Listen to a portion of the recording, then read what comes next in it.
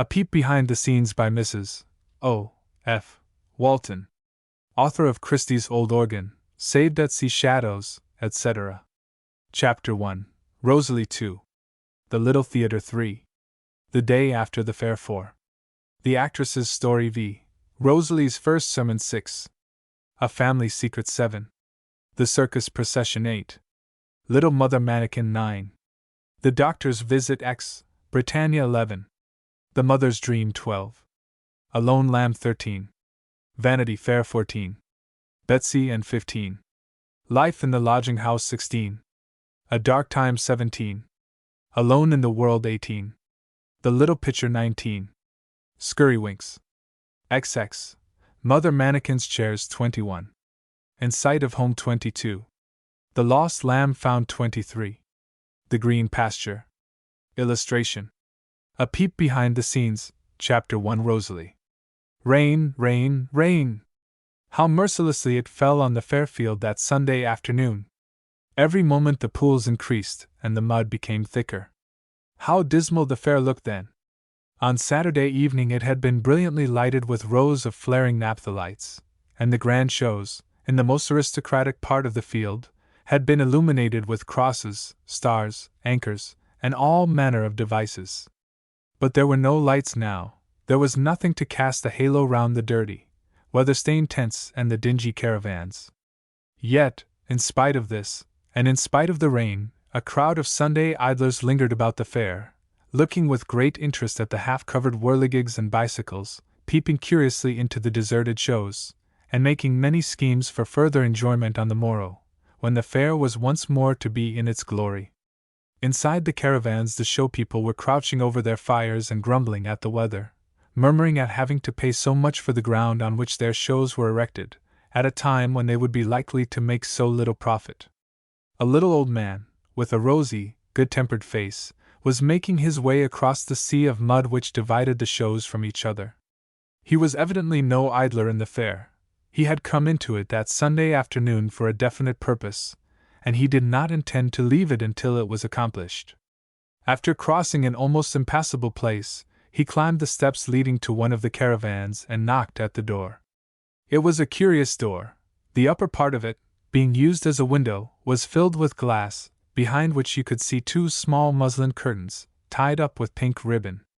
No one came to open the door when the old man knocked, and he was about to turn away, when some little boys, who were standing near, called out to him, "Rap again, sir, rap again. There's a little lass in there, she went in a bit since." "Don't you wish you was her?" said one of the little boys to the other. "Aye," said the little fellow. "I wish our house would move about, and had little windows with white curtains and pink bows." The old man laughed a hearty laugh at the children's talk, and rapped again at the caravan door. This time a face appeared between the muslin curtains and peered cautiously out. It was a very pretty little face, so pretty that the old man sighed to himself when he saw it. Then the small head turned round, and seemed to be telling what it had seen to someone within, and asking leave to admit the visitor. For a minute afterwards the door was opened, and the owner of the pretty face stood before the old man.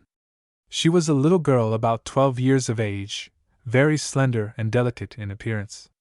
Her hair, which was of a rich auburn color, was hanging down to her waist, and her eyes were the most beautiful the old man thought he had ever seen. She was very poorly dressed, and she shivered as the damp, cold air rushed in through the open door. "Good afternoon, my little dear," said the old man. She was just going to answer him when a violent fit of coughing from within caused her to look round, and when it was over a weak, querulous voice said hurriedly, "Shut the door, Rosalie, it's so cold. Ask whoever it is to come in." The old man did not wait for a second invitation. He stepped inside the caravan, and the child closed the door. It was a very small place. There was hardly room for him to stand. At the end of the caravan was a narrow bed something like a berth on board ship, and on it a woman was lying who was evidently very ill. She was the child's mother, the old man felt sure.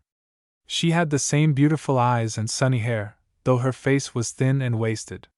There was not room for much furniture in the small caravan: a tiny stove, the chimney of which went through the wooden roof, a few pans, a shelf containing cups and saucers, and two boxes which served as seats, completely filled it. There was only just room for the old man to stand, and the fire was so near him that he was in danger of being scorched. Rosalie had seated herself on one of the boxes close to her mother's bed. "You must excuse my intruding, ma'am," said the old man, with a polite bow, "but I'm so fond of little folks, and I brought this little girl of yours a picture, if she will accept it from me." A flush of pleasure came into the child's face as he brought out of his pocket his promised gift. She seized it eagerly, and held it up before her with evident delight, whilst her mother raised herself on her elbow to look at it with her. It was the picture of a shepherd, with a very kind and compassionate face, who was bearing home in his bosom a lost lamb. The lamb's fleece was torn in several places, and there were marks of blood on its back, as if it had been roughly used by some cruel beast in a recent struggle. But the shepherd seemed to have suffered more than the lamb, for he was wounded in many places, and his blood was falling in large drops on the ground. Yet he did not seem to mind it. His face was full of love and full of joy as he looked at the lamb.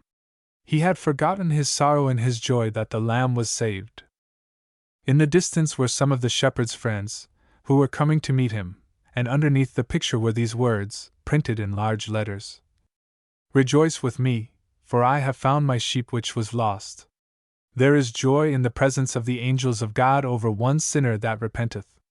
The little girl read the words aloud in a clear, distinct voice, and her mother gazed at the picture with tears in her eyes. "Those are sweet words, ain't they?" said the old man. "Yes," said the woman, with a sigh, "I have heard them many times before." "Has the Good Shepherd ever said them of you, ma'am? Has he ever called the bright angels together and said to them of you, 'Rejoice with me, for I have found my sheep which was lost'?" The woman did not speak. A fit of coughing came on, and the old man stood looking at her with a very pitying expression. "You are very ill, ma'am, I'm afraid," he said. "Yes, very ill," gasped the woman bitterly. "Every one can see that but Augustus." "That's my father," said the little girl. "No, he doesn't see it," repeated the woman. "He thinks I ought to get up and act in the play, just as usual. I did try at the last place we went to, but I fainted as soon as my part was over, and I've been in bed ever since." "You must be tired of moving about, ma'am," said the old man compassionately. "Tired," said she. "I should think I was tired. It isn't what I was brought up to. I was brought up to a very different kind of life from this," she said, with a very deep-drawn sigh. "It's a weary time I have of it, a weary time." "Are you always on the move, ma'am?" asked the old man. "All the summer time," said the woman. "We get into lodgings for a little time in the winter, and then we let ourselves out to some of the small town theaters. But all the rest of the year we're going from feast to feast and from fair to fair, no rest nor comfort, not a bit." "Poor thing! Poor thing!" said the old man, and then a choking sensation appeared to have seized him, for he cleared his throat vigorously many times, but seemed unable to say more. The child had climbed on one of the boxes, and brought down a square red pincushion from the shelf which ran round the top of the caravan. From this she took 2 pins, and fastened the picture on the wooden wall, so that her mother could see it as she was lying in bed. "It does look pretty there," said the little girl. "Mammy, you can look at it nicely now." "Yes, ma'am," said the old man, as he prepared to take his leave, "and as you look at it, think of that Good Shepherd who is seeking you. He wants to find you, and take you up in his arms, and carry you home, and he won't mind the wounds it has cost him, if you'll only let him do it." "Good day, ma'am," said the old man. "I shall, maybe, never see you again, but I would like the Good Shepherd to say those words of you." He went carefully down the steps of the caravan, and Rosalie stood at the window, watching him picking his way to the other shows, to which he was carrying the same message of peace. She looked out from between the muslin curtains until he had quite disappeared to a distant part of the field, and then she turned to her mother and said eagerly, "It's a very pretty picture, isn't it, Mammy dear?" But no answer came from the bed. Rosalie thought her mother was asleep, and crept on tiptoe to her side, fearful of waking her. But she found her mother's face buried in the pillow, on which large tears were falling. And when the little girl sat down by her side, and tried to comfort her by stroking her hand very gently, and saying, Mammy dear, don't cry. What's the matter, Mammy dear?" her mother only wept the more. At length her sobs brought on such a violent fit of coughing that Rosalie was much alarmed, and fetched her a mug of water, which was standing on the shelf near the door. By degrees her mother grew calmer, the sobs became less frequent, and to the little girl's joy, she fell asleep. Rosalie sat beside her without moving, lest she should awake her, and kept gazing at her picture till she knew every line of it. And the first thing her mother heard when she awoke from sleep was Rosalie's voice saying softly, "Rejoice with me, for I have found my sheep which was lost. There is joy in the presence of the angels of God over one sinner that repenteth." Chapter 2. The Little Theatre. It was the next evening. The fair was once more in its glory, and crowded with an admiring throng. The great shows were again illuminated, and 3 rows of brilliant stars shone forth from the little theatre belonging to Rosalie's father. He had been out all day, strolling about the town, and had only returned in time to make preparation for the evening's entertainment. "Nora," said her husband, as he put his head in at the door of the caravan, "surely you mean to come and take your part tonight?" "I can't, Augustus, and you would know it, if you stayed long enough with me. I've been coughing nearly the whole day." "Well, I wish you would get better soon. It's very awkward to have to fill your part up every time. Conrad has to take it, and everyone can see he's not used to it, he's so clumsy and slow." "I'll come as soon as ever I can," said the poor wife, with a sigh. "It's to be hoped you will," said her husband. "Women are always fancying they are ill. They lie still thinking about it, and nursing themselves up, long after a man would have been at his work again. It's half laziness, that's what it is," said Augustus fiercely. "If you felt as ill as I do, Augustus," said his wife, "I'm sure you wouldn't do any work." "Hold your tongue," said her husband. "I know better than that. Well, mind you have Rosalie ready in time. We shall begin early tonight." Little Rosalie had crept to her mother's side, and was crying quietly at her father's rough words. "Stop crying this minute, child," said Augustus harshly. "Wipe your eyes, you great baby. Do you think you'll be fit to come on the stage if they're red and swollen with crying? Do you hear me? Stop at once, or it will be the worse for you," he shouted, as he shut the caravan door. "Rosalie, darling," said her mother, "you mustn't cry, your father will be so angry, and it's time you got ready." "What a noise there is in the fair already," said the poor woman, holding her aching head. Rosalie wiped her eyes and washed her face, and then brought out from one of the boxes the dress in which she was to act at the play. It was a white muslin dress, looped up with pink roses, and there was a wreath of paper roses to wear in her hair. She dressed herself before a tiny looking-glass, and then went to her mother to have the wreath of roses fastened on her head. The poor woman raised herself in bed, and arranged her little girl's long tresses.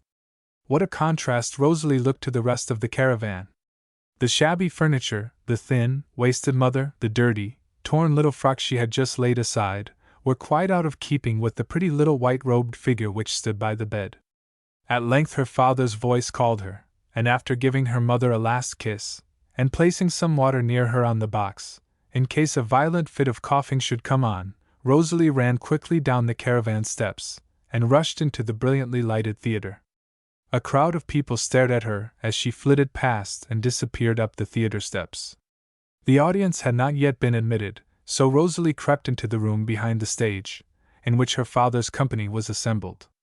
They all looked tired and cross, for this was the last night of the fair, and they had had little sleep whilst it lasted. At length Augustus announced that it was time to begin, and they all went out upon a platform, which was erected halfway up the outside of the theatre, just underneath the 3 rows of illuminated stars. Here they danced, and sang, and shook tambourines, in order to beguile the people to enter. Then they disappeared within, and a crowd of eager spectators immediately rushed up the steps, paid their admission money, and took their seats in the theatre. After this the play commenced, Augustus acting as manager, and keeping his company up to their various parts. It was a foolish play, and in some of the parts there was a strong mixture of very objectionable language, yet it was highly appreciated by the audience, and met with vociferous applause.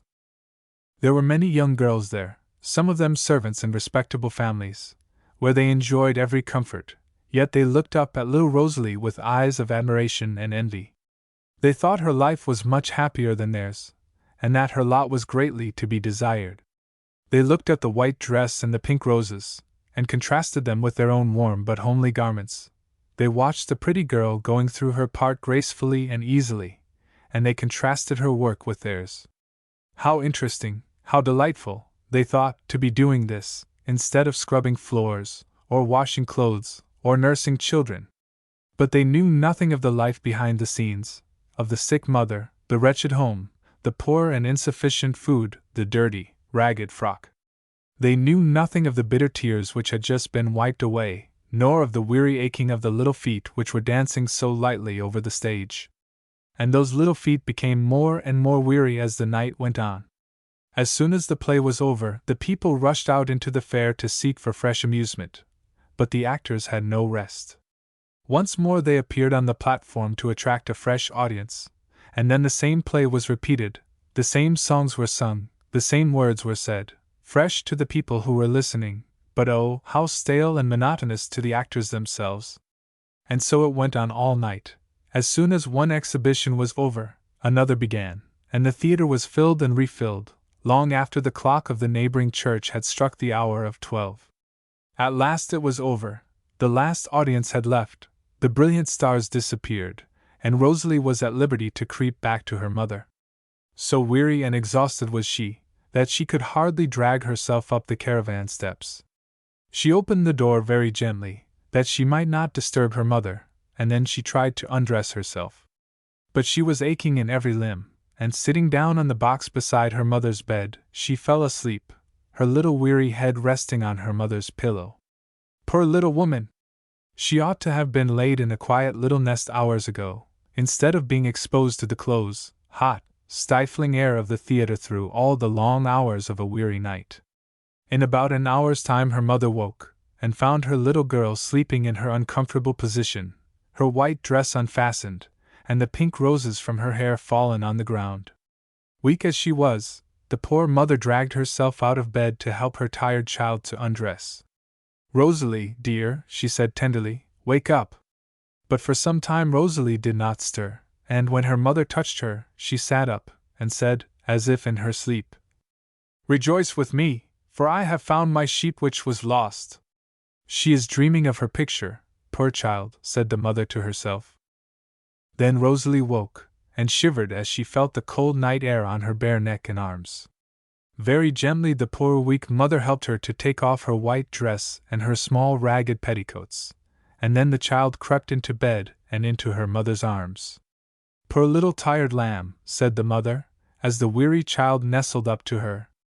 "Am I the lamb?" said Rosalie in a sleepy voice. The mother did not answer, but kissed her child passionately, and then lay awake by her side, weeping and coughing by turns till the morning dawned. Chapter 3: The Day After the Fair. The next morning Rosalie was waked by a rap at the caravan door. She crept out of bed, and putting her dress over her shoulders, peeped out between the muslin curtains. "It's Toby, mammy," she said. "I'll see what he wants." She opened the door a crack, and Toby put his mouth to it, and whispered, "Miss Rosie, we're going to start in about half an hour. Master has just sent me for the horses. We've been up all night packing. 3 of the wagons is loaded, and they've only some of the scenery to roll up, and then we shall start." "Where are we going, Toby?" asked the child. "It's a town a long way off," said Toby. "We've never been there before, Master says, and it will take us nearly a week to get there. But I must be off, Miss Rosie, or Master will be coming." "Aren't you tired, Toby?" said the child kindly. Toby shrugged his shoulders, and said, with a broad grin, "I wonder if any one in this concern is ever anything else but tired." Then he walked away into the town for the horses, which had been put up in the stables of an inn, and Rosalie returned to her mother. There were several things to be done before they could start. The crockery had all to be taken from the shelf and stowed away in a safe place, lest the jolting over the rough and uneven field should throw it down. Besides this, Rosalie had to dress herself and get her mother's breakfast ready, that she might eat it in peace before the shaking of the caravan commenced. When all was ready, Rosalie stood at the window and looked out. The fair looked very different from what it had done the night before. Most of the show people had been up all night, taking their shows to pieces, and packing everything up. Though it was not yet 9 o'clock, many of them had already started, and the field was half empty. It was a dreary scene of desolation. All the little grass it had once possessed, which had given it a right to the name of field, had entirely disappeared, and the bare, uneven ground was thickly strewn with dirty pieces of paper, broken boxes, and old rags, which had been left behind by the show people, besides a quantity of orange peel and cocoanut and oyster shells, which had been thrown into the mud the night before. Very dirty and untidy and forlorn it looked, as Rosalie gazed at it from the door of the caravan. Then a wagon jolted past, laden with the largest of the numerous whirligigs, the wooden horses and elephants peeping out from the waterproof covering which had been thrown over them. Then a large swing passed by, then the show of the giant and dwarf. These were followed by a pea-boiling establishment and the marionettes. And a few minutes afterwards, the show of the blue horse and the performing seal set out on its way to the next feast, accompanied by the shows of the fat boy and of the lady without arms, who performed wonders with her toes in the ways of tea-making and other household business, and whose very infirmities and deformities were thus made into gain, and exposed to the gaze of curious crowds by her own relations. All these rattled past, and Rosalie watched them out of sight. Then Toby returned with the horses. They were yoked to the wagons and to the caravans, and the little cavalcade set forth. The jolting over the rough ground was very great, and much tried the poor sick woman, who was shaken from side to side of her wretched bed. Then outside the field they had to wait a long time, for the road was completely filled by the numerous caravans of the wild beast show, and no one could pass until they were gone. The elephants were standing close to the pavement, now and again twisting their long trunks into the trees of the small gardens in front of the neighboring houses, and they would undoubtedly have broken the branches to atoms had not their keeper driven them off with his whip. A crowd of children was gathered round them, feeding them with bread and biscuit, and enjoying the delay of the show. But Augustus became very impatient, for he had a long journey before him, so, after pacing up and down and chafing against the stoppage for some time, he went up to the manager of the wild beast show, and addressed him in such violent and passionate language, that a policeman was obliged to interfere, and desired him to keep the peace. At length the huge yellow caravans, each drawn by 6 strong cart horses, moved slowly on, led by a procession of elephants and camels, and followed by a large crowd of children, who accompanied them to the outskirts of the town. Here, by turning down a by-street, the theater party was able to pass them, and thus get the start of them on their journey. Rosalie was glad to leave the town, and feel the fresh country air blowing upon her face. It was so very refreshing after the close, stagnant air of the fair. She opened the upper part of the door, and stood looking out, watching Toby, who was driving, and talking to him from time to time of the objects which they passed by the way. It was a new road to Rosalie and to her mother. At length, about 12 o'clock, they came to a little village, where they halted for a short time, that the horses might rest before going farther. The country children were just leaving the village school, and they gathered round the caravans with open eyes and mouths, staring curiously at the smoke coming from the small chimneys, and at Rosalie, who was peeping out from between the muslin curtains. But, after satisfying their curiosity, they moved away in little groups to their various homes, that they might be in time to get their dinner done before afternoon school. Then the village street was quite quiet, and Rosalie stood at the door, watching the birds hopping from tree to tree, and the bees gathering honey from the flowers in the gardens. Her mother was better today, and was dressing herself slowly, for she thought that a breath of country air might revive and strengthen her. Augustus, Toby, and the other men of the company had gone into the small inn for refreshment, and Toby was sent back to the caravan with large slices of bread and cheese for Rosalie and her mother. The child ate of it eagerly. The fresh air had given her an appetite, but the poor woman could not touch it. As soon as she was dressed, she crept, with Rosalie's help, to the door of the caravan, and sat on the top step, leaning against one of the boxes, which the child dragged from its place to make a support for her. The caravan was drawn up by the side of a small cottage with a thatched roof. There was a little garden in front of it, filled with sweet flowers, large cabbage roses, southernwood, rosemary, sweetbriar, and lavender.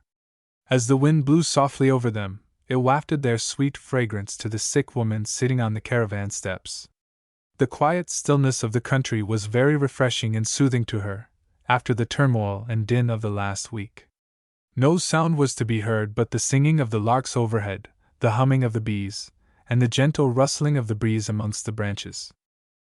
Then the cottage door opened, and a little child, about 3 years old, ran out with a ball in his hand, which he rolled down the path leading to the garden gate. A minute afterwards a young woman, in a clean cotton gown and white apron, brought her work outside, and sitting on the seat near the cottage door, watched her child at play with a mother's love and tenderness. She was knitting a little red sock for one of those tiny feet to wear. Click! Click! Click! Went her knitting needles, but she kept her eyes on the child, ready to run to him at the first alarm, to pick him up if he should fall, or to soothe him if he should be in trouble. Now and then she glanced at the caravan standing at her garden gate, and gave a look of compassion at the poor thin woman, whose cough from time to time was so distressing. Then, as was her custom, she began to sing as she worked. She had a clear, sweet voice, and the sick woman and her child listened. The words of her song were these: Jesus, I thy face am seeking, early will I turn to thee, words of love thy voice is speaking. Come, come to me. Come to me when life is dawning, I thy dearest friend would be, in the sunshine of the morning, come, come to me. Come to me, oh, do believe me! I have shed my blood for thee, I am waiting to receive thee, come, come to me. Lord, I come without delaying, to thine arms at once I flee, lest no more I hear thee saying, come, come to me. When she had finished singing, all was quite still again. There was hardly a sound except the pattering of the little feet on the garden path. But presently the child began to cry, and the careful mother flew to his side to discover what had pained him.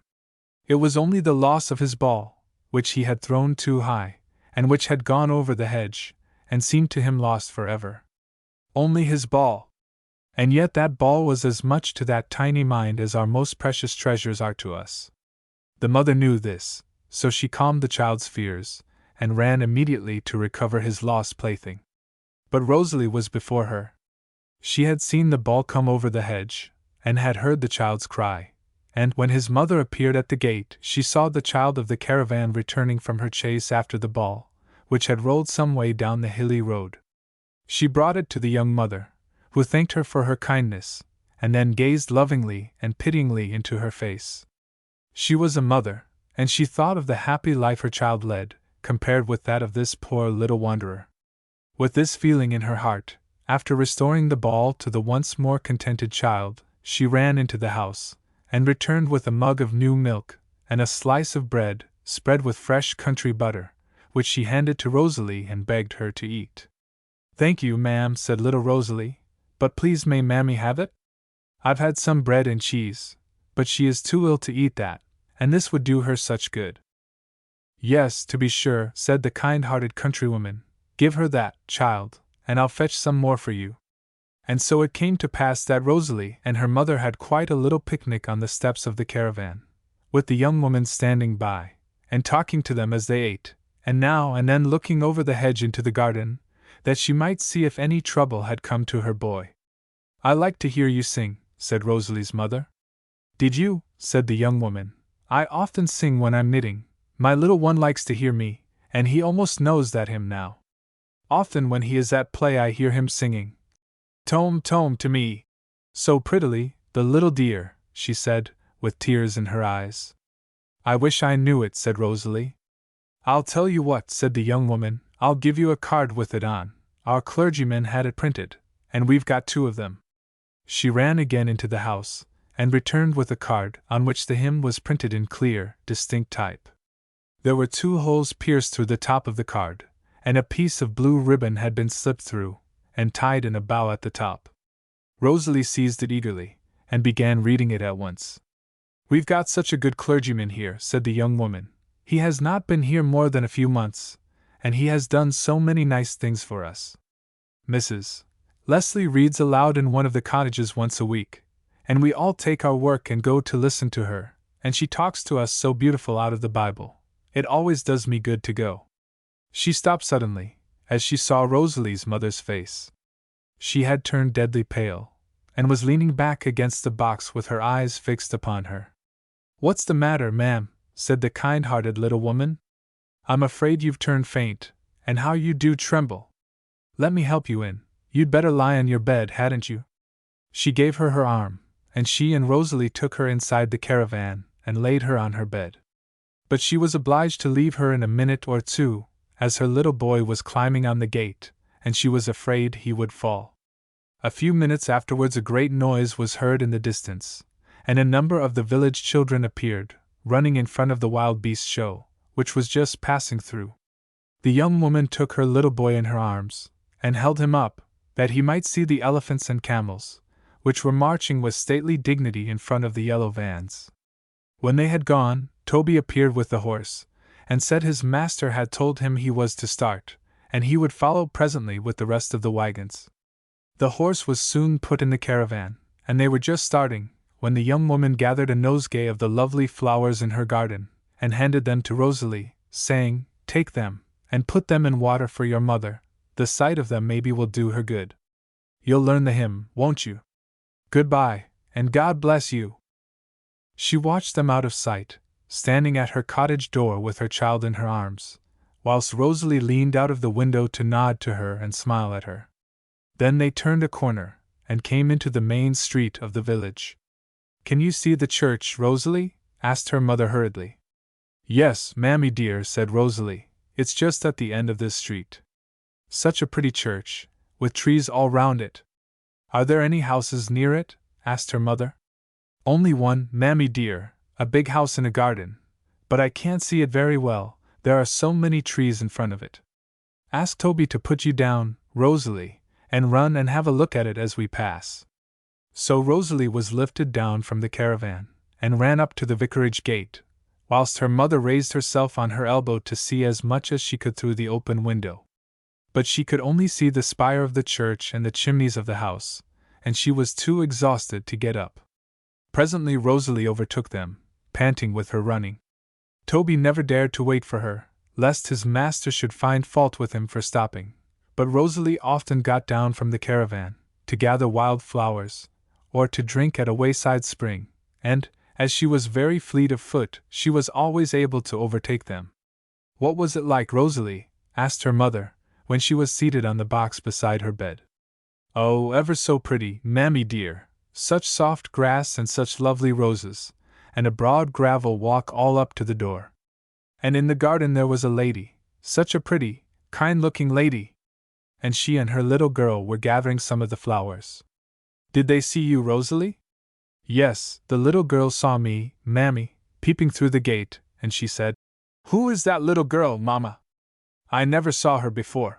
And then her mamma looked up and smiled at me, and she was just coming to speak to me when I turned frightened, and I saw the caravan had gone out of sight, so I ran away, and I've been running ever since to get up to you."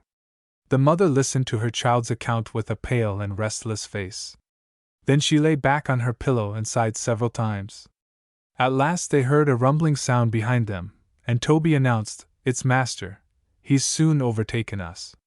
"Rosalie," said her mother anxiously, "don't you ever tell your father about that house, or that I told you to go and look at it, or about what that young woman said. Mind you never say a word to him about it. Promise me, Rosalie." "Why not, mammy dear?" asked Rosalie, with a very perplexed face. "Never mind why, Rosalie," said her mother fretfully. "I don't wish it." "Very well, mammy dear," said Rosalie. "I'll tell you some time, Rosalie," said her mother gently, a minute or two afterwards. "Not today, though, oh no. I can't tell it today." Rosalie wondered very much what her mother meant, and she sat watching her pale, sorrowful face as she lay on her bed with her eyes closed. What was she thinking of? What was it she had to tell her? For some time Rosalie sat quite still, musing on what her mother had said, and then she pinned the card on the wall just over her dear picture, and once more read the words of the hymn. After this she arranged the flowers in a small glass, and put them on the box near her mother's bed. The sweet briar and cabbage roses and southernwood filled the caravan with their fragrance. Then Rosalie took up her usual position at the door, to watch Toby driving, and to see all that was to be seen by the way. They passed through several other villages, and saw many lone farmhouses and solitary cottages. When night came, they drew up on the outskirts of a small market town. Toby took the horses to an inn, and they rested there for the night. Chapter 4: The Actress's Story. The next morning, as soon as it was light, the horses were put in again, and the theater party proceeded on their way. Rosalie's mother seemed much better. The country air and country quiet had, for a time, restored to her much of her former strength. She was able, with Rosalie's help, to dress herself and to sit on one of the boxes beside her bed, resting her head against the pillows, and gazing out at the green fields and clear blue sky. The sweet fresh breezes came in at the open door, and fanned her careworn face and the face of the child who sat beside her. "Rosalie," said her mother suddenly, "would you like to hear about the time when your mother was a little girl?" "Yes, mammy dear," said Rosalie, nestling up to her side. "I know nothing at all about it." "No, Rosalie," said her mother, "it's the beginning of a very sad story, and I did not like my little girl to know about it. But I sometimes think I shan't be long with you, and I had rather tell it to you myself than have any one else tell it. And you're getting a great girl now, Rosalie. You will be able to understand many things you could not have understood before. And there have been things the last few days which have brought it all back to me, and made me think of it by day and dream of it by night." "Please tell me, mammy dear," said Rosalie, as her mother stopped speaking. "Would you like to hear it now?" said the poor woman, with a sigh, as if she hardly liked to begin. "Please, mammy dear," said Rosalie. "Then draw closer to me, child, for I don't want Toby to hear. And mind, you must never speak of what I'm going to tell you before your father, never. Promise me, Rosalie," she said earnestly. "No, never, mammy dear," said little Rosalie. Then there was silence for a minute or two afterwards, no sound to be heard but the cracking of Toby's whip and the rumbling of the wagons behind. "Aren't you going to begin, mammy?" said Rosalie at length. "I almost wish I hadn't promised to tell you, child," said her mother hurriedly. "It cuts me up so to think of it. But never mind, you ought to know, and you will know some day, so I had better tell you myself. Rosalie, your mother was born a lady." "Yes," said the poor woman, as the child did not speak. "I was never born to this life of misery. I brought myself to it. I chose it," she said bitterly, "and I'm only getting the harvest of what I sowed myself." When she had said this, she turned deadly pale, and shivered from head to foot. Rosalie crept still closer to her, and put her little warm hand in her mother's cold one. Then the poor woman by a strong effort controlled herself, and she went on. "So now, darling, I'll tell you all about it, just as if I was talking about someone else. I'll forget it is myself, or I shall never be able to tell it. I'll try and fancy I'm on the stage, and talking about the sorrows and troubles of someone I never knew, and never cared for, and of whom I shall never think again when my part is over. I was born in a country village, hundreds of miles from here, in the south of England. My father was the squire of the place. We lived in a large mansion, which was built halfway up the side of a wooded hill, and an avenue of beautiful old trees led up to the house. There was a large conservatory at one side of it, filled with the rarest flowers, and in a shady corner of the grounds my mother had a kind of grotto, filled with lovely ferns, through which a clear stream of water was ever flowing. This fernery was my mother's great delight, and here she spent much of her time. She was a very worldly woman. She took very little notice of her children, and when she was not in the garden, she was generally lying on the sofa in the drawing-room, reading novels, which she procured from a London library. My father was a very different man. He was fond of quiet, and fond of his children, but he was obliged to be often from home, so that we did not see as much of him as we should otherwise have done. I had one brother and one sister. My brother was much older than we were. There had been several children between us, who had died in their infancy, so that he was in the sixth form of a large public school whilst we were children in the nursery. My sister Lucy was a year younger than I was. She was such a pretty child, and had a very sweet disposition. When we were children we got on very well together, and shared every pleasure and every grief. My father bought us a little white pony, and on this we used to ride in turns about the park when we were quite small children, our old nurse following, to see that no harm came to us. She was a very good old woman. She taught us to say our prayers night and morning, and on Sundays she used to sit with us under a tree in the park, and show us scripture pictures, and tell us stories out of the Bible. There was one picture of a shepherd very like that, Rosalie. It came back to my mind the other day, when that old man gave it to you, only in mine the shepherd was just drawing the lamb out of a deep miry pit, into which it had fallen, and the text underneath it was this: "The Son of Man is come to seek and to save that which is lost." We used to learn these texts, and repeat them to our nurse when we looked at the pictures, and then, if we had said them correctly, she used to let us carry our tea into the park and eat it under the tree. And after tea we used to sing one of our little hymns and say our prayers, and then she took us in and put us to bed. I have often thought of those quiet, happy Sundays when I have been listening to the noise and racket of the fair. I thought a great deal at the time about what our nurse told us. I remember one Sunday she had been reading to us about the Judgment Day, and how God would read out of a book all the wrong things we had done. And that same afternoon there was a great thunderstorm. The lightning flashed in at the window, and the thunder rolled overhead. It made me think of what Nurse had said, and of the Judgment Day. And then I knelt down, and prayed that God would take care of me, and not let the lightning kill me. I crept behind the sofa in the large drawing room, and trembled lest the books should be opened, and all my sins read out, and I asked God to keep them shut a little longer. And I remember another day, when I had told a lie, but would not own that I had done so. Nurse would not let me sleep with Lucy, but moved my little bed into her room, that I might lie still and think about my sin. It was a strange room, and I could not sleep for some time, but I lay awake with my eyes closed. When I opened them I saw one bright star shining in at the closed window. It seemed to me like the eye of God watching me. I could not get the thought out of my mind. I shut my eyes tightly, that I might not see it, but I could not help opening them to see if it was still there. And when Nurse came up to bed, she found me weeping. I have often seen that star since, Rosalie, looking in at the window of the caravan, and it always reminds me of that night, and makes me think of that eye. I had a very strong will, Rosalie, and even as a child I hated to be controlled. If I set my heart upon anything, I wanted to have it at once, and if I was opposed, I was very angry. I loved my dear old nurse, but when we were about 8 years old, she had to leave us to live with her mother, and then I was completely unmanageable. My mother engaged a governess for us, who was to teach us in the morning and take us out in the afternoon. She was an indolent person, and she took very little trouble with us, and my mother did not exert herself sufficiently to look after us, or to see what we were doing. Thus we learned very little, and got into idle and careless habits. Our governess used to sit down in the park with a book, and we were allowed to follow our own devices, and amuse ourselves as we pleased. When my brother Gerald came home, it was always a great cause of excitement to us. We used to meet him at the station, and drive him home in triumph. Then we always had holidays, and Miss Manders went away, and Gerald used to amuse us with stories of his school friends, as we walked with him through the park.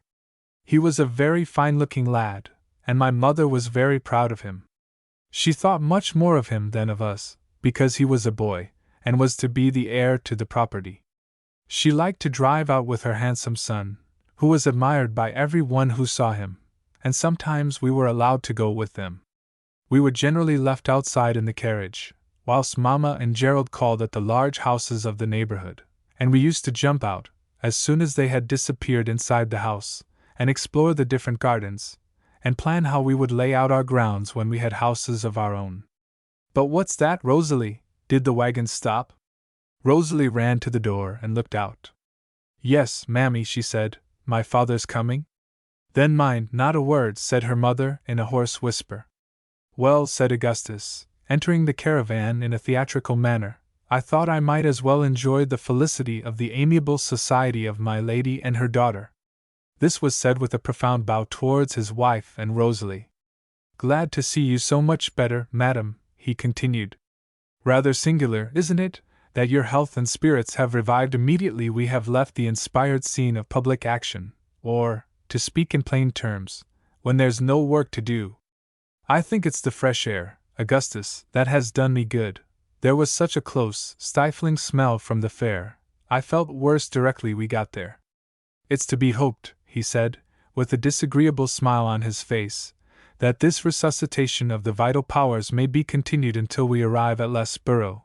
But the probability is that the moment we arrive on the scene of action, you will be seized with that most unpleasant of all maladies, distaste to your work, and will be compelled once more to resume that most interesting and pathetic occupation of playing the invalid. Oh, Augustus, don't speak to me like that, said the poor wife. Augustus made no answer, but taking a piece of paper from his pocket, twisted it up, and putting it into the fire, lighted a long pipe and began to smoke.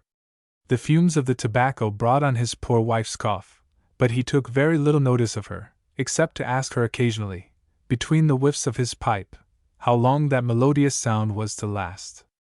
Then his eyes fell upon Rosalie's picture, which was pinned to the side of the caravan. "Where did you get that from?" he inquired, turning to his wife. "It's mine, father," said little Rosalie. "An old gentleman in the fair gave it to me." "Isn't it pretty?" "It will do for a child," he said scornfully. "Toby, what are you after?" "You're creeping along. We shall never get there at this pace." "The horse is tired, master," said Toby. "He's had a long stretch these 2 days." "Beat him, then," said the cruel man. "Flog him well? Do you think I can afford to waste time upon the road? The wild beasts are a mile ahead, at the very least, and the marionettes will be there by this time.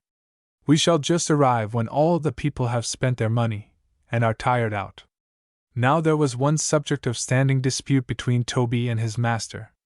Toby was a kind-hearted lad, and hated to see the horses overworked, ill-fed, and badly used. He was always remonstrating with his master about it, and thereby bringing down upon himself his master's wrath and abuse. Augustus cared nothing for the comfort or welfare of those under him. To get as much work as possible out of them, and to make as much gain by them as he could, was all he thought of. They might be tired, or hungry, or overburdened, what did it matter to him, so long as the end for which he kept them was fulfilled? The same spirit which led him to treat his company and his wife with severity and indifference, led him to ill-treat his horses. Toby resolutely refused to beat the poor tired horse, which was already straining itself to its utmost, the additional weight of Augustus having been very trying to it the last few miles. When Augustus saw that Toby did not mean to obey him, he sprang to the door of the caravan in a towering passion, seized the whip from Toby's hand, and then beat the poor horse unmercifully, causing it to start from side to side, till nearly everything in the caravan was thrown to the ground, and Rosalie and her mother trembled with suppressed indignation and horror. Then, with one last tremendous blow, aimed at Toby's head, Augustus threw down the whip, and returned to his pipe. Blank page, illustration, The Sisters. Chapter 5 Rosalie's First Sermon. The next morning, as soon as they had started on their journey, Rosalie begged her mother to continue her story. So, after satisfying herself that her husband did not intend to favor them with his company, the poor woman took up the thread of her story at the place at which she had left it when they were interrupted the day before. "I was telling you, dear, about my life in that quiet country manor house.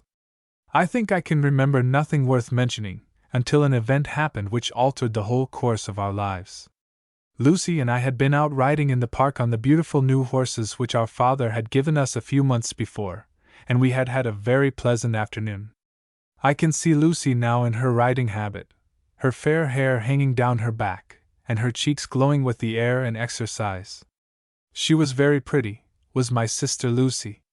People said I was handsomer than she was, and had a better figure and brighter eyes. But Lucy was a sweet-looking little thing, and no one could look at her without loving her. We got down from our horses, leaving them with the groom who had been riding out with us, and ran into the house. But we were met by one of the servants, with a face white with alarm, who begged us to go quietly upstairs, as our father was very ill, and the doctor said he was to be perfectly quiet. We asked her what was the matter with him, and she told us that as he had been riding home from the railway station, his horse, which was a young one he had just bought, had thrown him, and that he had been brought home insensible.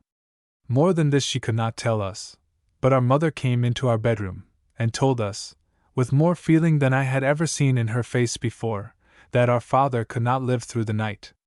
I shall never forget that night. It was the first time that I had been brought close to death, and it frightened me. I lay awake, listening to the hall clock as it struck 1 hour after another. Then I crept out of bed, and put my head out of the window. It was a close, oppressive night, not a breath seemed to be stirring. I wondered what was going on in the next room, and whether I should ever see my father again. Then I thought I heard a sound, but it was only Lucy sobbing beneath the bedclothes. "Lucy," I said, glad to find she was awake. "Isn't it a long night?" "Yes, Nora," she answered. "I'm so frightened. Shall we have a light?" I found the matches and lighted a candle, but 3 or 4 large moths darted into the room, so that I had to close the window. We lay awake in our little beds watching the moths darting in and out of the candle, and straining our ears for any sound from our father's room. Each time a door shut we started, and sat up in bed listening. "Wouldn't you be frightened if you were dying, Nora?" said Lucy under her breath. "Yes," I said. "I'm sure I should." Then there was silence again for a long time, and I thought Lucy had fallen asleep, when she got up in bed and spoke again. "Nora, do you think you would go to heaven if you were to die?" "Yes, of course," I said quickly. "Why do you ask me?" "I don't think I should," said Lucy. "I'm almost sure I shouldn't." We lay still for about another hour, and then the door opened, and our mother came in. She was crying very much, and had a handkerchief to her eyes. "Your father wants to see you," she said. "Come at once." We crept very quietly into the room of death, and stood beside our father's bed. His face was so altered that it frightened us, and we trembled from head to foot. But he held out his hand to us, Rosalie, and we drew closer to him.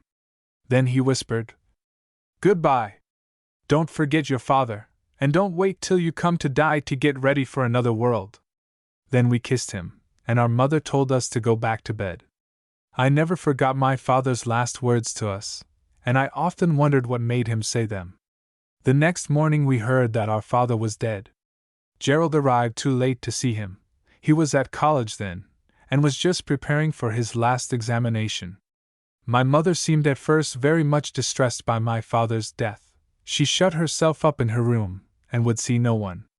The funeral was a very grand one. All the people of the neighborhood came to it, and Lucy and I peeped out of one of the top windows to see it start. After it was over, Gerald went back to college, and my mother returned to her novels. I think she thought, Rosalie, that she would be able to return to her old life much as before. But no sooner had Gerald passed his last examination than she received a letter from him to say that he intended to be married in a few months, and to bring his bride to the hall. Then for the first time the truth flashed upon my mother's mind, that she would soon be no longer the mistress of the manor house, but would have to seek a home elsewhere. She seemed at first very angry with Gerald for marrying so early, but she could say nothing against his choice, for she was a young lady of title, and one in every way suited to the position she was to occupy. My mother at length decided to remove to a town in the Midland counties, where she would have some good society and plenty of gaiety, so soon as her mourning for my father was ended. It was a great trial to us, leaving the old home. Lucy and I went round the park the day before we left, gathering leaves from our favorite trees, and taking a last look at the home of our childhood. Then we walked through the house, and looked out of the windows on the lovely wooded hills with eyes which were full of tears. I have never seen it since, and I shall never see it again. Sometimes, when we are coming through the country, it brings it back to my mind, and I could almost fancy I was walking down one of the long grassy terraces, or wandering in the quiet shade of the trees in the park. "Hush! What was that, Rosalie?" said her mother, leaning forward to listen. "Was it music?" At first Rosalie could hear nothing except Toby whistling to his horse, and the rumbling of the wheels of the caravan. She went to the door and leaned out, and listened once more. The sun was beginning to set, for Rosalie's mother had only been able to talk at intervals during the day, from her frequent fits of coughing, and from numerous other interruptions, such as the preparations for dinner, the halting to give the horses rest, and the occasional visits of Augustus. The rosy clouds were gathering in the west, as the pure evening breeze wafted to the little girl's ears the distant sound of bells. "It's bells, Mammy," she said, turning round. "Church bells, can't you hear them? Ding-dong bell, ding-dong bell." "Yes," said her mother, "I can hear them clearly now. Our old nurse used to tell us they were saying, 'Come and pray, come and pray.' Oh, Rosalie, it is such a comfort to be able to speak of those days to someone. I've kept it all hidden up in my heart till sometimes I have felt as if it would burst." "I can see the church now, Mammy," said Rosalie. "It's a pretty little grey church with a tower, and we're going through the village, aren't we, Toby?" "Yes, Miss Rosie," said Toby. "We're going to stop there all night. The horses are tired out, and it's so fair to see that even Master can see it now. We shall get on all the quicker for giving them a bit of rest." "Can't you hear the bells nicely now, Mammy?" said Rosalie, turning round. "Yes," said the poor woman. "They sound just like the bells of our little church at home. I could almost cry when I hear them." By this time they had reached the village. It was growing dark, and the country people were lighting their candles, and gathering round their small fires. Rosalie could see inside many a cheerful little home, where the firelight was shining on the faces of the father, the mother, and the children. How she wished they had a little home! Ding-dong bell, ding-dong bell. Still the chimes went on, and one and another came out of the small cottages, and took the road leading to the church, with their books under their arms. Toby drove on.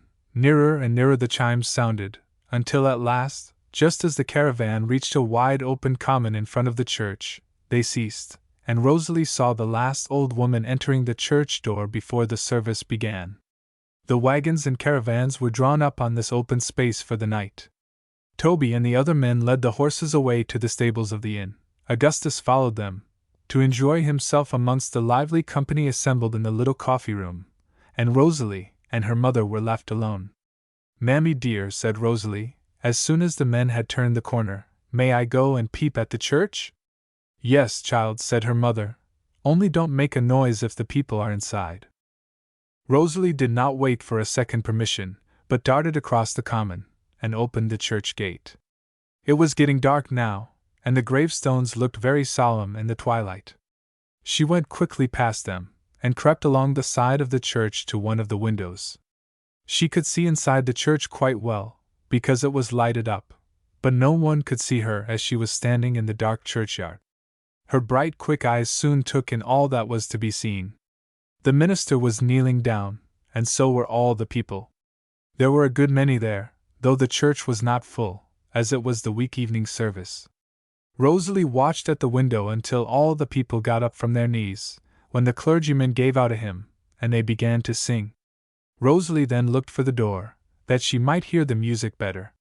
It was a warm evening, and the door was open, and before she knew what she was about, she had crept inside, and was sitting on a low seat just within. No one noticed her, for they were all looking in the opposite direction. Rosalie enjoyed the singing very much, and when it was over the clergyman began to speak. He had a clear, distinct voice, and he spoke in simple language which every one could understand. Rosalie listened with all her might. It was the first sermon she had ever heard. "The Son of Man is come to seek and to save that which is lost." That was the text of Rosalie's first sermon. As soon as the service was over, she stole out of the church, and crept down the dark churchyard. She had passed through the little gate, and was crossing the common to the caravan before the first person had left the church. To Rosalie's joy, her father had not returned, for he had found the society in the village extremely attractive. Rosalie's mother looked up as the child came in. "Where have you been all this time, Rosalie?" Rosalie gave an account of all she had seen, and told her how she had crept in at the open door of the church. "And what did the clergyman say, child?" asked her mother. "He said your text, Mammy, the text that was on your picture. 'The Son of Man is come to seek and to save that which is lost.' And what did he tell you about it?" "He said Jesus went up and down all over to look for lost sheep, Mammy, and he said we were all the sheep, and Jesus was looking for us." "Do you think he is looking for you and me, Mammy dear?" "I don't know, child. I suppose so," said her mother. "I shall take a good deal of looking for, I'm afraid." But he said, Mammy, that if only we would let him find us, he would be sure to do it. He doesn't mind how much trouble he takes about it. Rosalie's mother was quite still for some time after this. Rosalie stood at the caravan door, watching the bright stars coming out one by one in the still sky. Mammy dear, she said, is he up there? Who, Rosalie, child? Said her mother. The Savior. Is he up in one of the stars? Yes, heaven's somewhere there, Rosalie, up above the sky somewhere. Would it be any good telling him, Mammy? Telling him what, my dear? Just telling him that you and me want seeking and finding. I don't know, Rosalie. You can try, said her mother sadly. Please, good shepherd, said Rosalie, looking up at the stars, come and seek me and Mammy, and find us very quick, and carry us very safe, like the lamb in the picture. Will that do, Mammy? Said Rosalie. Yes, said her mother, I suppose so. Then Rosalie was still again, looking at the stars, but a sudden thought seized her. Mammy, ought I to have said Amen? Why, Rosalie? I heard the people at church say it. Will it do any good without Amen? Oh, I don't think it matters much, said her mother. You can say it now, if you like. Amen, amen, said Rosalie, looking at the stars again. But just then voices were heard in the distance, and Rosalie saw her father and the men crossing the dark common, and coming in the direction of the caravan. Chapter 6: A Family Secret. How sweet and calm the village looked the next morning, when Rosalie woke and looked out at it. She was quite sorry to leave it, but there was no rest for these poor wanderers.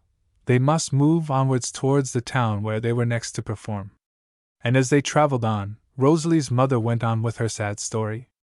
I told you, darling, that my mother took a house in town, and that we all moved there, that my brother Gerald might take possession of our old home.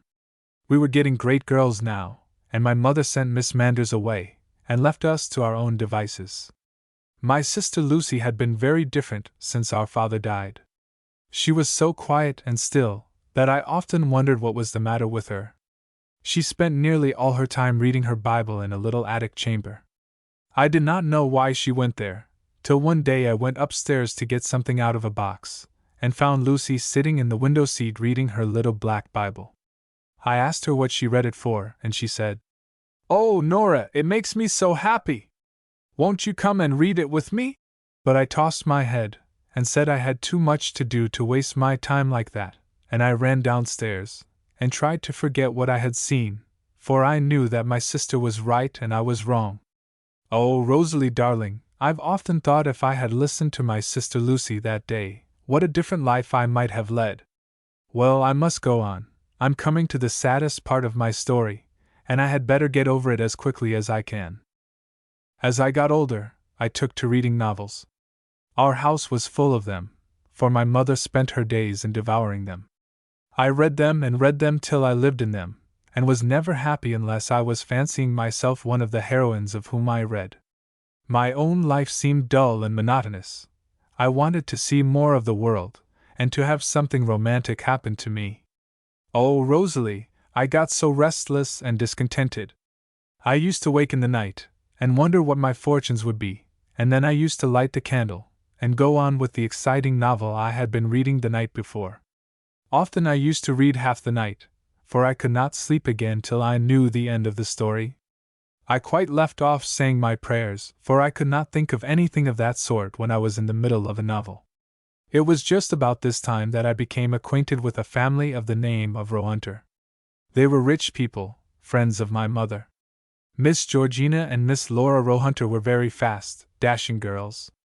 They took a great fancy to me, and we were always together. They were passionately fond of the theatre, and they took me to it night after night. I could think of nothing else, Rosalie. I dreamt of it every night. It took even more hold of me than the novels had done, for it seemed to me like a living novel. I admired the scenery, I admired the actors, I admired everything that I saw. I thought if I was only on the stage I should be perfectly happy. There was nothing in the world that I wanted so much. It seemed to me such a free, happy, romantic life. When an actress was greeted with bursts of applause, I almost envied her. How wearisome my life seemed when compared with hers. I kept a book then, Rosalie darling, in which I wrote all that I did every day, and I used to write again and again. No change yet, my life wants variety. It is the same over and over again. I determined that, as soon as possible, I would have a change, cost what it might. Soon after this, the Roehunters told me that they were going to have some private theatricals, and that I must come and help them. It was just what I wanted. Now, I thought, I could fancy myself an actress. They engaged some of the professional actors at the theater to teach us our parts, to arrange the scenery, and to help us to do everything in the best possible manner. I had to go up to the Roehunters again and again to learn my part of the performance. And there it was, Rosalie dear, that I met your father. He was one of the actors whom they employed. You can guess what came next, my darling. Your father saw how well I could act, and how passionately fond I was of it, and by degrees he found out how much I should like to do it always, instead of leading my humdrum life at home. So he used to meet me in the street, and talk to me about it, and he told me that if I would only come with him, I should have a life of pleasure and excitement, and never know what care was. And he arranged that the day after these private theatricals we should run away and be married. Oh, darling, I shall never forget that day. I arrived home late at night, or rather early in the morning, worn out with the evening's entertainment. I had been much praised for the way I had performed my part, and some of the company had declared I should make a first-rate actress, and I thought to myself that they little knew how soon I was to become one. As I drove home, I felt in a perfect whirl of excitement. The day had come at last. Was I glad? I hardly knew. I tried to think I was. But somehow I felt sick at heart. I could not shake that feeling off, and as I walked upstairs, I felt perfectly miserable. My mother had gone to bed, and I never saw her again. Lucy was fast asleep, lying with her hand under her cheek, sleeping peacefully. I stood a minute or two looking at her. Her little Bible was lying beside her, for she had been reading it the last thing before she went to sleep. Oh, Rosalie, I would have given anything to change places with Lucy then. But it was too late now. Augustus was to meet me outside the house, and we were to be married at a church in the town that very morning. Our names had been posted up in the register office some weeks before. I turned away from Lucy, and began putting some things together to take with me, and I hid them under the bed, lest Lucy should wake and see them. It was no use going to bed, for I had not got home from the theatricals till 3 o'clock, and in 2 hours Augustus would come. So I scribbled a little note to my mother, telling her that when she received it I should be married, and that I would call and see her in a few days. Then I put out the light, lest it should wake my sister, and sat waiting in the dark. And Rosie dear, that star, the same star that I had seen that night when I was a little girl, and had told that lie, that same star came and looked in at the window. And again it seemed to me like the eye of God. I felt so frightened, that once I thought I would not go.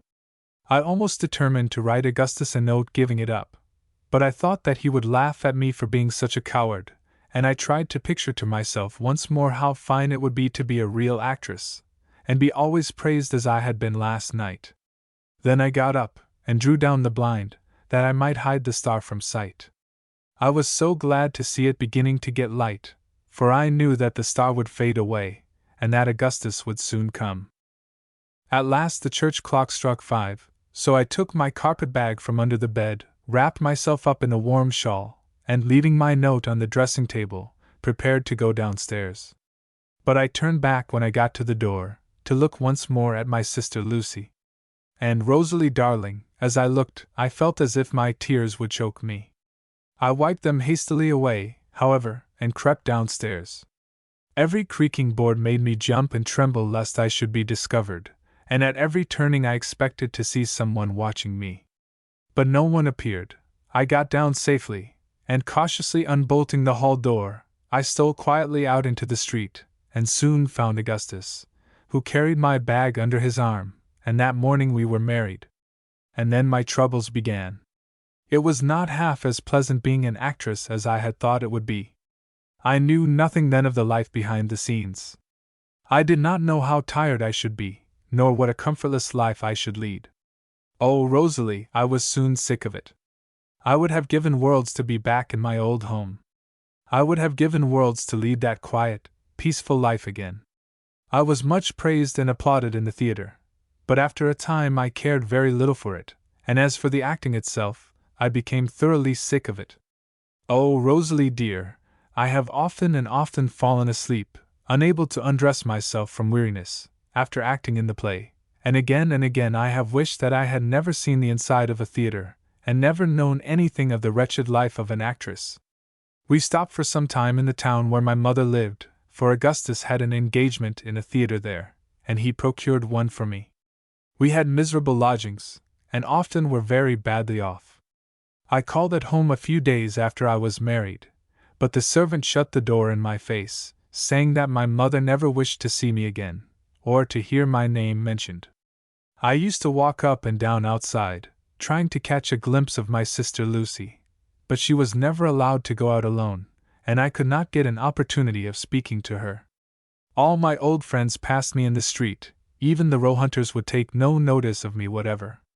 And then your father lost his engagement at the theater. I need not tell you why, Rosalie darling, and we left the town. And then I began to know what poverty meant. We traveled from place to place, sometimes getting occasional jobs at small town theaters, sometimes stopping at a town for a few months, and then being dismissed, and traveling on for weeks without hearing of any employment. And then it was that your little brother was born. Such a pretty baby he was, and I named him Arthur after my father. I was very, very poor when he was born, and I could hardly get clothes for him to wear. But oh, Rosalie darling, I loved him very much. I wrote to my mother to tell her about it, and that baby was to be christened after my father, but she sent back my letter unread, and I never wrote to her again. And one day, when I took up a newspaper, I saw my mother's death in it, and I heard afterwards that she said on her dying bed that I was not to be told of her death till she was put under the ground, for I had been a disgrace and a shame to the family. And that, they said, was the only time that she mentioned me, after the week that I ran away. My sister Lucy wrote me a very kind letter after my mother died, and sent me some presents. But I was sorry for it afterwards, for your father kept writing to her for money, and telling her long tales about the distress I was in, to make her send us more. She often sent us money, but I felt as if I could not bear to take it. And she used to write me such beautiful letters, to beg me to come to Jesus, and to remember what my father had said to us when he died. She said Jesus had made her happy, and would make me happy too. I often think now of what she said, Rosalie. Well, after a time I heard that Lucy was married to a clergyman, and your father heard it too, and he kept writing to her and asking her for money again and again. And at last came a letter from her husband, in which he said that he was very sorry to be obliged to tell us that his wife could do no more for us, and he requested that no more letters on the same subject might be addressed to her, as they would receive no reply. Your father wrote again, but they did not answer it, and since then they have left the town where they were living, and he lost all clue to them. And Rosalie darling, I hope he will never find them again. I cannot bear to be an annoyance to my sister Lucy, my dear little sister Lucy. As for Gerald, he has taken no notice of us at all. Your father has written to him from time to time, but his letters have always been returned to him. Well, so we went on, getting poorer and poorer. Once your father took a situation as a postmaster in a small country village, and there was a lady there who was very kind to me. She used to come and see my little Arthur. He was very delicate, and at last he took a dreadful cold, and it settled on his chest, and my poor little lamb died. And Rosalie darling, when I buried him under a little willow tree in that country churchyard, I felt as if I had nothing left to live for. We did not stay in that village long. We were either of us used to keeping accounts, and we got them in a complete muddle. So I had to leave behind my little grave, and the only home we ever had. Then your father fell in with a strolling actor, who was in the habit of frequenting fairs, and between them, by selling their furniture, and almost everything they possessed, they bought some scenery and a caravan, and started a traveling theater. And when the man died, Rosalie, he left his share of it to your father. So the last 12 years, my darling, I've been moving about from place to place, just as we are doing now. And in this caravan, my little girl, you were born. I was very ill a long time after that, and could not take my place in the theater, and for many reasons, that was the most miserable part of my miserable life. And now, little woman, I've told you all I need tell you at present. Perhaps some day I can give you more particulars. But you will have some idea now why I am so utterly wretched. Yes, utterly wretched, said the poor woman, no hope for this world, and no hope for the next.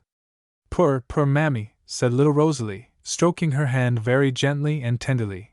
Poor mammy dear. It's all my own fault, child, said her mother. I brought it all upon myself, and I've no one but myself to blame. Poor mammy, said Rosalie again. Then the sick woman seemed quite exhausted, and lay upon her bed for some time without speaking or moving. Rosalie sat by the door of the caravan, and sang softly to herself. Jesus, I thy face am seeking, early will I come to thee. Oh, Rosalie, said her mother, looking round, I didn't come to him early, oh, if I only had. Mind you do, Rosie, it's so much easier for you now than when you get to be old and wicked like me. Is that what? In the sunshine of the morning, means in the next verse, mammy dear? Yes, Rosalie, said her mother, it means when you're young and happy. Oh dear, dear!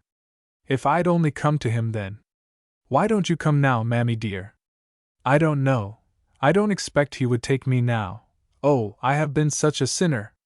There are other things, child, I have not told you about, and they are all coming back to my mind now. I don't know how it is, Rosalie, I never thought so much of them before. Perhaps the Good Shepherd is beginning to find you, mammy. I don't know, Rosalie, I wish I could think that. Anyhow, they are all rising up as clear as if I saw them all. Some of them are things I did years and years ago, even when I was a little girl in that old home in the country. They are all coming back to me now, and oh, I am so very, very miserable. Rosalie, said her father's voice, at the door of the caravan, come into the next wagon. We've a new play on at this town, and you have your part to learn. Come away! So Rosalie had to leave her poor mother, and instead of singing the soothing words of the hymn, she had to repeat again and again the foolish and senseless words which had fallen to her share in the new play which her father was getting up. Over and over again she repeated them, till she was weary of their very sound, her father scolding her if she made a mistake, or failed to give each word its proper emphasis. And when she was released, it was time to get tea ready, and then they halted for the night at a small market town, just 8 miles from Loughborough, where they were next to perform, and which they were to enter the next morning, as the fair began on Monday. Chapter 7: The Circus Procession. It was a bright, sunshiny morning when the theatre party reached Loughborough. Not a cloud was to be seen in the sky, and Augustus was in capital spirits, for he thought that if the fine weather lasted, his profits would be larger than usual. On the road leading to the town they passed several small shows bound for the same destination. There was the show of the Lancashire Lass, the exhibition of the performing little pigs, Roderick Palgray's living curiosities, and the show of the giant horse. Augustus knew the proprietor of nearly every caravan that passed them, and they exchanged greetings by the way, and congratulated each other on the fine weather which seemed to be before them. Then they drew near the town, and heard a tremendous noise in the distance. As they entered the main street, they saw a cloud of dust in front of them, and then an immense crowd of people. Rosalie and her mother came to the door of the caravan and looked out. Presently the dust cleared away, and showed them a glittering gilded car, which was coming towards them, surrounded by throngs of boys and girls, men and women. "What is it, Toby?" asked Rosalie. "It's a large circus, Miss Rosie. Master said they were going to be here, and he was afraid they would carry a good many people off from us." The theatre party had to draw up on one side of the street to let the long procession pass. First came a gilded car filled with musicians, who were playing a noisy tune. This was followed by about a dozen men on horseback, some dressed in shining armor, as knights of the olden time, and others as cavaliers of the time of the Stuarts. Then came another large gilded car, on the top of which was a golden dragon, with colored reins round its neck, which were held by an old man, dressed as an ancient Briton, and supposed to personate St. George. Then came a number of mounted ladies, dressed in brilliant velvet habits, one green, one red, one yellow, one violet, each of them holding long orange reins, which were fastened to spirited piebald horses, which they drove before them. These were followed by a man riding on 2 ponies, standing with one leg on each, and going at a great pace. Then 2 little girls and a little boy passed on 3 diminutive ponies, and next a tiny carriage, drawn by 4 little cream-colored horses, and driven by a boy dressed as the Lord Mayor's coachman. Then came an absurd succession of clowns, driving, riding, or standing on donkeys, and dressed in hideous costumes. Then 3 or 4 very tall and fine horses, led by grooms in scarlet. And lastly, an enormous gilded car, drawn by 6 piebald horses, with colored flags on their heads. On the top of this car sat a girl, intended for Britannia, dressed in white, with a scarlet scarf across her shoulders, a helmet on her head, and a trident in her hand. She was leaning against 2 large shields, which alone prevented her from falling from her giddy height. Some way below her, in front of the car, sat her 2 maidens, dressed in glittering silver tinsel, upon which the rays of the sun made it dazzling to look, whilst behind her, clinging on to the back of the car, were 2 iron-clad men, whose scaly armor was also shining brightly. Then the procession was over, and there was nothing to be heard or seen but a noisy rabble, who were hastening on to get another glimpse of the wonderful sight. There were some girls standing near the caravan, close to Rosalie and her mother, as the circus procession passed, and they were perfectly enraptured with all they saw. When Britannia came in sight, they could hardly contain themselves, so envious were they of her. One of them told the other she would give anything to be sitting up there, dressed in gold and silver, and she thought Britannia must be as happy as Queen Victoria. "Oh," said Rosalie's mother, leaning out and speaking in a low voice, "you would soon get tired of it." "Not I," said the girl. "I only wish I had the chance." Rosalie's mother sighed, and said to Rosalie, "Poor things! They little know. I should not wonder if that poor girl is about as wretched as I am. But people don't consider, they know nothing about it, they have to be behind the scenes to know what it is like." Nothing further happened until the theater party reached the place where the fair was to be held. It was a large open square in the middle of the town, which was generally used as a marketplace. Although it was only Saturday morning, and the fair was not to begin until Monday, many of the shows had already arrived. The marionettes and the wild beast show had completed their arrangements, and one of the whirligigs was already in action, and from time to time its proprietor rang a large bell, to call together a fresh company of riders. The children had a holiday, as it was Saturday, and they rushed home and clamored for pennies, that they might spend them in sitting on a wooden horse, or elephant, or camel, or in one of the small omnibuses or open carriages, and then being taken round by means of steam at a tremendous pace, till their breath was nearly gone, and when they alighted once more on the ground, they hardly knew where they were, or whether they were standing on their heads or on their feet. And for long after many of these children were dizzy and sick, and felt as if they were walking on ground which gave way beneath them as they trod on it. As soon as Augustus arrived at the place where his theatre was to be erected, he and his men began their work. For the next few hours there was nothing to be heard on all sides but rapping and hammering, every one working with all his might to get everything finished before sunset. Each half-hour fresh shows arrived, had their ground measured out for them by the market-keeper, and began to unload and fasten up immediately. Rosalie stood at the door and looked out, but she had seen it all so often before that it was no amusement to her, and she felt very glad, as, one by one, the shows were finished and the hammering ceased. But just as she hoped that all was becoming quiet, she heard a dreadful noise at the back of the caravan. It was her father's voice, and he was in a towering passion with one of the men, who had annoyed him by neglecting to put up part of the scaffolding properly. The 2 men shouted at each other for some time, and a large number of people, who were strolling about amongst the shows, collected round them to see what was the matter. At length a policeman, seeing the crowd, came and ordered them off, and they were obliged to retreat inside the theatre. That night Augustus came into the caravan to smoke his pipe, and informed his wife that it was very well she was so much better, for he and Conrad had had a disagreement, and Conrad had taken his things and gone off, so of course she would have to take her part on Monday night. Rosalie looked at her mother, and Rosalie's mother looked at her, but neither of them spoke.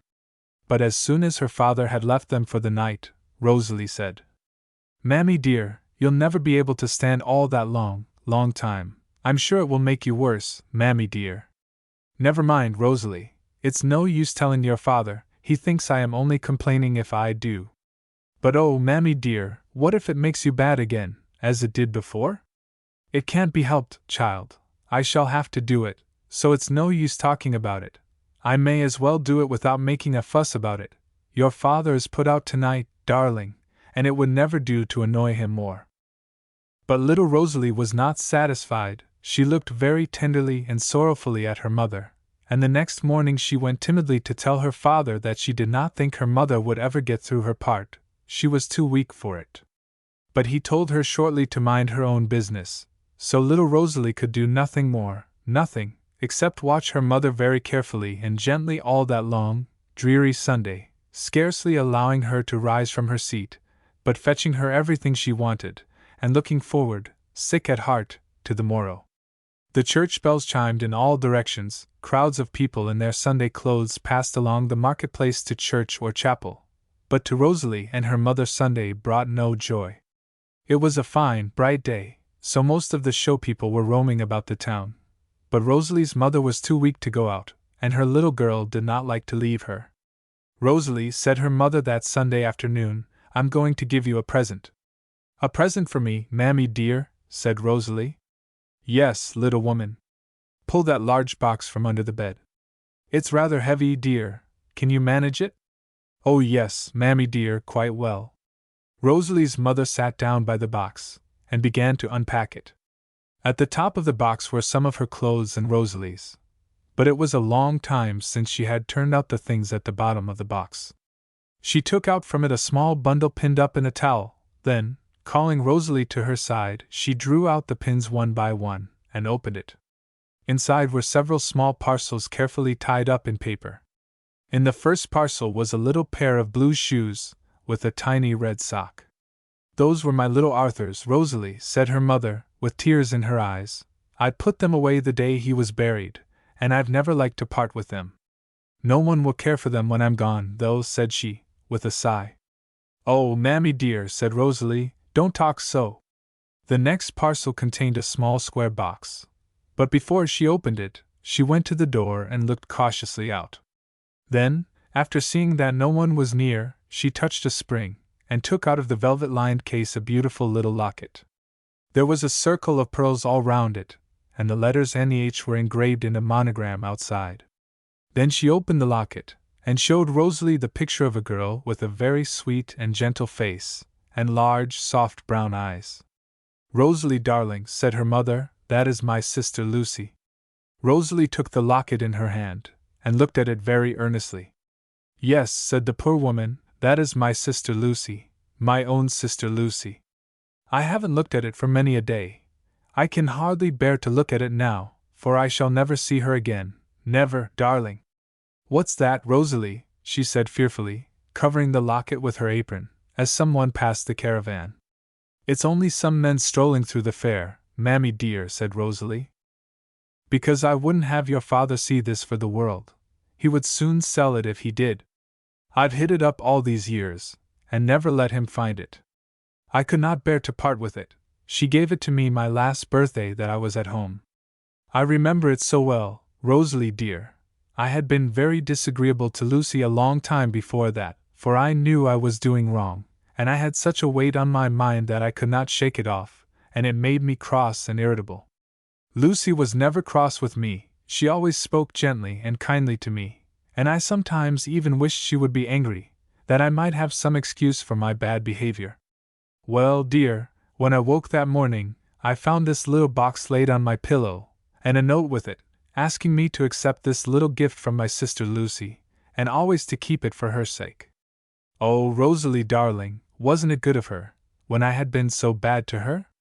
Well, I kissed her, and thanked her for it, and I wore it round my neck, and when I ran away that morning, I put it safely in my bag, and I've kept it ever since.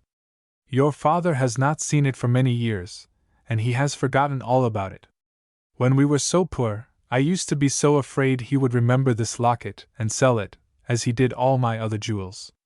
It was hard enough parting with some of them, but I did not care so much so long as I kept this one, for I promised Lucy that morning that I would never, never part with it. It is pretty, Mammy dear, said Rosalie. Yes, child, it will be yours some day, when I die. Remember, it is for you. But you must never let it be sold or pawned, Rosalie. I couldn't bear to think it ever would be. And now we'll put it back again. It won't be safe here. Your father might come in any minute. Here's one more parcel, Mammy. Yes, keep that out, dear. That's your present, said her mother.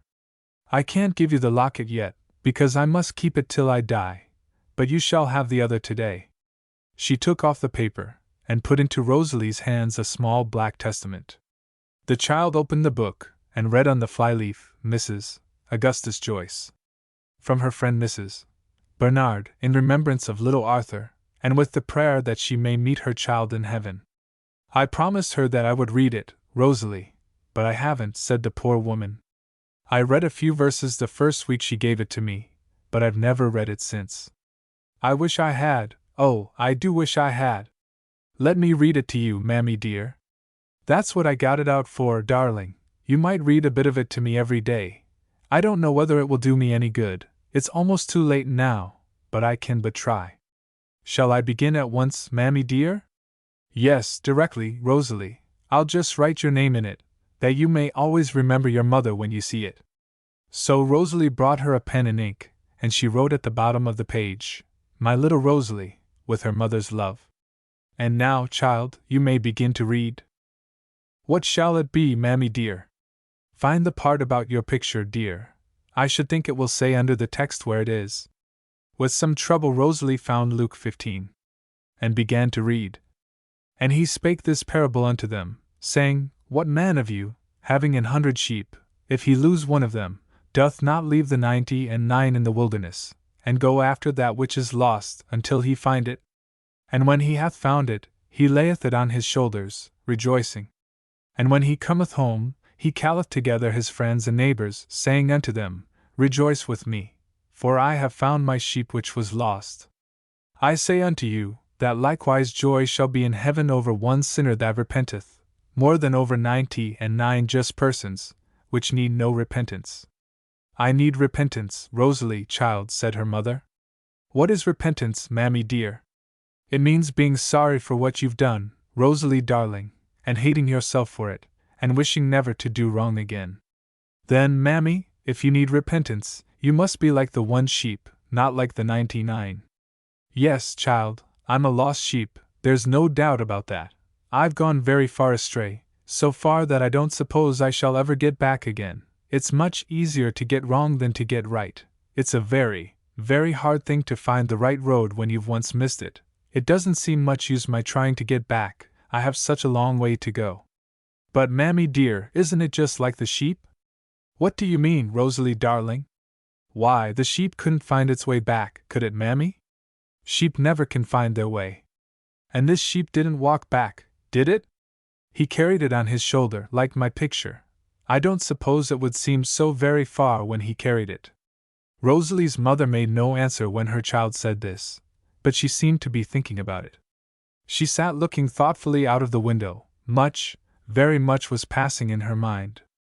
Then Rosalie closed the testament, and wrapping it carefully in the paper in which it had been kept so many years, she hid it away in the box again. It was Sunday evening now, and once more the church bells rang, and once more the people went past with books in their hands. Rosalie wished very much that she could creep into one of the churches and hear another sermon. But just then her father and the men came back and wanted their tea, and instead of the quiet service, Rosalie had to listen to their loud talking and noisy laughter. And then her father sent for her into the large caravan, and made her go through her part of the play. She was just finishing her recital as the people passed back again from evening service. Chapter 8 Little Mother Manikin. It was Monday night, and Rosalie's mother was dressing herself, to be ready to act in the play. Rosalie was standing beside her, setting out the folds of her white dress, and fetching everything she needed, her large necklace of pearl beads, the wreath of white lilies for her hair, and the bracelets, rings, and other articles of mock jewelry with which she was adorned. All these Rosalie brought to her, and the poor woman put them on one by one, standing before the tiny looking-glass to arrange them in their proper places. It was a very thin, sorrowful face which that glass reflected, so ill and careworn, so weary and sad. As soon as she was ready, she sat down on one of the boxes, whilst Rosalie dressed herself. "Oh, mammy dear," said Rosalie, "I'm sure you are not fit to act tonight." "Hush, Rosalie," said her mother, "don't speak of that now. Come and sit beside me, darling, and let me do your hair for you. And before we go, Rosalie dear, sing your little hymn." Rosalie tried to sing it, but somehow her voice trembled, and she could not sing it very steadily. There was such a sad expression in her mother's face, that, in the midst of the hymn, little Rosalie burst into tears, and threw her arms round her mother's neck. "Don't cry, darling, don't cry," said her mother. "What is the matter with you, Rosalie?" "Oh, mammy dear, I don't want you to go tonight." "Hush, little one," said her mother, "don't speak of that. Listen to me, dear. I want you to make your mother a promise tonight. I want you to promise me that, if ever you can escape from this life of misery, you will do so. It's not good for you, darling, all this wretched acting, and oh, it makes my heart ache every time you have to go to it. You'll leave it if you can, Rosalie, won't you?" "Yes, mammy dear, if you'll come with me," said little Rosalie. The poor mother shook her head sorrowfully. "No, dear, I shall never leave the caravan now. I chose this life myself. I chose to live here, darling, and here I shall have to die. But you didn't choose it, child, and I pray every day that God may save you from it. You remember that little village where we passed through, where you got your card?" "Yes, mammy dear, where we had the milk and bread." "Do you remember a house which I sent you to look at?" "Oh yes, mammy dear, the house with the pretty garden, and a lady and her little girl gathering roses. That lady was my sister Lucy, Rosalie." "Aunt Lucy?" said Rosalie, "was it, mammy dear? And was that little girl my cousin?" "Yes, darling. I knew it was your Aunt Lucy as soon as that young woman mentioned her name. Lucy married a Mr. Leslie, and it was just like her to read to those people in the cottages, just as she used to do when we lived in that town of which I told you." "Then I've really seen her?" said Rosalie.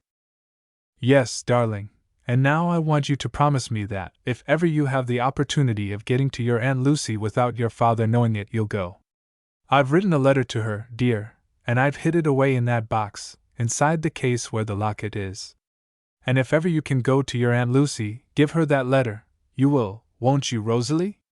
And show her that locket, she will remember it as soon as she sees it, and tell her, darling, that I never parted with it all these long, dreary years. But why won't you come with me, mammy dear? Don't ask me that now, darling, it's nearly time for us to go into the theater. But before you go, just read those verses about your picture once through. We shall just about have time for it before your father comes." So Rosalie read once more the parable of the lost sheep. "Rosalie, child," said her mother, when she had finished, "there are 4 words in that story which I've had in my mind, oh, so many times since you read it last." "What are they, mammy dear?" "Until he find it, Rosalie. All last night I lay awake coughing, and I kept thinking there was no hope for me. It was no use my asking the Good Shepherd to look for me. But all of a sudden those words came back to me just as if someone had said them to me. Until he find it, until he find it. He goeth after that which is lost until he find it. It seems he doesn't give up at once, he goes on looking until he find it. And then it seemed to me, Rosalie, I don't know if I was right, I don't know if I even dare hope it, but it seemed to me last night that perhaps, if he takes such pains and looks so long, if he goes on until he find it, there might even be a chance for me." "Are you ready?" said Augustus' voice, at the door of the caravan. "We're just going to begin." Rosalie and her mother jumped hastily up, and thrusting the Testament into the box, they hurried down the caravan steps and went into the theater. There were still a few minutes before the performance commenced, and Rosalie made her mother sit down on a chair in the little room behind the stage, that she might rest as long as possible. Several of the company came up to the poor woman, and asked her how she was, in tones which spoke of rough though kindly sympathy. Rosalie looked earnestly in their faces, and read there that they did not think her mother equal to her work, and it filled her little heart with sorrowful forebodings. She had never seen her mother look more lovely than she did at the beginning of the play. There was a bright color in her face, and her beautiful eyes shone more brilliantly than ever before. Rosalie really hoped she must be better, to look so well as that. But there was a weary, sorrowful expression in her face, which went to the child's heart. Her mother repeated the words of the play as if they were extremely distasteful to her, and as if she could hardly bear the sound of her own voice. In her eyes there was a wistful yearning, as if she were looking at and longing for something far, far away from the noisy theater. She never smiled at the bursts of applause. She repeated her part almost mechanically, and from time to time, Rosalie saw her mother's eyes fill with tears. She crept to her side, and put her little hand in hers as they went up to the platform after the first performance was over. Her mother's hand was burning with fever, and yet she shivered from head to foot as they went out on the platform into the chill night air. "Oh, Mammy dear," said Rosalie in a whisper, "you ought to go back to the caravan now." But Rosalie's mother shook her head mournfully. About halfway through the next play there came a long piece which Rosalie had to recite alone, the piece which her father had been teaching her during the last week. She was just halfway through it, when, suddenly, her eyes fell on her mother, who was standing at the opposite side of the stage in a tragical position. All the color had gone from her face, and it seemed to Rosalie that each moment her face was growing whiter and more deathlike. She quite forgot the words she was saying, all remembrance of them faded from her mind. She came to a sudden stop. Her father's promptings were all in vain. She could hear nothing he said, she could see nothing but her mother's sorrowful and ghastly face. And then her mother fell, and some of the actors carried her from the room. Rosalie rushed forward to follow her, and the noise in the theater became deafening. But she was stopped on the stairs by her father, who blamed her most cruelly for breaking down in her part, and ordered her to return immediately and finish, accompanying his command with most awful threatenings if she refused to obey. Poor little Rosalie went on with her recital, trembling in every limb. Her mother's place was taken by another actor, and the play went on as before. But Rosalie's heart was not there. It was filled with a terrible, sickening dread. What had become of her mother? Who was with her? Were they taking care of her? And then a horrible fear came over her lest her mother should be dead, lest when she went into the caravan again she should only see her mother's body stretched upon the bed, lest she should never, never hear her mother speak to her again. As soon as the play was over, she went up to her father, and, in spite of the annoyed expression of his face, begged him to allow her to leave the theater and to go to her mother. But he told her angrily that she had spoilt his profits quite enough for one night, and she must take care how she dared to do so again. Oh, what a long night that seemed to Rosalie! When they went out on the platform between the performances, she gazed earnestly in the direction of her mother's caravan. A light seemed to be burning inside, but more than that Rosalie could not see. It seemed as if the long hours would never pass away. Each time she went through her recital, she felt glad that she had at least once less to say it. Each time that the town hall clock struck, she counted the hours before the theater would close. And yet, when all was over, and when Rosalie was at length allowed to return to the caravan, she hardly dared to enter it. What would she find within? Was her mother dead, and was her father hiding it from her till her part was over, lest she should break down again? Very, very gently she opened the door. There was a candle burning on the table, and by its light Rosalie could see her mother lying on the bed. She was very pale, and her eyes were tightly closed. But she was breathing, she was not dead. The relief was so great that Rosalie burst into tears. When she first came into the caravan, she thought that her mother was alone, but a small hoarse whisper came from the corner of the caravan. "Don't be frightened, my dear," said the voice, "it's only me. Toby told me about your mother, and so I came to sit with her till you came."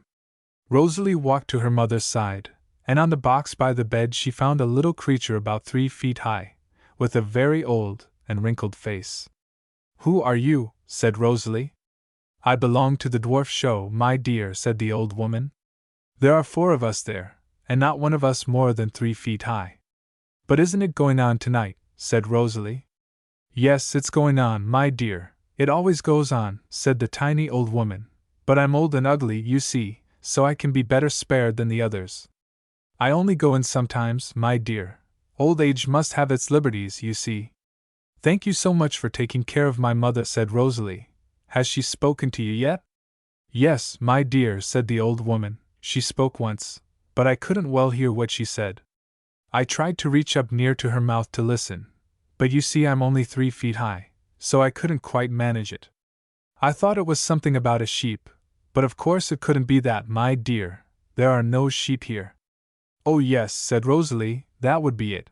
We had been reading about sheep before we went into the theater. Just then a noise was heard at the door of the caravan, and Augustus entered. He went up to his wife, and felt her pulse.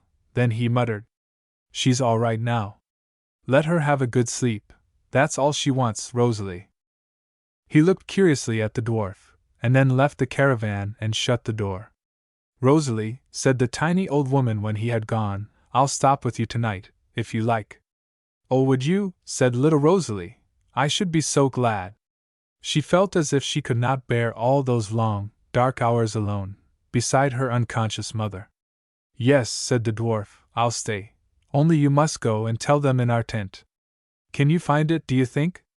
Where is it? Said Rosalie. The little old woman described the situation of the tent, and Rosalie put a shawl over her head, and went in search of it. There were some stalls still lighted up, and the flaring naphtha showed Rosalie an immense picture hanging over the tent, representing a number of diminutive men and women, and above the picture there was a board, on which was written in large letters, The Royal Show of Dwarfs. Rosalie had some difficulty in finding the entrance to this show. She groped round it several times, pulling at the canvas in different places, but all to no purpose.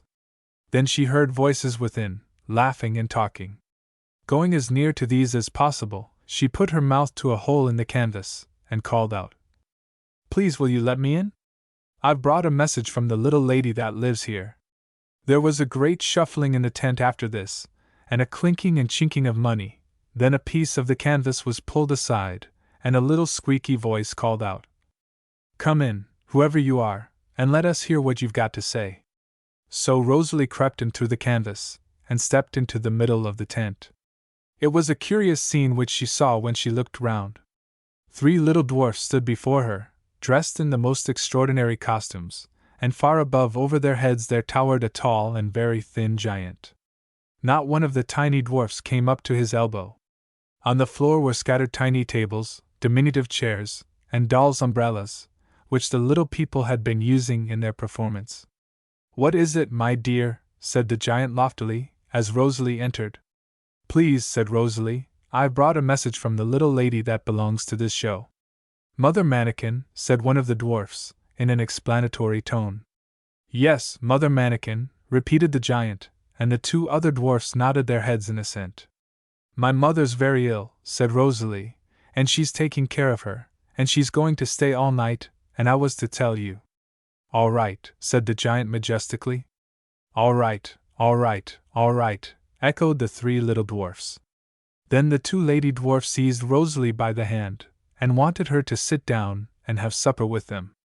But Rosalie steadily declined. She must not leave her mother nor Mother Manikin. Quite right, said the giant, in a superior voice. Quite right, child. Quite right, child, quite right, repeated the 3 little dwarfs. Then they escorted Rosalie to the door of the show, and bowed her gracefully out. Tell Mother Manikin not to come home in daylight, called the giant, as Rosalie was disappearing through the canvas. No, no, said the 3 dwarfs, not in daylight. Why not? Said Rosalie. Our pennies, said the giant mysteriously. Yes, our pennies and halfpennies for seeing the show, repeated the dwarfs. We must not make ourselves too cheap. Good night, child, said the giant. Good night, child, said the dwarfs. Sorrowful as she was, they almost made Rosalie smile. They were such tiny little creatures to call her child in that superior manner.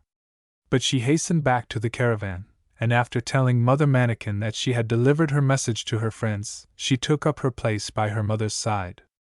It was a great comfort having little Mother Manikin there. She was so kind and considerate, so thoughtful and clever, and she always seemed to know exactly what was wanted, though Rosalie's mother was too weak to ask for anything. All night long the poor woman lay still, sometimes entirely unconscious, at other times opening her eyes and trying to smile at poor little Rosalie, who was sitting at the foot of the bed. Mother Manikin did everything that had to be done. She was evidently accustomed to a sick room, and knew the best way of making those she nursed comfortable. She climbed on a chair and arranged the pillows, so that the sick woman could breathe most easily. And after a time she made the poor tired child take off her white dress, and lie down at the foot of the bed, wrapped in a woolen shawl. And in a few minutes Rosalie fell asleep. When she awoke, the grey light was stealing in at the caravan window. She raised herself on the bed and looked round. At first she thought she was dreaming, but presently the recollection of the night before came back to her. There was her mother sleeping quietly on the bed, and there was little Mother Manikin sitting faithfully at her post, never having allowed herself to sleep all that long night, lest the sick woman should wake and want something which she could not get. "Oh, Mother Manikin," said Rosalie, getting down from the bed and throwing her arms round the little old woman's neck, "how good you are!" "Hush, child," said the dwarf, "don't wake your mother, she's sleeping so peacefully now, and has been for the last hour." "I'm so glad," said Rosalie. "Do you think she will soon be better, Mother Manikin?"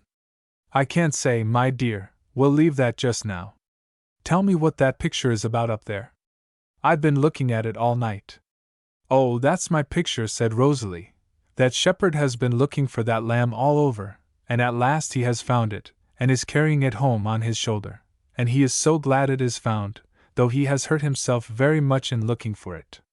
"And what is that reading underneath?" said the little old woman. "I can't read, my dear, you see, I am no scholar." "Rejoice with me, for I have found my sheep which was lost.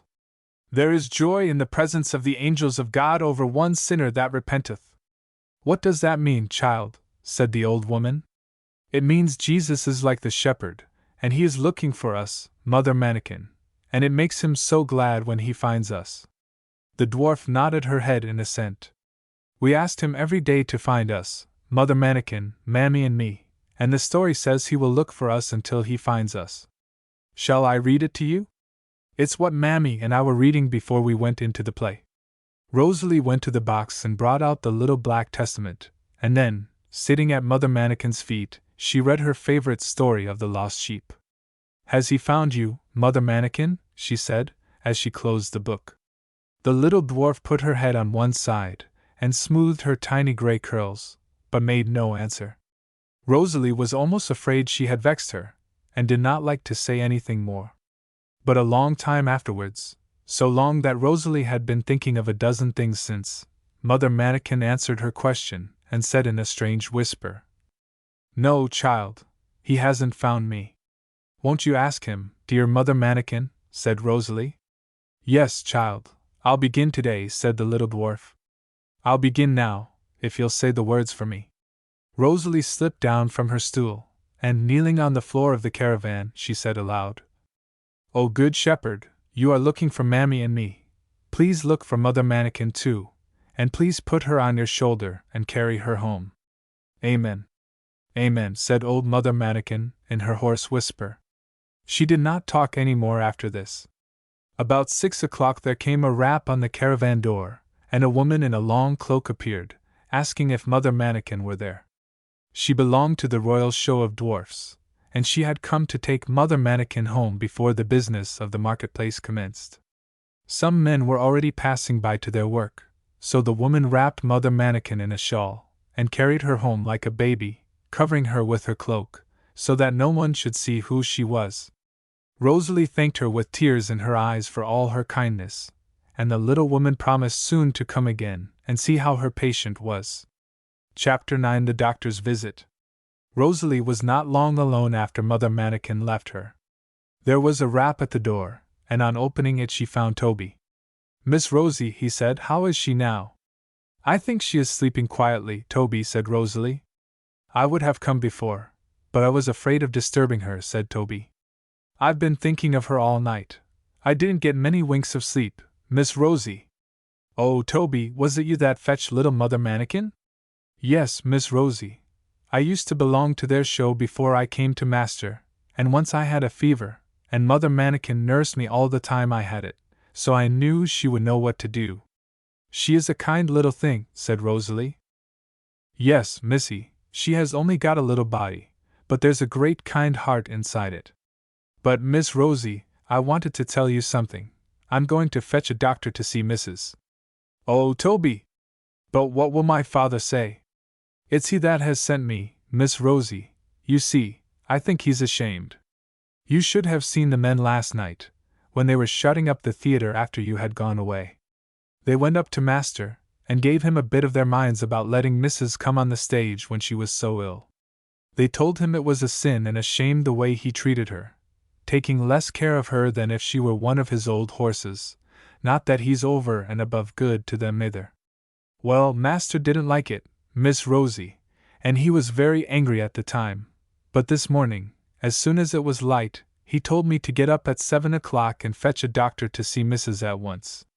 So I thought I'd better tell you, Miss Rosie, that you might put things straight before he comes." As soon as Toby had gone, Rosalie put the caravan in order, and awaited anxiously the doctor's arrival. Her father brought him in, and stayed in the caravan whilst he felt the poor woman's pulse, and asked Rosalie several questions about her cough, which from time to time was so distressing. Then they went out together, and little Rosalie was left in suspense.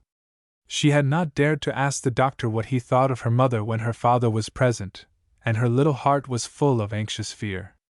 Augustus came in soon after the doctor had left, and Rosalie crept up to him, and asked what he had said of her mother. "He says she is very ill," said her father shortly, and in a voice which told Rosalie that she must ask no more questions. And then he sat down beside the bed for about half an hour, and looked more softened than Rosalie had ever seen him before. She was sure the doctor must have told him that her mother was very bad indeed. Rosalie's father did not speak. There was no sound in the caravan but the ticking of the little clock which was fastened to a nail in the corner, and the occasional falling of the cinders in the ashpan. Augustus' reflections were not pleasant as he sat by his wife's dying bed. For the doctor had told him she would never be better, and it was only a question of time how long she would live. And when Augustus heard that, all his cruel treatment came back to his mind, the hard words he had spoken to her, the unkind things he had said of her, and above all, the hard-hearted way in which he had made her come on the stage the night before, when she was almost too ill to stand. All these things crowded in upon his memory, and a short fit of remorse seized him. It was this which led him, contrary to his custom, to come into the caravan and sit by her side. But his meditations became so unpleasant at length, that he could bear them no longer.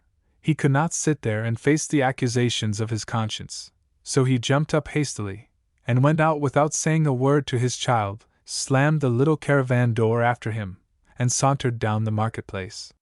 Here he met some of his friends, who rallied him on his melancholy appearance, and offered to treat him to a glass in the nearest public-house. And there Augustus Joyce banished all thoughts of his wife, and stifled the loud, accusing voice of his conscience. When he returned to the theatre for dinner, he appeared as hard and selfish as ever, and never even asked how his wife was before he sat down to eat. Perhaps he dreaded to hear the answer to that question. And that evening Rosalie was obliged to take her part in the play. Her father insisted on it. It was impossible for him to spare her, he said, and to fill up both her place and her mother's also.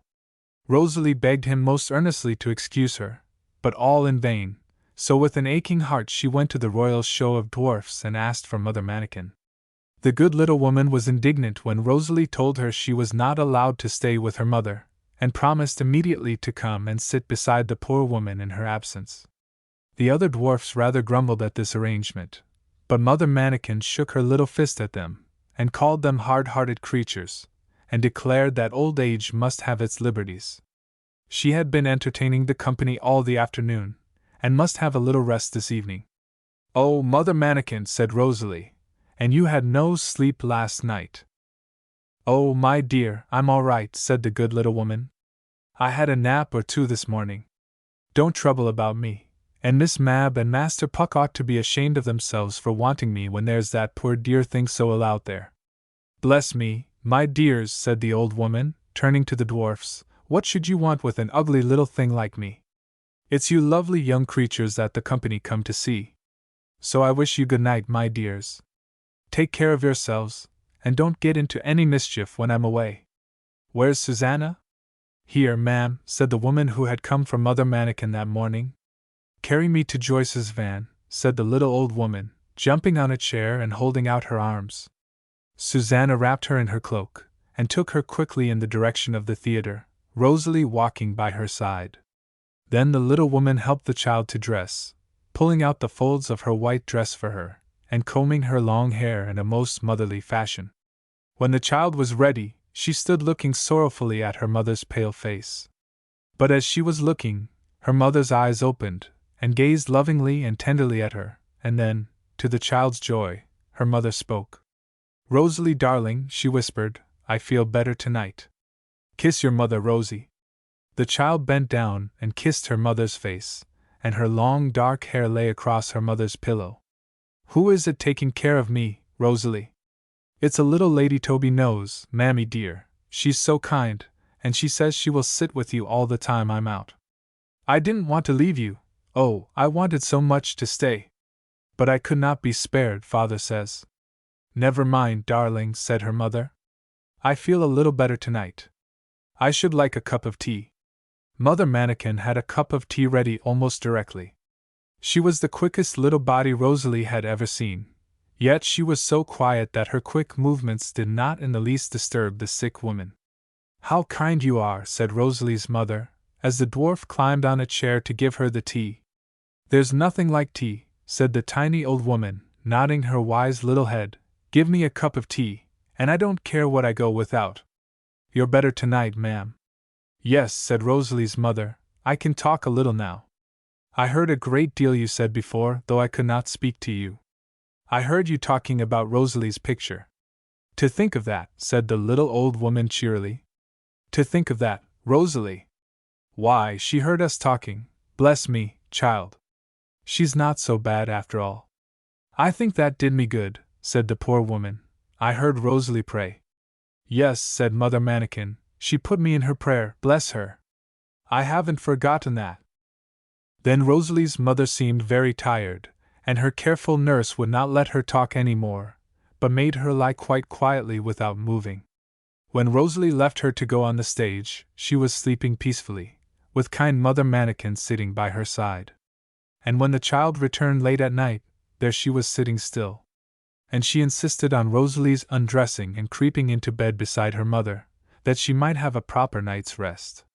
For poor little Rosalie was completely exhausted with the stifling air, the fatigue, and the anxiety to which she had been subjected.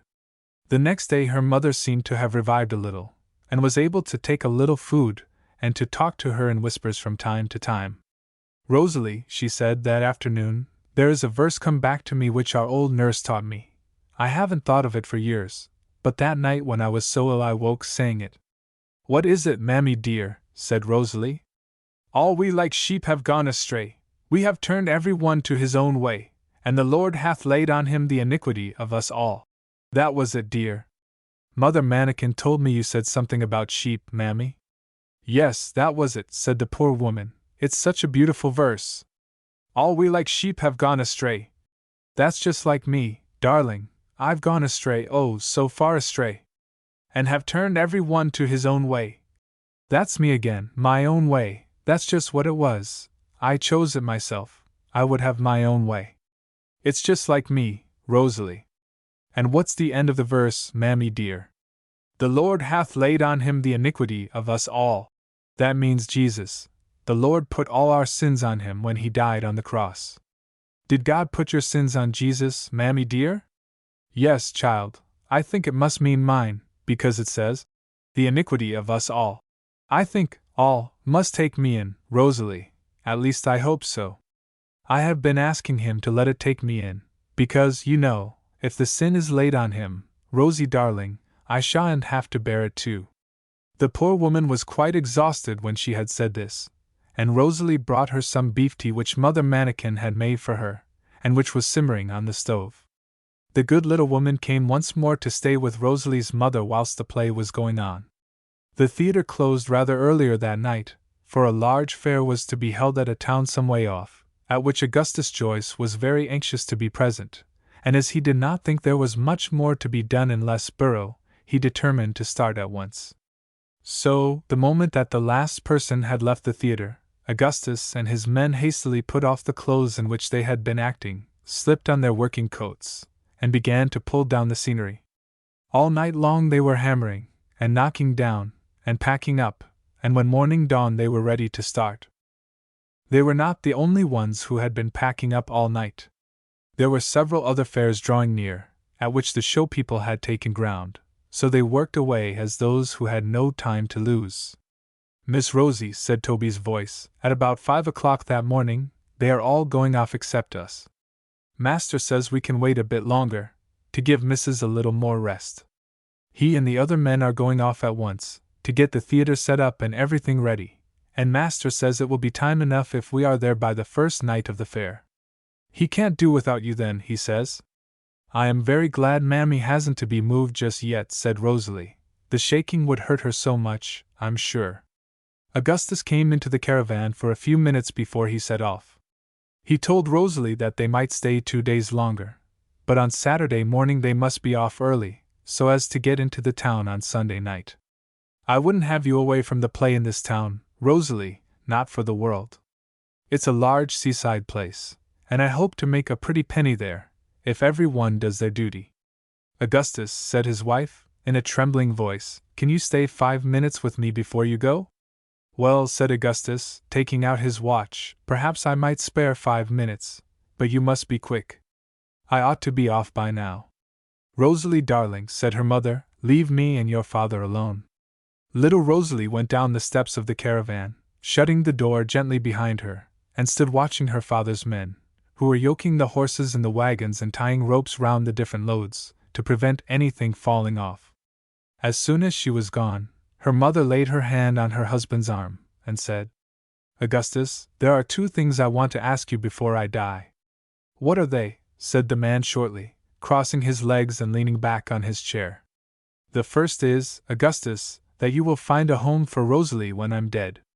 Don't take her about from fair to fair, she will have no mother to take care of her, and I can't bear to think of her being left here all alone." "All alone," said Augustus angrily. "She will have me, she will be all right if I'm here, and I'm not going to let the child go, just when she's beginning to be useful. Besides, where would you have her go?" Rosalie's mother did not tell the secret hope which was in her heart. "I thought," she said, "you might find some motherly body in the country somewhere, who would take care of her for very little money, and would send her to school regularly, and see she was brought up properly." "Oh, nonsense," said Augustus, "she will be all right with me, and I'm not going to lose a pretty child like that from the stage. Why, half the people come to see the lovely little actress, as they call her. I know better than to spoil her for acting by putting her down in some slow country place." "Well, the 5 minutes are up," said Augustus, looking at his watch. "I must be off."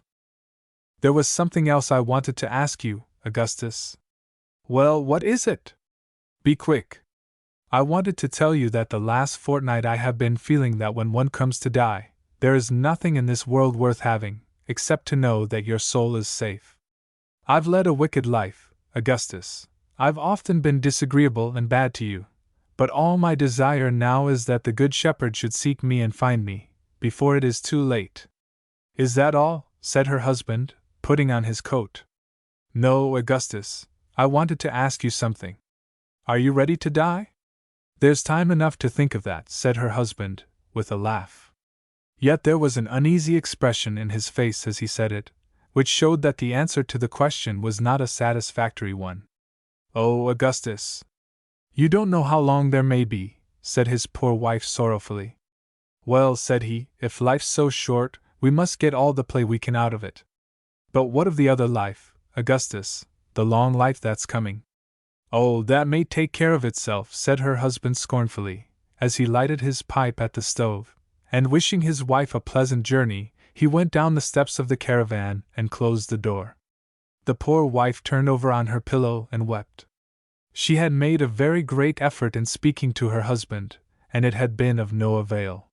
She was so spent and exhausted that, had it not been for Mother Manikin's beef tea, which Rosalie gave her as soon as she came in. She must have fainted from very weariness.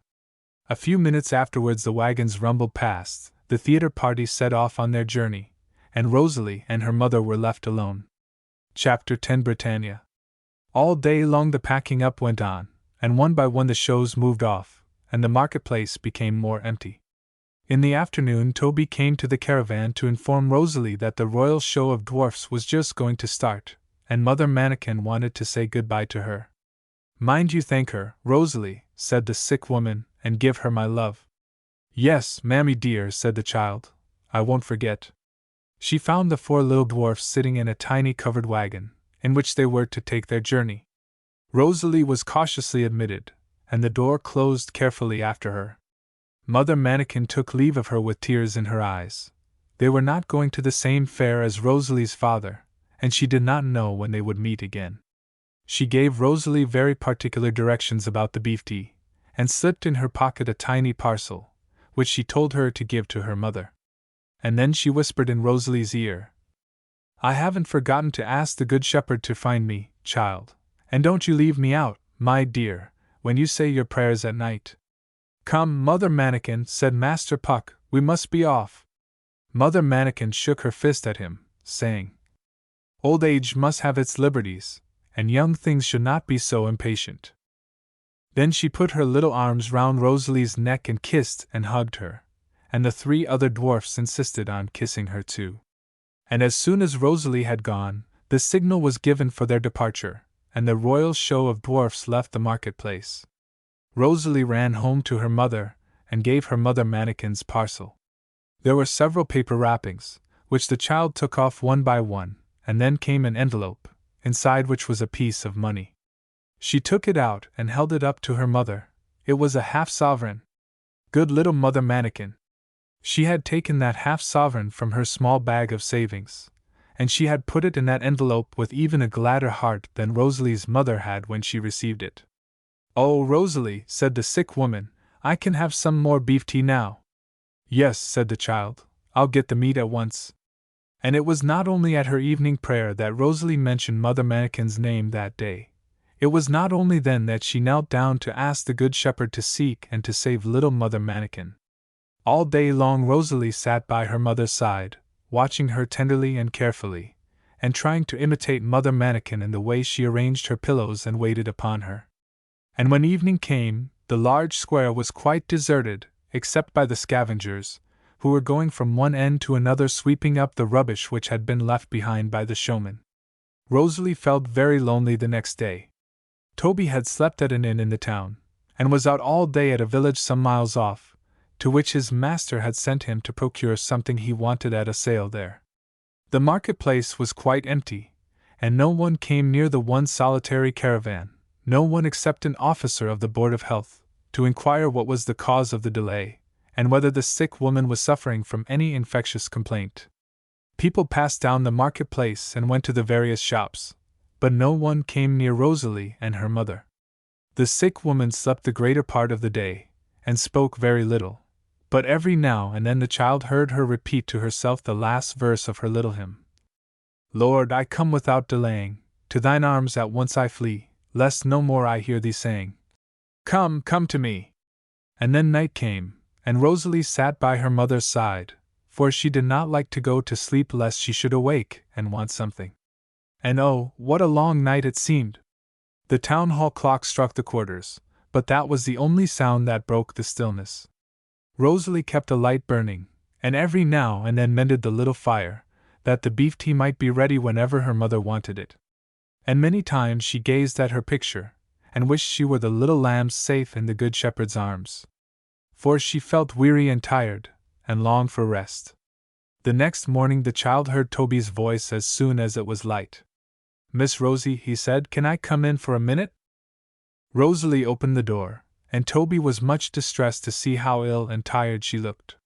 "You mustn't make yourself ill, Miss Rosie, you really mustn't," he said reproachfully. "I'll try not, Toby," said the child. "Perhaps the country air will do me good." "Yes, missy, maybe it will. I think we'd better start at once, because I don't want to go fast. The slower we go the better it will be for missus, and then we will stop somewhere for the night. If we come to a village, we can stop there, and I'll get a hole in some barn to creep into, or if there's no village convenient, there's sure to be a haystack. I've slept on a haystack before this, Miss Rosie. In about half an hour Toby had made all ready, and they left the marketplace. Very slowly and carefully he drove, yet the shaking tried Rosalie's mother much. Her cough was exceedingly troublesome, and her breathing was very bad. She was obliged to be propped up with pillows, and even then she could hardly breathe. The child opened the caravan door, and every now and then spoke to Toby, who was sitting just underneath it. He did not whistle today, nor call out to his horse, but seemed very thoughtful and quiet. Towards evening Rosalie's mother fell asleep, such a sweet, peaceful sleep it was, that the child could but wish it to continue. It made her so glad to hear the coughing cease and the breathing become more regular, and she dreaded lest any jolting of the cart should awake her and make her start up again. "What do you think of stopping here for the night, Miss Rosie?" said Toby. They had come to a very quiet and solitary place on the borders of a large moor. A great pine forest stretched on one side of them, and the trees looked dark and solemn in the fading light. At the edge of this wood was a stone wall, against which Toby drew up the caravan, that it might be sheltered from the wind. On the other side of the road was the moor, stretching on for miles and miles. And on this moor, in a little sheltered corner surrounded by furze bushes, Toby had determined to sleep. "I shall be close by, Miss Rosie," he said. "I sleep pretty sound, but if only you call out, 'Toby,' I shall be at your side in a twinkling. I always wake in a trice when I hear my name called. You won't be frightened, Miss Rosie, will you?" "No," said Rosalie, "I think not." But she gazed rather fearfully down the road at the corner of which they had drawn up. The trees were throwing dark shadows across the path, and their branches were waving gloomily in the evening breeze. Rosalie shivered a little as she looked at them and at the dark pine forest behind her. "I'll tell you what, Miss Rosie," said Toby, as he finished eating his supper, "I'll sit on the steps of the caravan, if you are frightened at all." "No, no, never you mind me, I shall be all right. One night's sitting up won't hurt me." But Rosalie would not allow it. She insisted on Toby's going to sleep on the heather, and made him take her mother's warm shawl, that he might wrap himself in it, for illustration, on the moor. Blank page. It was a very cold night. Then she carefully bolted the caravan door, closed the windows, and crept to her sleeping mother's side. She sat on the bed, put her head on the pillow, and tried to sleep also. But the intense stillness was oppressive, and made her head ache, for she kept sitting up in the bed to listen, and to strain her ears, longing for any sound to break the silence. Yet when a sound did come, when the wind swept over the fir trees, and made the branches which hung over the caravan creak and sway to and fro, Rosalie trembled with fear. Poor child! The want of sleep the last few nights was telling on her, and had made her nervous and sensitive. At last she found the matches and lighted a candle, that she might not feel quite so lonely. Then she took her Testament from the box and began to read. As she read, little Rosalie felt no longer alone. She had a strange realization of the Good Shepherd's presence, and a wonderful feeling that her prayer was heard, and that he was indeed carrying her in his bosom. If it had not been for this, she would have screamed with horror when, about an hour afterwards, there came a tap at the caravan door. Rosalie jumped from her seat, and peeped out between the muslin curtains. She could just see a dark figure crouching on the caravan steps. "Is it you, Toby?" she said, opening the window cautiously. "No, it's me," said a girl's voice. "Have you got a fire in there?" "Who are you?" said Rosalie fearfully. "I'll tell you when I get in," said the girl. "Let me come and warm myself by your fire." Rosalie did not know what to do. She did not much like opening the door, for how could she tell who this stranger might be? She had almost determined to call Toby, when the sound of sobbing made her change her mind. "What's the matter?" she said, addressing the girl. "I'm cold and hungry and miserable," she said with a sob, "and I saw your light, and I thought you would let me in." Rosalie hesitated no longer. She unbolted the door, and the dark figure on the steps came in. She threw off a long cloak with which she was covered, and Rosalie could see that she was quite a young girl, about 17 years old, and that she had been crying until her eyes were swollen and red. She was as cold as ice. There seemed to be no feeling in her hands, and her teeth chattered as she sat down on the bench by the side of the stove. Rosalie put some cold tea into a little pan and made it hot. And when the girl had drunk this, she seemed better and more inclined to talk. "Is that your mother?" she said, glancing at the bed where Rosalie's mother was still sleeping peacefully. "Yes," said Rosalie in a whisper. "We mustn't wake her, she is very, very ill.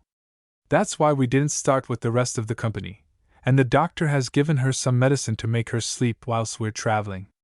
"I have a mother," said the girl. "Have you?" said Rosalie. "Where is she?" But the girl did not answer this question. She buried her face in her hands and began to cry again. Rosalie looked at her very sorrowfully. "I wish you would tell me what's the matter," she said, "and who you are." "I'm Britannia," said the girl, without looking up. "Britannia," repeated Rosalie in a puzzled voice. "What do you mean?" "You were at Lesborough, weren't you?" said the girl. "Yes, we've just come from Lesborough." "Then didn't you see the circus there?" "Oh yes," said Rosalie. "The procession passed us on the road as we were going into the town." "Well, I'm Britannia," said the girl. "Didn't you see me on the top of the last car? I had a white dress on and a scarlet scarf." "Yes," said Rosalie, "I remember, and a great fork in your hand." "Yes, they called it a trident, and they called me Britannia." "But what are you doing here?" asked the child. "I've run away. I couldn't stand it any longer. I'm going home." "Where is your home?" said Rosalie. "Oh, a long way off," she said. "I don't suppose I shall ever get there. I haven't a penny in my pocket, and I'm tired out already. I've been walking all night, and all day." Then she began to cry again, and sobbed so loudly that Rosalie was afraid she would awake and alarm her mother. "Oh, Britannia," she said, "don't cry. Tell me what's the matter?" "Call me by my own name," said the girl, with another sob. "I'm not Britannia now, I'm Jessie. Little Jess. My mother always calls me." And at the mention of her mother she cried again as if her heart would break. "Jessie," said Rosalie, laying her hand on her arm, "won't you tell me about it?" The girl stopped crying, and as soon as she was calmer, she told Rosalie her story. "I've got such a good mother, it's that which made me cry," she said. "Your mother isn't in the circus, then, is she?" said Rosalie. "Oh no," said the girl, and she almost smiled through her tears, such a sad, sorrowful attempt at a smile it was. "You don't know my mother or you wouldn't ask that." "No, she lives in a village a long way from here. I'm going to her, at least I think I am. I don't know if I dare." "Why not?" said Rosalie. "Are you frightened of your mother?" "No, I'm not frightened of her," said the girl. "But I've been so bad to her, I'm almost ashamed to go back. She doesn't know where I am now. I expect she has had no sleep since I ran away." "When did you run away?" asked the child. "It will be 3 weeks ago now," said Jessie mournfully, "but it seems more like 3 months. I never was so wretched in all my life before. I've cried myself to sleep every night." "Whatever made you leave your mother?" said Rosalie. "It was that circus. It came to the next town to where we lived. All the girls in the village were going to it, and I wanted to go with them, and my mother wouldn't let me." "Why not?" "She said I should get no good there, that there were a great many bad people went to such places, and I was better away." "Then how did you see it?" said Rosalie. "I didn't see it that day, and at night the girls came home, and told me all about it, and what a fine procession it was, and how the ladies were dressed in silver and gold, and the gentlemen in shining armor. And then I almost cried with disappointment because I had not seen it too. The girls said it would be in the town one more day, and then it was going away. And when I got into bed that night, I made up my mind that I would go and have a look at it the next day." "But did your mother let you?" said Rosalie. "No, I knew it was no use asking her. I meant to slip out of the house before she knew anything about it, but it so happened that that day she was called away to the next village to see my aunt, who was ill." "And did you go when she was out?" "Yes, I did," said Jessie, "and I told her a lie about it." This was said with a great sob, and the poor girl's tears began to flow again. "What did you say?" asked little Rosalie. "She said to me before she went, Little Jess, you'll take care of Maggie and baby, won't you, dear? You'll not let any harm come to them? And I said, No, Mother, I won't. But as I said it, my cheeks turned hot, and I felt as if my mother must see how they were burning. But she did not seem to notice it. She turned back and kissed me, and kissed little Maggie and the baby, and then she went to my aunt's. I watched her out of sight, and then I put on my best clothes and set off for the town. And what did you do with Maggie and baby? Said Rosalie. Did you take them with you? No, that's the worst of it, said the girl. I left them. I put the baby in its crib upstairs, and I told Maggie to look after it, and then I put the table in front of the fire, and locked them in, and put the key in the window. I thought I should only be away a short time. How long were you? When I got to the town, the procession was just passing, and I stopped to look at it. And when I saw the men and women sitting upon the cars, I thought they were kings and queens.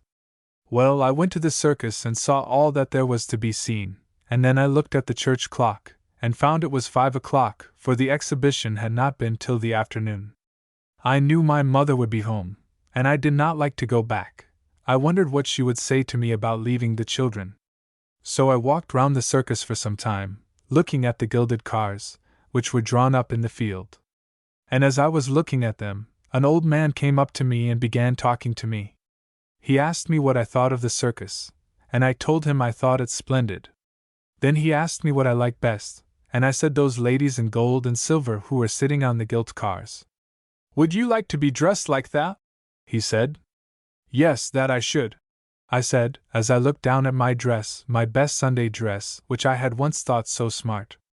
Well, he said mysteriously, I don't know, but perhaps I may get you that chance. Just wait here a minute, and I'll see. I stood there trembling, hardly knowing what to wish. At last he came back, and told me to follow him. He took me into a room, and there I found a very grand lady. At least she looked like one then.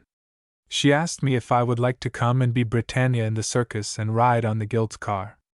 And what did you say? Asked Rosalie. I thought it was a great chance for me, and I told her I would stay. I was so excited about it that I hardly knew where I was. It seemed just as if someone was asking me to be a queen. And it was not till I got into bed that I let myself think of my mother. Did you think of her then? Said Rosalie. Yes, I couldn't help thinking of her then. But there were 6 or 7 other girls in the room, and I was afraid of them hearing me cry, so I hid my face under the bedclothes. The next day we moved from that town, and I felt very miserable all the time we were traveling. Then the circus was set up again, and we went in the procession. Did you like that? Asked the child. No, it was not as nice as I expected. It was a cold day, and the white dress was very thin, and oh, I was so dizzy on that car. It was such a height up, and I felt every moment as if I should fall. And then they were so unkind to me. I was very miserable because I kept thinking of my mother, and when they were talking and laughing I used to cry, and they didn't like that.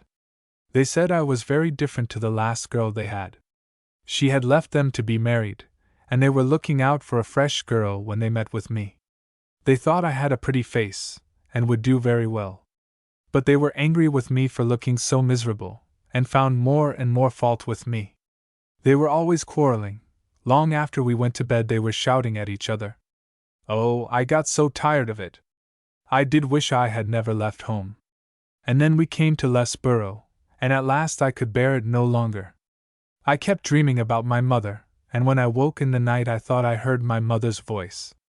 At last I determined to run away. I knew they would be very angry, but no money could make me put up with that sort of life. I was thoroughly sick of it. I felt ill and weary, and longed for my mother. And now I'm going home. I ran away the night they left Lesborough. I got out of the caravan when they were all asleep. I've been walking ever since.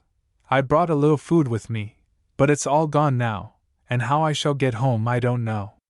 Poor Jessie, said little Rosalie. I don't know what my mother will say when I get there.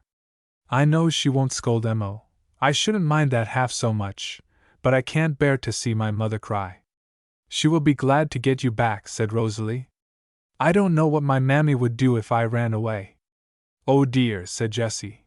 I hope nothing came to those children. I do hope they got no harm when I was out. I've thought about that so often. Then the poor girl seemed very tired, and leaning against the wall she fell asleep, whilst Rosalie rested once more against her mother's pillow. And again there was no sound to be heard but the wind sweeping among the dark fir trees. Rosalie was glad to have Jessie there. It did not seem quite so solitary. And at last rest was given to the tired little woman. Her eyes closed, and she forgot her troubles in a sweet, refreshing sleep. Chapter 11 The Mother's Dream. When Rosalie awoke, her mother's eyes were fixed upon her, and she was sitting up in bed. Her breathing was very painful, and she was holding her hand to her side, as if she were in much pain. The candle had burnt low in the socket, and the early morning light was stealing into the caravan. Jessie was still asleep in the corner, with her head leaning against the wall. "Rosalie," said her mother, under her breath, "where are we, and who is that girl?" "We're halfway to the town, Mammy, out on a moor, and that's Britannia." "What do you mean?" asked her mother. "It's the girl we saw riding on that gilt car in Lesborough, and she has run away, she was so miserable there." And then Rosalie told her mother the sad story she had just heard. "Poor thing! Poor young thing," said the sick woman. "I'm glad you took her in. Mind you give her a good breakfast. She does well to go back to her mother. It's the best thing she can do." "Is she asleep, Rosalie?" "Yes, Mammy dear, she went to sleep before I did." "Do you think it would wake her if you were to sing to me?" "No, Mammy dear, I shouldn't think so, if I didn't sing very loud." "Then could you sing me your hymn once more?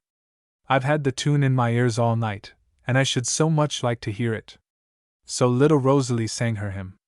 She had a sweet low voice, and she sang very correctly. If she had heard a tune once she never forgot it.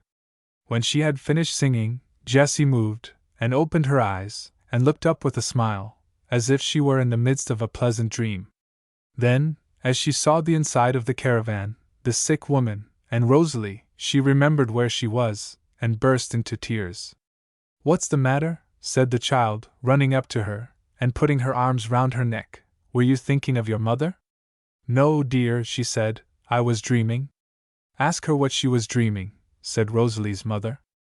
"I was dreaming I was at home, and it was Sunday, and we were at the Bible class, and singing the hymn we always begin with. I was singing it when I woke, and it made me cry to think it wasn't true." "Perhaps it was my singing that made you dream it," said Rosalie. "I've been singing to my mammy." "Oh, I should think that was it," said the girl. "What did you sing? Will you sing it to me?" Rosalie sang over again the first verse of the hymn. To her surprise, Jessie started from her seat and seized her by the hand. "Where did you get that?" she asked hurriedly. "That's the very hymn I was singing in my dream. We always sing it on Sunday afternoons at our Bible class." "I have it on a card," said Rosalie, bringing her favorite card down from the wall. "Why, who gave you that?" said the girl. "It's just like mine. Mine has a ribbon in it just that color." "Where did you get it?" "We were passing through a village," said Rosalie, "and a kind woman gave it to me. We stopped there about an hour, and she was singing it outside her cottage door." "Why, it must have been our village, surely," said Jessie. "I don't think they have those cards anywhere else." "What was the woman like?" "She was a young woman with a very nice face. She had one little boy about 2 years old, and he was playing with his ball in front of the house. His mother was so good to us, she gave us some bread and milk." "Why, it must have been Mrs. Barker," said the girl. "She lives close to us. Our cottage is just a little farther up the road. She often sings when she's at work." "To think that you've been to our village! Oh, I wish you'd seen my mother." "Do you know Mrs. Leslie?" asked the sick woman, raising herself in bed.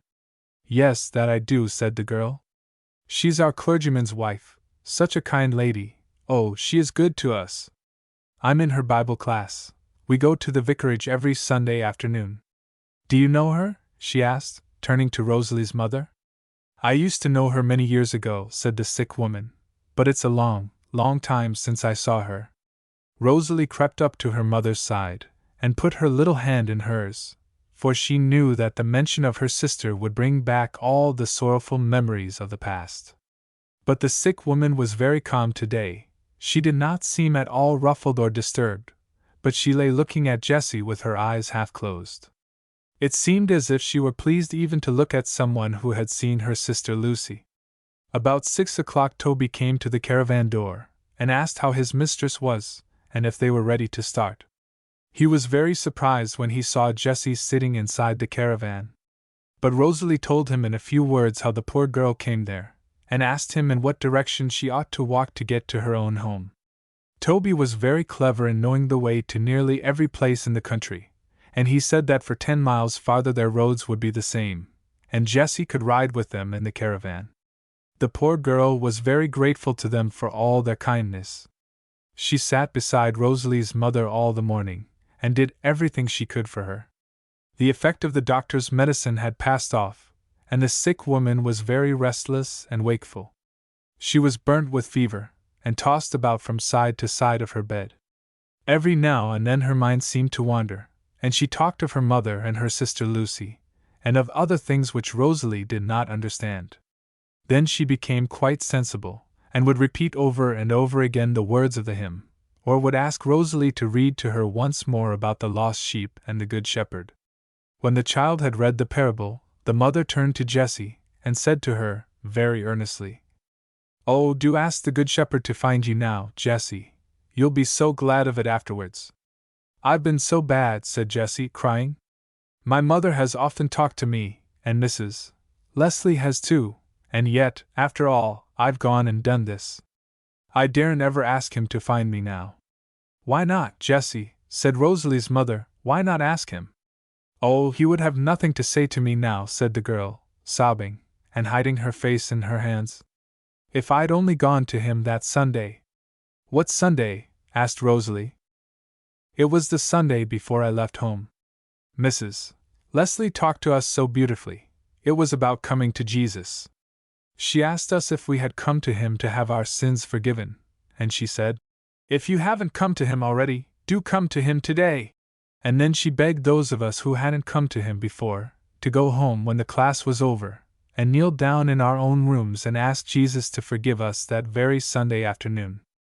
I knew I had never come to Jesus, and I made up my mind that I would do as our teacher asked us. But as soon as we were outside the vicarage, the girls began talking and laughing, and made fun of somebody's bonnet that they had seen at church that morning. And when I got home I thought no more of coming to Jesus, and I never went to him, and oh, I wish that I had." "Go now," said Rosalie's mother. "It wouldn't be any good," said the girl sorrowfully. "If I thought it would, if I only thought he would forgive me, I would do anything. I would walk twice the distance home." "He goeth after that which is lost until he find it," said the sick woman. "Are you lost, Jessie?" "Yes," said the girl, "that's just what I am." "Then he is going after you," said Rosalie's mother again. Jessie walked to the door of the caravan, and sat looking out without speaking. The sunlight was streaming on the purple heather, which was spread like a carpet on both sides of the road. Quiet little roadside springs trickled through the moss and ran across the path. The travelers had left the pine forest behind, and there was not a single tree in sight, nothing but large gray rocks and occasional patches of bright yellow firs amongst the miles and miles of heath-covered moor. At last they came to a large signpost, at a corner where 4 roads met, and here Toby said Jessie must leave them. But before she went there was a little whispered conversation between Rosalie and her mother, which ended in Jessie's carrying away in her pocket no less than half of Mother Manikin's present. "You'll need it before you get home, dear," said the sick woman, "and mind you go straight to your mother. Don't stop till you run right into her arms. And when you see Mrs. Leslie, just tell her you met with a poor woman in a caravan, called Nora, who knew her many years ago." "Yes," said Jessie, "I'll tell her. And say that I sent my respects, my love to her, and tell her I have not very long to live, but the Good Shepherd has sought me and found me, and I'm not afraid to die. Don't forget to tell her that." "No," said Jessie, "I'll be sure to remember." The poor girl was very sorry to leave them. She kissed Rosalie and her mother many times, and as she went down the road, she kept turning round to wave her handkerchief, till the caravan was quite out of sight. "So those girls knew nothing about it, Rosalie darling," said her mother, when Jessie was gone. "Nothing about what, mammy dear?" Don't you remember the girls that stood by our show when the procession went past? They wished they were Britannia, and thought she must be so happy and glad. Oh yes, said Rosalie, they knew nothing about it. All the time poor Jessie was so miserable she did not know what to do with herself. It's just the mistake I made, Rosalie darling, till I came behind the scenes, and knew how different everything looks when one is there. And so it is, dear, with everything in this world, it is all disappointing and vain when one gets to know it well. As evening drew on, they left the moor behind, and turned into a very dark and shady road with trees on both sides of the way. Rosalie's mother was sleeping, for the first time since early morning, and Rosalie sat and looked out at the door of the caravan. The wood was very thick, and the long shadows of the trees fell across the road.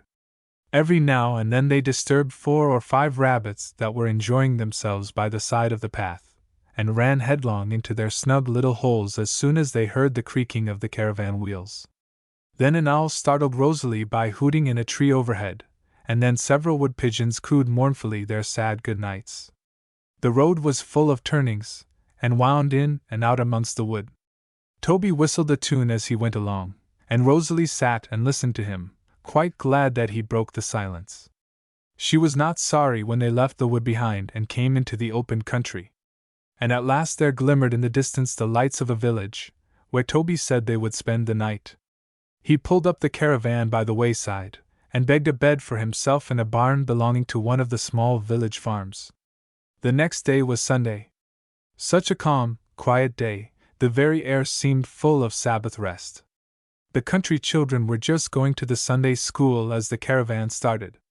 Their mothers had carefully dressed them in their best clothes, and were watching them down the village street. The sick woman had had a restless and tiring night. Little Rosalie had watched beside her, and was weary and sad. Her poor mother had tossed from side to side of her bed and could find no position in which she was comfortable. Again and again the child altered her mother's pillow, and tried to make her more easy. But though the poor woman thanked her very gently, not many minutes had passed before she wanted to be moved again. But the Sunday stillness seemed to have a soothing effect on the sick woman, and as they left the village she fell asleep. 4 hours that sleep lasted, and when she awoke she seemed refreshed and rested.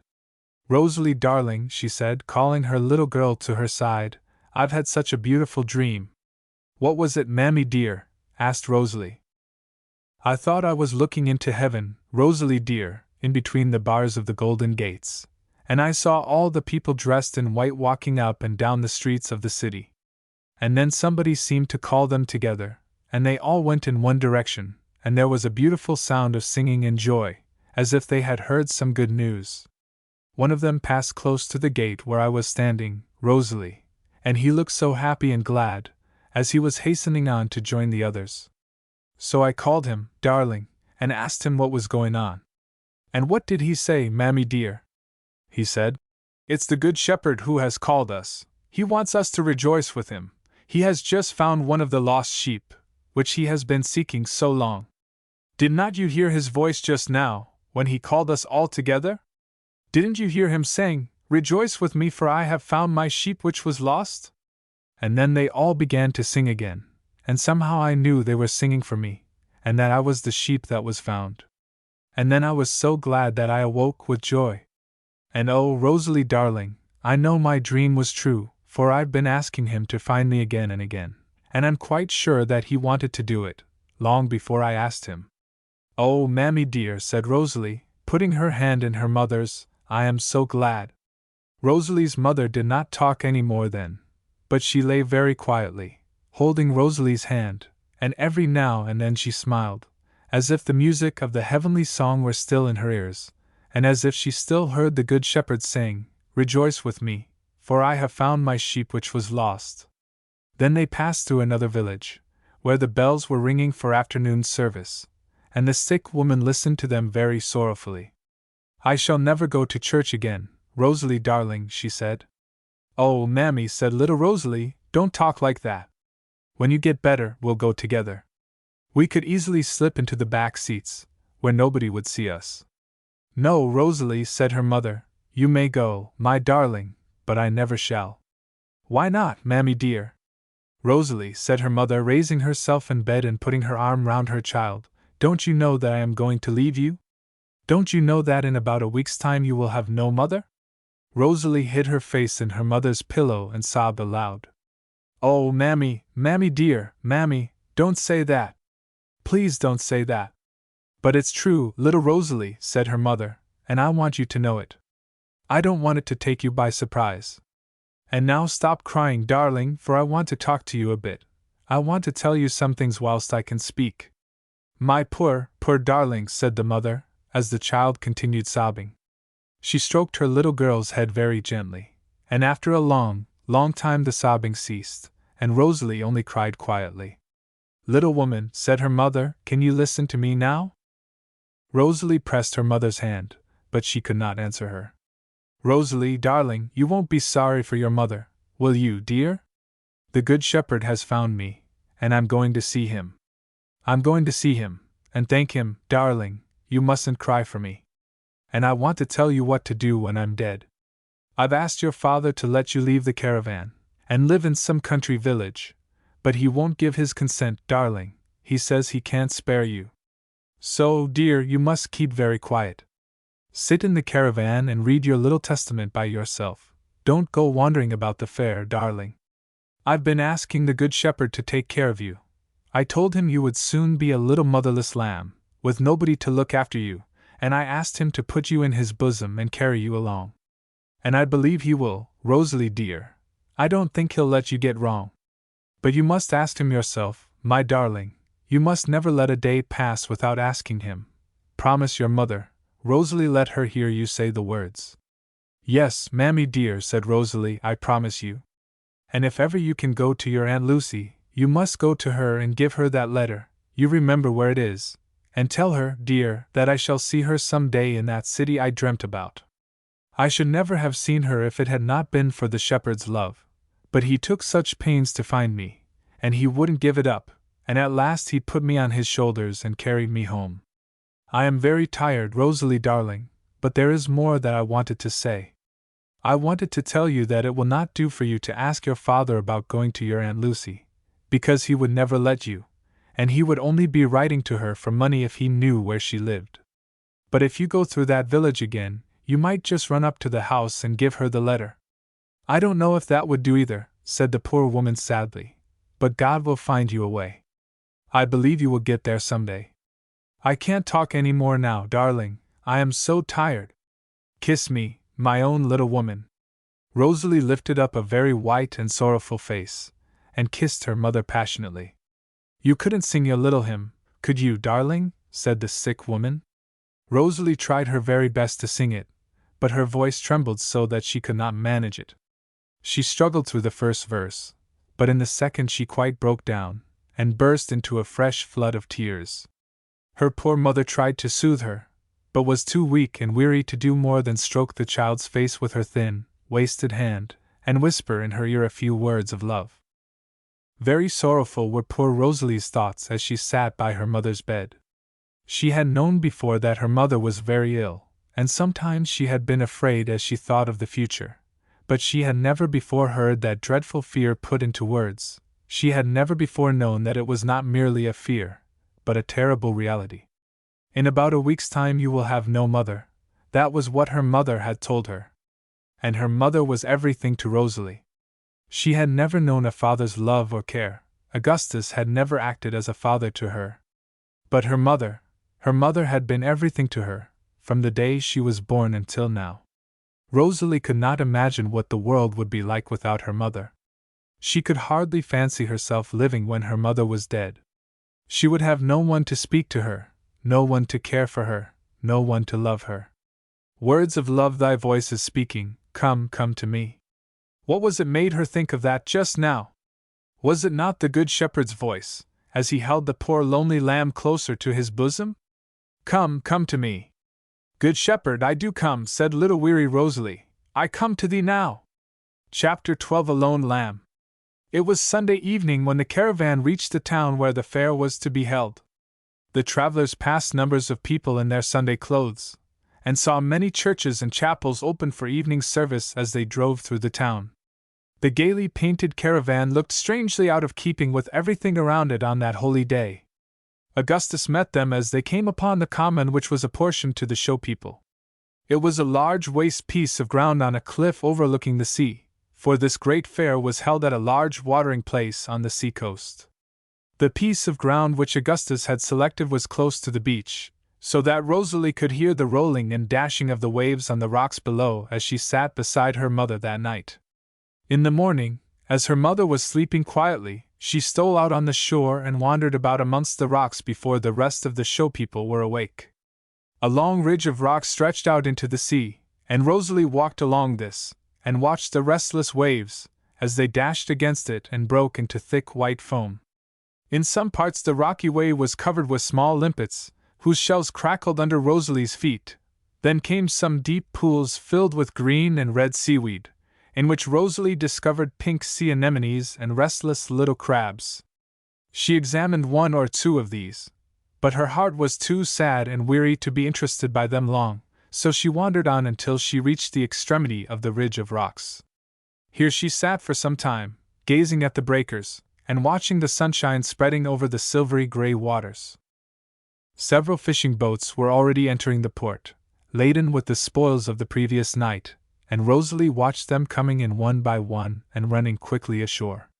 One of them passed close by the spot where the child was sitting.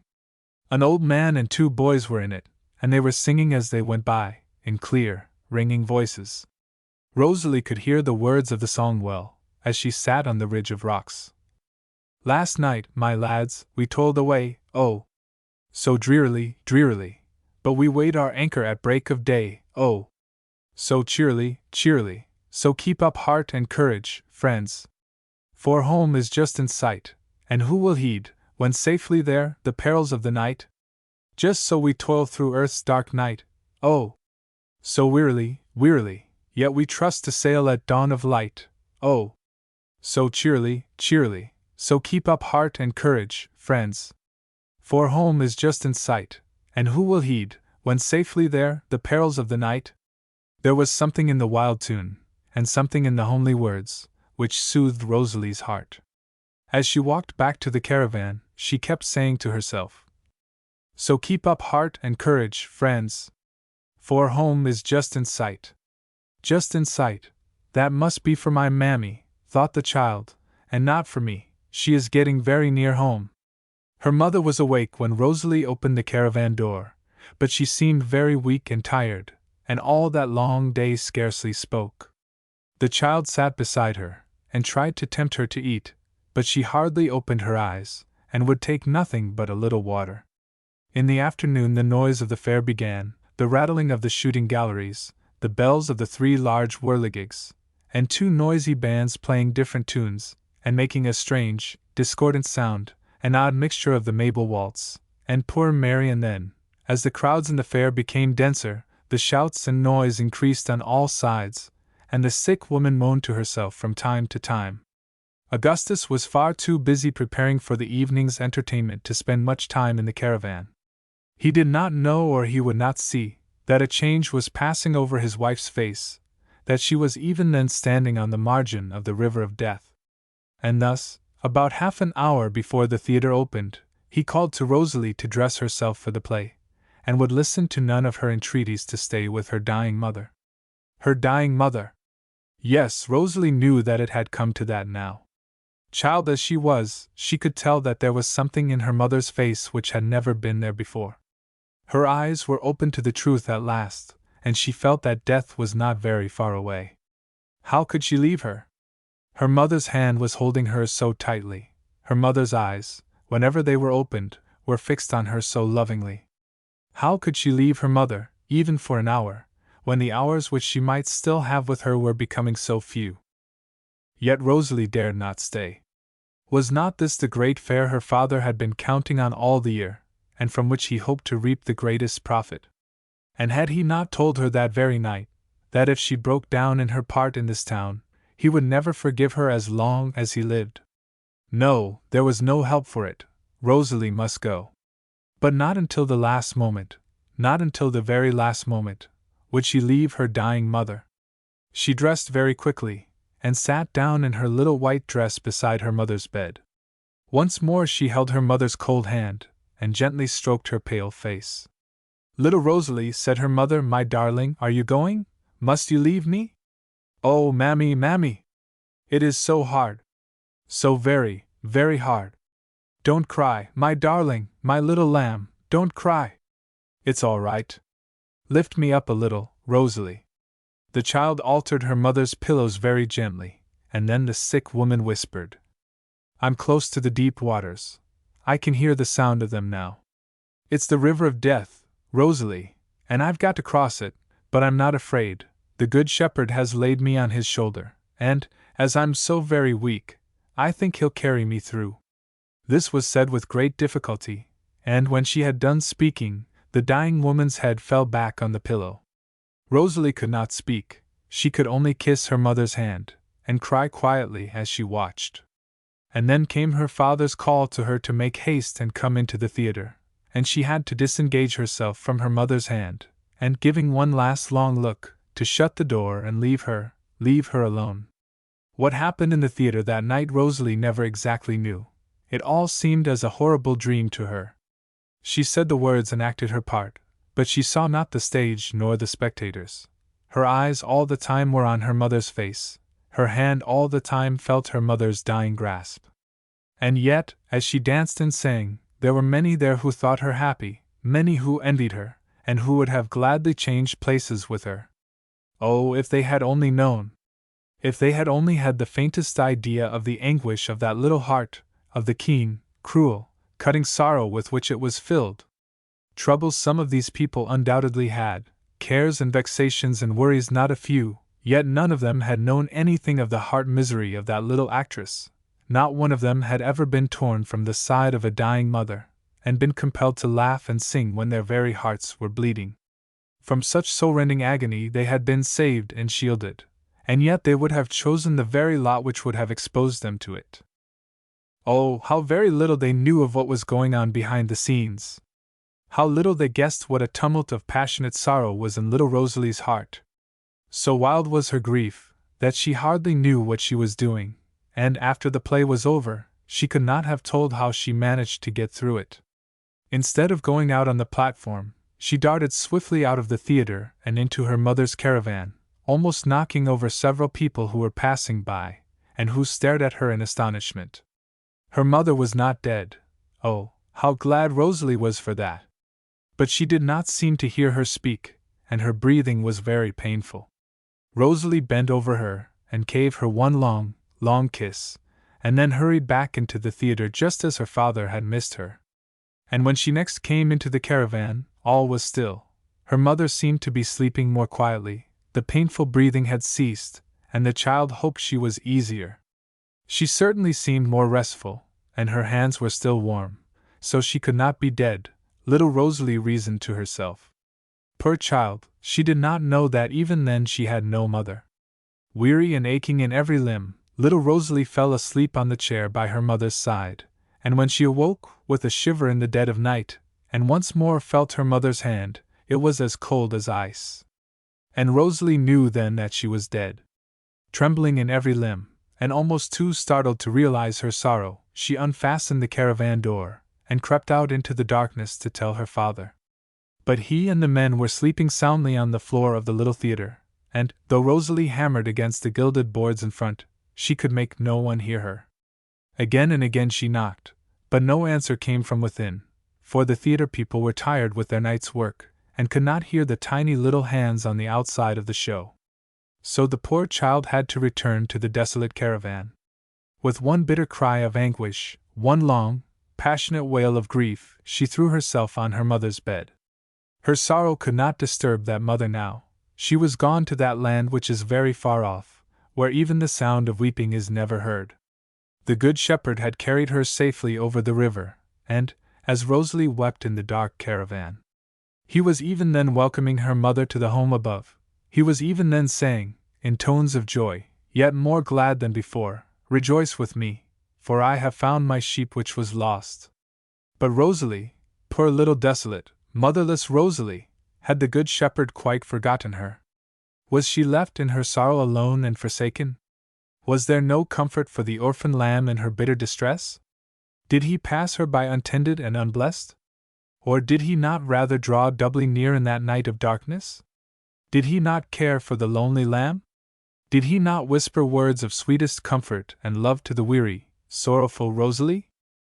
If not, what was it that made her feel, as she lay on her mother's bed, that she was not altogether deserted, that there was one who loved her still? What was it that gave her that strange, happy feeling that she was lying in the Good Shepherd's arms, and that he was folding her to his bosom even more tenderly than her mother had done?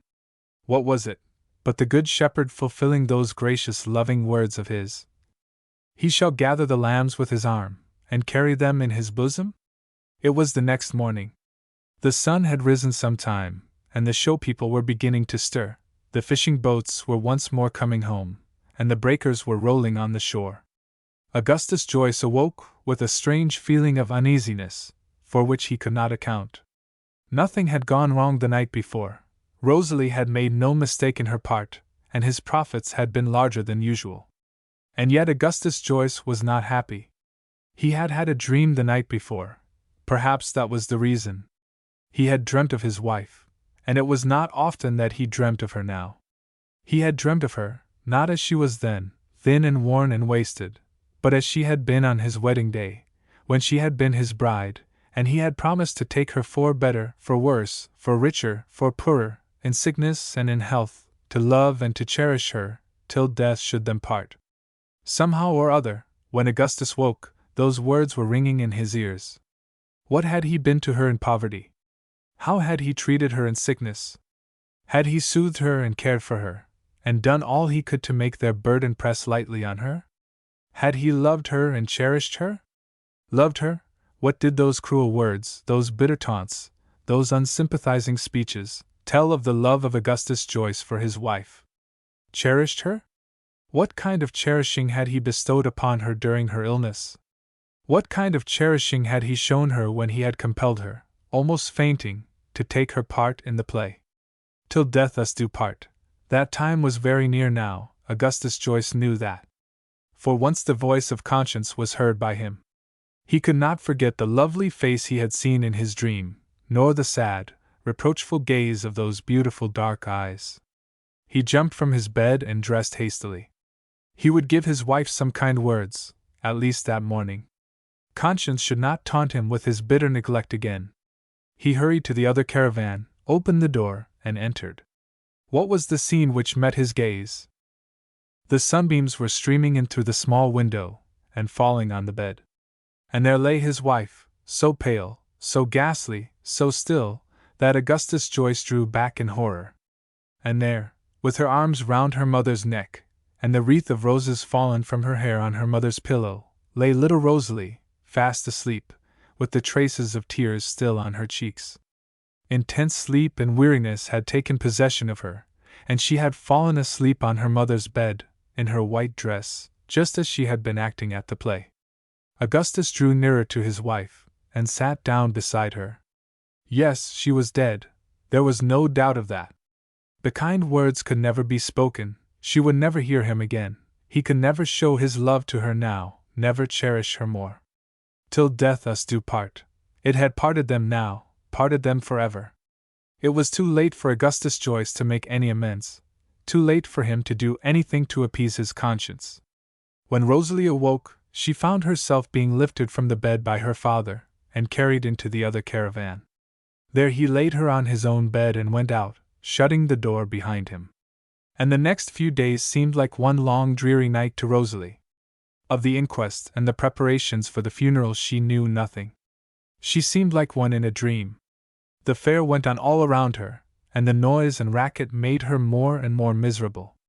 What she liked best was to hear the dull roaring of the sea, after the naphtha lights were out and all in the fair was still. For, somehow, with the roaring of the waves the fisherman's song came back to her. So keep up heart and courage, friends, for home is just in sight, and who will heed, when safely there, the perils of the night?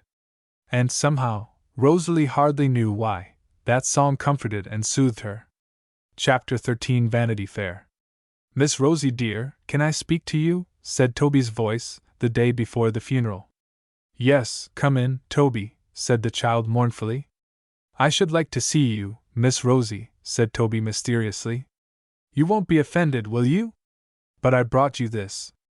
Then followed a great fumbling in Toby's pockets, and from the depths of one of them was produced a large red pocket handkerchief, from which, when he had undone the various knots, he took out most carefully a little parcel, which he laid on Rosalie's knee. "It's only a bit of black, Miss Rosie dear," he said. "I thought you could put it on tomorrow, and you mustn't mind my seeing after it. There was no one to do it but me." And before Rosalie could thank him, he was gone. When she opened the parcel, she found in it a piece of broad black ribbon, and a little black silk handkerchief, the best poor Toby could obtain. Rosalie's tears fell afresh as she fastened the ribbon on her hat, to be ready for the sorrowful service on the morrow. The fair was nearly over, yet some of the shows lingered, and there were still crowds of children round the whirligigs and shooting galleries when the mournful procession went by. The children at first drew back in astonishment. It was an unexpected sight, a coffin on the fair ground. But astonishment soon gave way to curiosity, and they crowded round the little band of mourners, and followed them nearly to the cemetery. Augustus went through the service with an unmoved face. Conscience had been making its final appeal the last few days, and had made one last and mighty effort to arouse Augustus Joyce to repentance. But he had stifled conscience, suppressed it, trampled on it, extinguished it. God's Holy Spirit had been resisted and quenched already, and the conscience of the impenitent sinner was seared as with a hot iron. All the company of the theatre followed Augustus Joyce's wife to the grave, and more than one of them felt unusually moved as they looked at little sorrowful Rosalie walking by her father's side. She was quite calm and quiet, and never shed a tear until the service was over, and she was walking through the quiet cemetery a little behind the rest of the party. Then her eyes fell upon Toby, who was walking near her with an air of real heartfelt sorrow on his honest face. He had tied a piece of crape round his hat and a black handkerchief round his neck, out of respect for his late mistress and for his mistress's little daughter. Something in the curious way in which the crape was fastened on, something in the thought of the kindly heart which had planned this token of sympathy, touched Rosalie, and brought tears to her eyes for the first time on that sorrowful day. For sometimes, when a great sorrow is so strong as to shut up with a firm hand those tears which would bring relief to the aching heart, a little thing, a very little thing, perhaps only a flower which our lost one loved, or something she touched for the last time or spoke of on the last day, or, it may be, as with Rosalie, only a spark of kindly sympathy where we have scarcely looked for it, and an expression of feeling which was almost unexpected, such a little thing as this will open in a moment the floodgates of sorrow, and give us that relief for which we have been longing and yearning in vain. So Rosalie found it. The moment her eyes rested on Toby's face and on Toby's bit of crape, she burst into a flood of tears, and was able to weep out the intenseness of her sorrow. And after that came a calm in her heart, for somehow she felt as if the angels' song was not yet over, as if they were still singing for joy over her mother's soul, and as if the Lord, the Good Shepherd, were still saying, "Rejoice with me, for I have found my sheep which was lost." Then they left the seaport town, and set off for a distant fair. And little Rosalie was very solitary in her caravan. Everywhere, and in everything she felt a sense of loss. Her father came occasionally to see her, but his visits were anything but agreeable, and she always felt relieved when he went away again to the other caravan. Thus the hours by day seemed long and monotonous, with no one inside the caravan to speak to, no one to care for or to nurse. She often climbed beside Toby and watched him driving, and spoke to him of the things which they passed by the way. But the hours by night were the longest of all, when the caravan was drawn up on a lonely moor, or in a thickly wooded valley, when Rosalie was left alone through those long desolate hours, and there was no sound to be heard but the hooting of the owls and the soughing of the wind amongst the trees. Then indeed little Rosalie felt desolate, and she would kneel upon one of the boxes, and look out towards the other caravans, to be sure that they were near enough to hear her call to them if anything happened. Then she would kneel down and repeat her evening prayer again and again, and entreat the Good Shepherd to carry her in his arms, now that she was so lonely and had no mother. But they soon arrived at the fair for which they were bound. The acting went on as usual, and Rosalie had once more to take her place on the stage.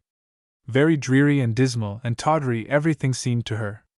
Her little white dress, the dress in which she had lain by her mother's side, was soiled and tumbled, and the wreath of roses looked crushed and faded. As Rosalie took it from the box, there was no mother to fasten it on her hair, no mother to cheer and comfort her as she went slowly up the theater steps. Her father was looking for her, and told her they were all waiting, and then the play commenced. Rosalie's eyes wandered up and down the theater, and she wondered how it was that when she was a very little girl she had thought it so beautiful. It was just the same now as it had been then. The gilding was just as bright, the lamps were just as sparkling, the scenery had been repainted, and was even more showy and striking. Yet it all looked different to Rosalie. It seemed to her very poor and disappointing and paltry, as she looked at it from her place on the stage. And then she thought of her mother, and of the different place in which she was spending that very evening. Rosalie had been reading about it that afternoon before she dressed herself for the play. She thought of the streets of gold on which her mother was walking, pure gold, not like the tinsel and gilt of the theater. She thought of the white robe, clean and fair, in which her mother was dressed, so unlike her little tumbled, soiled frock. She thought of the new song her mother was singing, so different from the coarse, low songs that were being sung in the theater. She thought of the music to which her mother was listening, the voice of harpers harping with their harps, and she thought how different it was from the noisy band close to her, and from the clanging music which her father's company was making. She thought, too, of the words which her mother was saying to the Good Shepherd, perhaps even then, "Thou art worthy, for thou wast slain, and hast redeemed me to God by thy blood." How different were these words from the silly, foolish, profane words she herself was repeating. Oh, did her mother think of her? How little Rosalie wondered if she did. And oh, how often she longed to be with her mother in the Golden City, instead of in the hot, wearying theater. And so the weeks went on. Fair after fair was visited. Her father's new play was repeated again and again, till it seemed very old to Rosalie. The theater was set up and taken down, and all went on much as usual. There was no change in the child's life, except that she had found a new occupation and pleasure. And this was teaching Toby to read. "Miss Rosie," he had said one day, "I wish I could read the Testament." "Can't you read, Toby?" "Not a word, missy. I only wish I could. I've not been what I ought to be, Miss Rosie, and I do want to do different. Will you teach me?" And so it came to pass that Rosalie began to teach poor Toby to read. And after that she might often be seen perched on the seat beside Toby, with her Testament in her hand, pointing out one word after another to him as they drove slowly along. And when Toby was tired of reading, Rosalie would read to him some story out of the Bible. But the one they both loved best, and the one they read more often than any other, was the parable of the lost sheep. Rosalie was never tired of reading that, nor Toby of hearing it. There was one thing for which Rosalie was very anxious, and that was to meet little Mother Manikin again. At every fair they visited she looked with eager eyes for the royal show of dwarfs. But they seemed to have taken a different circuit from that of the theater party, for fair after fair went by without Rosalie's wish being gratified. But at length one afternoon, the last afternoon of the fair, Toby came running to the caravan with an eager face. "Miss Rosie," he said, "I've just found the royal show of dwarfs. They're here, Miss Rosie," and as soon as I caught sight of the picture over the door, thinks I to myself, "Miss Rosie will be glad." So I went up to the door and spoke to the conductor. "They've got a new one, Miss Rosie, and he said they were going tonight, so I ran off at once to tell you. I knew you would like to see little Mother Manikin again." "Oh dear," said the child, "I am glad. You'll have to go at once, Miss Rosie. They're to start tonight the moment the performance is over. They're due at another fair tomorrow." "How was it that you didn't see the show before, Toby?" "I don't know how it was, Miss Rosie, unless that it's at the very far end of the fair, and I haven't happened to be down that way before. Now, Miss Rosie dear, if you like I'll take you. But I daren't leave the caravan, Toby, and Father has the key. It wouldn't be safe, would it, with all these people about?" "No," said Toby, as he looked down on the surging mass of people, "I don't suppose it would. You'd have all your things stolen, Miss Rosie." "What shall I do?" said the child. Well, if you wouldn't mind going by yourself, Miss Rosie, I'll keep guard here. Rosalie looked rather fearfully at the dense crowd beneath her. She had never wandered about the fair, but had kept quietly in the caravan, as her mother had wished her to do so. She knew very little of what was going on in other parts of the ground. Where is it, Toby? She asked. Right away at the other end of the field, Miss Rosie. Do you hear that clanging noise? Yes, said Rosalie, very well. It sounds as if all the tin trays in the town were being thrown one upon another. That's the Giant's Cave, Miss Rosie, where that noise is, and the dwarf show is close by. Keep that noise in your ears, and you will be sure to find it. So Rosalie left Toby in the caravan, and went down into the pushing crowd. It was in the middle of the afternoon, and the fair was full of people. They were going in different directions, and it was hard work for Rosalie to get through them. It was only by very slow degrees that she could make her way through the fair. It was a curious scene. A long row of bright gilded shows was on one side of her, and at the door of each stood a man addressing the crowd, and setting forth the special merits and attractions of his show. First, there were the waxworks, with a row of specimen figures outside, and their champion proclaiming, "Ladies and gentlemen, here is the most select show in the fair. Here is amusement and instruction combined. Here is nothing to offend the moral and artistic taste. You may see here Abraham offering up Aaron, and Henry IV in prison, Cain and Abel in the Garden of Eden, and William the Conqueror driving out the ancient Britons." Then, as Rosalie pressed on through the crowd, she was jostled in front of the show of the giant boy and girl. Here there was a great concourse of people, gazing at the huge picture of an enormously fat Highlander, which was hung over the door. There was a curious band in front of this show, consisting of a man beating a drum with his right hand and turning a barrel organ with his left, and another man blowing vociferously through a trumpet. In spite of all this noise, a third man was standing on a raised platform, addressing the crowds beneath. I say, now exhibiting, the great Scotch brother and sister, the greatest man and woman ever exhibited. All for tuppence, all for tuppence. Children half price. You're just in time, you're in capital time. I'm so glad to see you in such good time. Come now, take your seats, take your seats. Rosalie struggled on, but another enormous crowd stopped her way. This time it was in front of the show of marionettes, or dancing dolls. On the platform outside the show was a man, shaking a doll dressed as an ironclad soldier. These are not living actors, ladies and gentlemen, cried the man outside, yet if you come inside you will see wonderfully artistic feats. None of the figures are alive, which makes the performance so much more interesting and pleasing. Now's your chance, ladies and gentlemen. Now's your chance. There's plenty of room. It isn't often I can tell you so, it is the rarest occurrence, but now there is nice room. Now's your chance. Past all these shows Rosalie pushed, longing to get on yet unable to hurry. Then she came to a corner of the fair where a cheap jack was crying his wares. Here's a watch, said the man, holding it up, cost £2.10. I couldn't let you have it for a penny less. I'll give anyone £5 that will get me a watch like this for £2.10 in any shop in the town. Come now, anyone say £2.10? Giving a great slap on his knee. £2.10, £2.10. Well, I'll tell you what, I'll take off the £2. I'll say 10 shillings.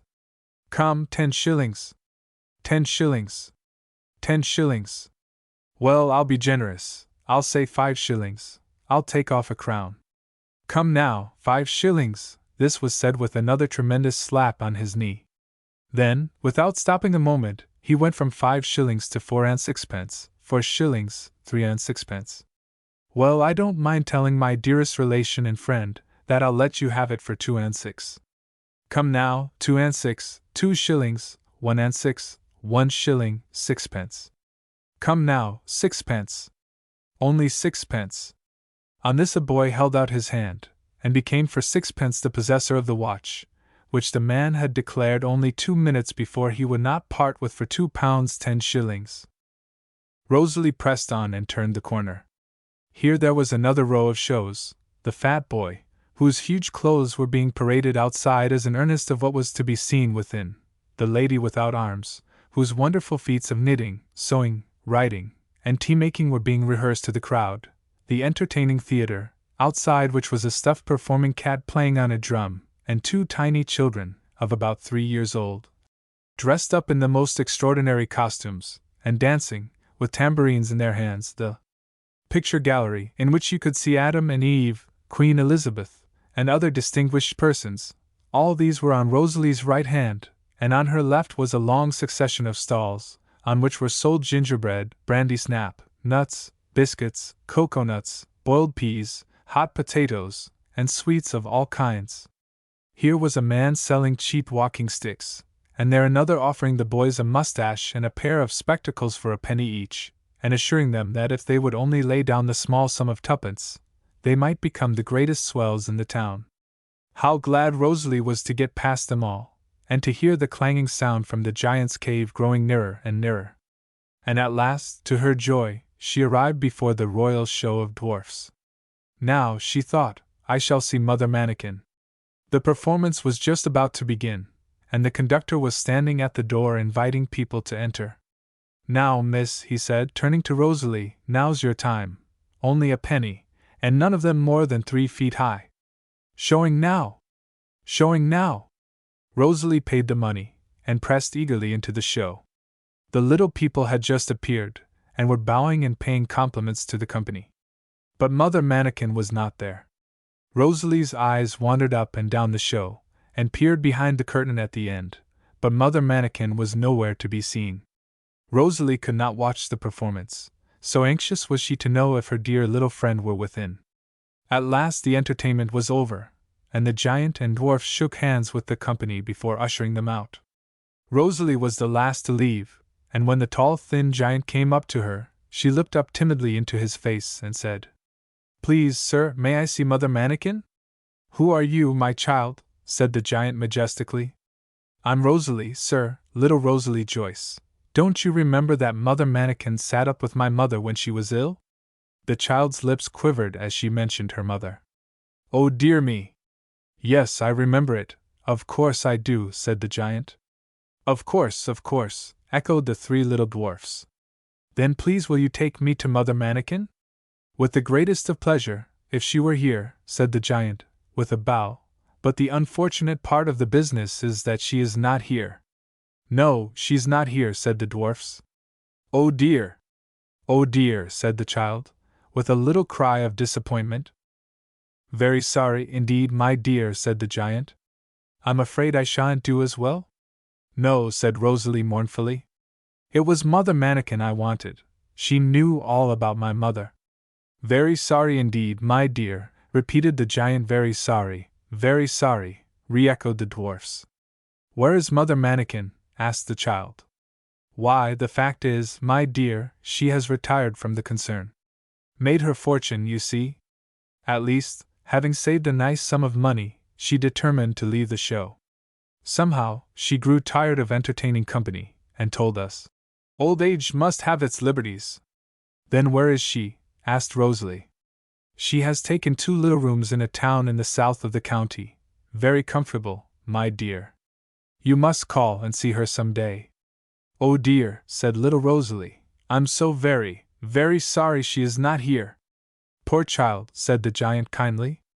Poor child, said the dwarfs as kindly. Rosalie turned to go, but the giant waved her back. A glass of wine, Susanna, he said. Yes, a glass of wine, said Master Puck and Miss Mab. Oh no, said the child. No, thank you, not for me. A cup of tea, Susanna, called the giant. Oh no, said Rosalie, I must go. Toby is keeping guard for me. I mustn't stay a minute. Won't you? Said the giant reproachfully. Then goodbye, my dear. I wish I could escort you home, but we mustn't make ourselves too cheap, you know. Goodbye, my dear, goodbye, said Master Puck and Miss Mab. So Rosalie sorrowfully turned homewards, and struggled out through the surging mass of people. The conductor at the door pointed out to her a shorter way to the theater caravan. She was glad to get out of the clanging sound of the giant's cave, from the platform of which a man was assuring the crowd that if only they would come to this show, they would be sure to come again that very evening, and would bring all their dearest friends with them. Then the child went through a long covered bazaar, in which was a multitude of toys, wax dolls, wooden dolls, china dolls, composition dolls, rag dolls, and dolls of all descriptions, together with wooden horses, donkeys, elephants, and every kind of toy in which children delight. After this she came out upon a more open space, where a happy family was being displayed to an admiring throng. It consisted of a large cage fastened to a cart, which was drawn by a comfortable-looking donkey. Inside the cage were various animals, living on the most friendly terms with each other, a little dog, in a smart coat, playing with several small white rats, a monkey hugging a little white kitten, a white cat, which had been dyed a brilliant yellow, superintending the sports of a number of mice and dormice, and a duck, a hen, and a guinea pig, which were conversing together in one corner of the cage. Over this motley assembly was a board which announced that this happy family was supported entirely by voluntary contributions, and a woman was going about amongst the crowd shaking a tin plate at them, and crying out against their stinginess if they refused to contribute. Rosalie passed the happy family with difficulty, and made her way down another street in the fair. On one side of her were shooting galleries making a deafening noise, and on the other were all manner of contrivances for making money. First came machines for the trial of strength, consisting of a flat pasteboard figure of the Shah, or some other distinguished person, holding on his chest a dial plate, the hand of which indicated the amount of strength possessed by any one who hit a certain part of the machine with all his might. "Come now!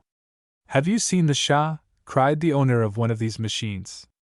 "Come now, try your strength. I believe you're the strongest fellow that has passed by today. Come now, let's see what you can do."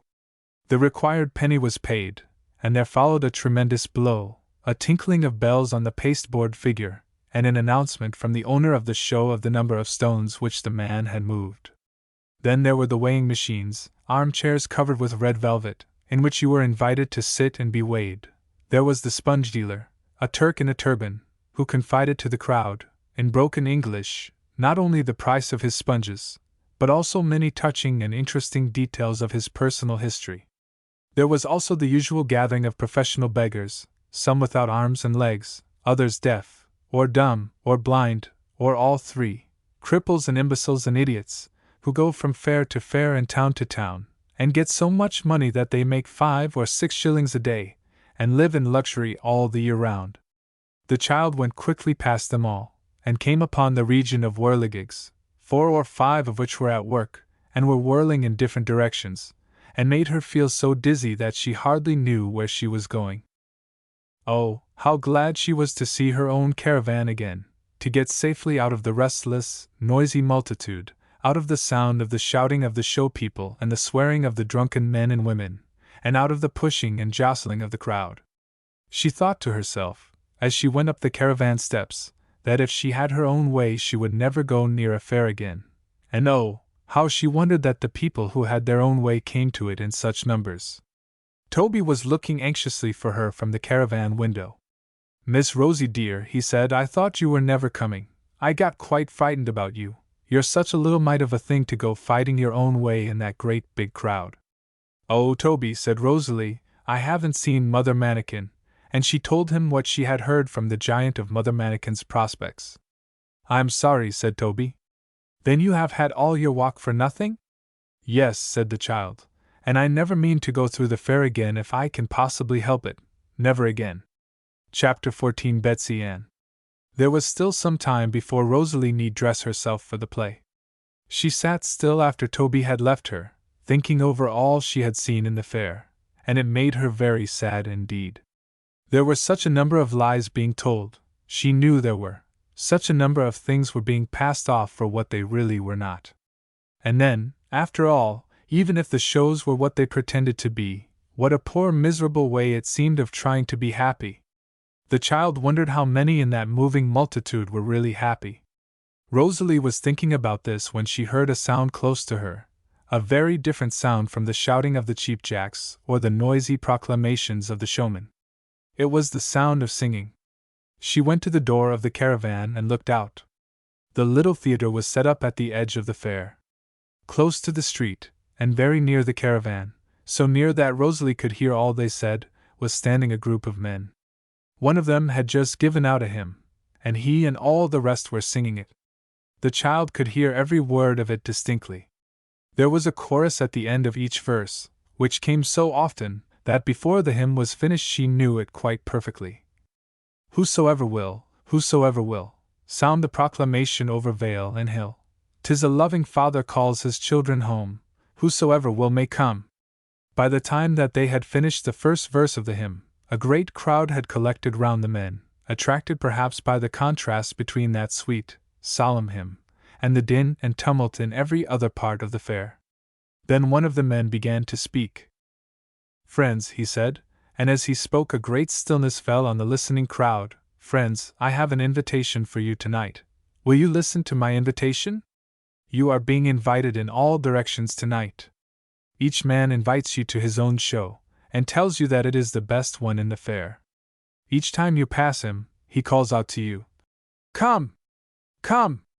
Come now! Now's your time!' My friends, I too have an invitation for you tonight.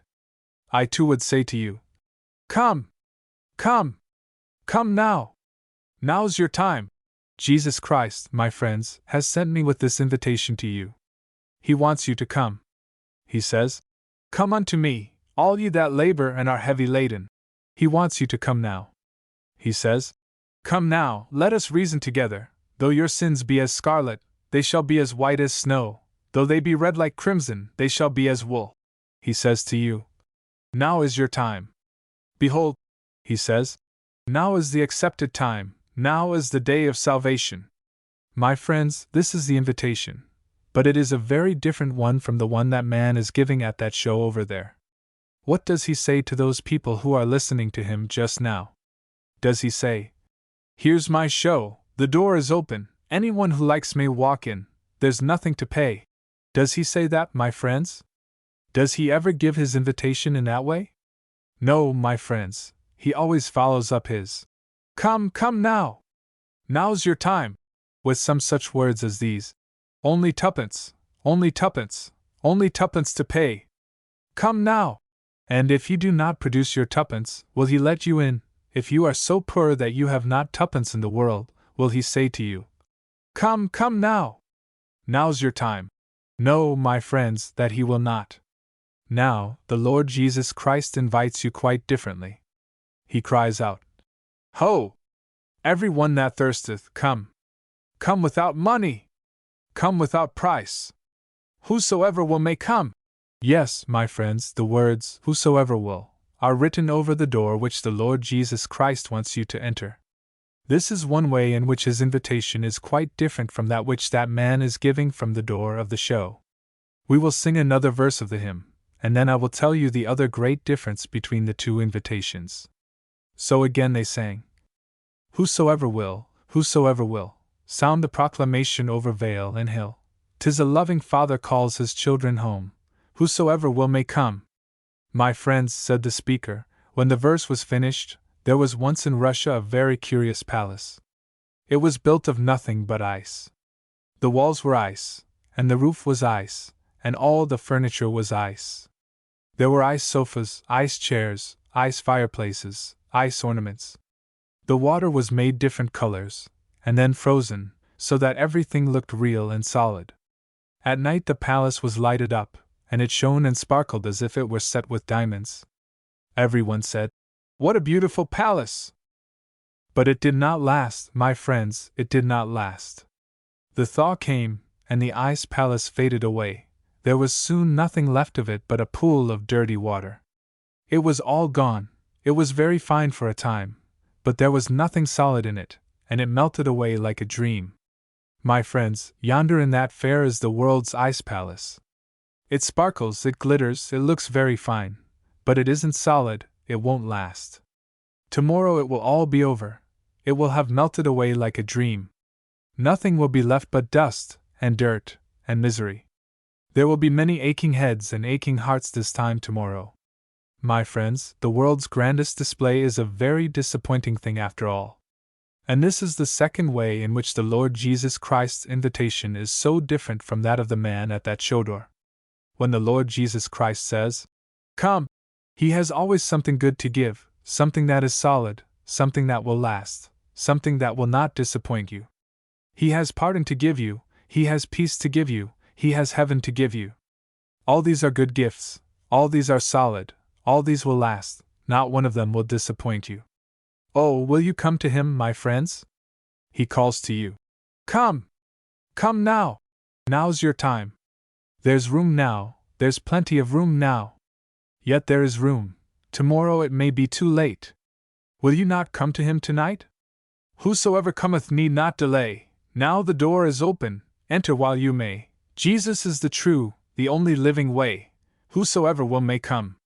Whosoever will, sound the proclamation over vale and hill.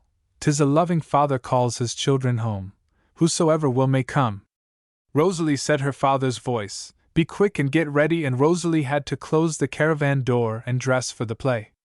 But the hymn and the sermon were treasured up in the child's heart, and were never forgotten by her. That was the last fair which Augustus Joyce visited that year. The cold weather was coming on. Already there had been 1 or 2 severe frosts, and the snow had come beating down the caravan chimney, almost extinguishing the little fire. Augustus thought it was high time that he sought for winter quarters, and, having made an engagement in a low town theatre for the winter months, he determined to go to the town at once, and dismiss his company until the spring. On the road to the town they passed many other caravans, all bound on the same errand, coming like swallows to a warmer clime. Rosalie's father went first to an open space or stable-yard, where the caravans were stowed away for the winter.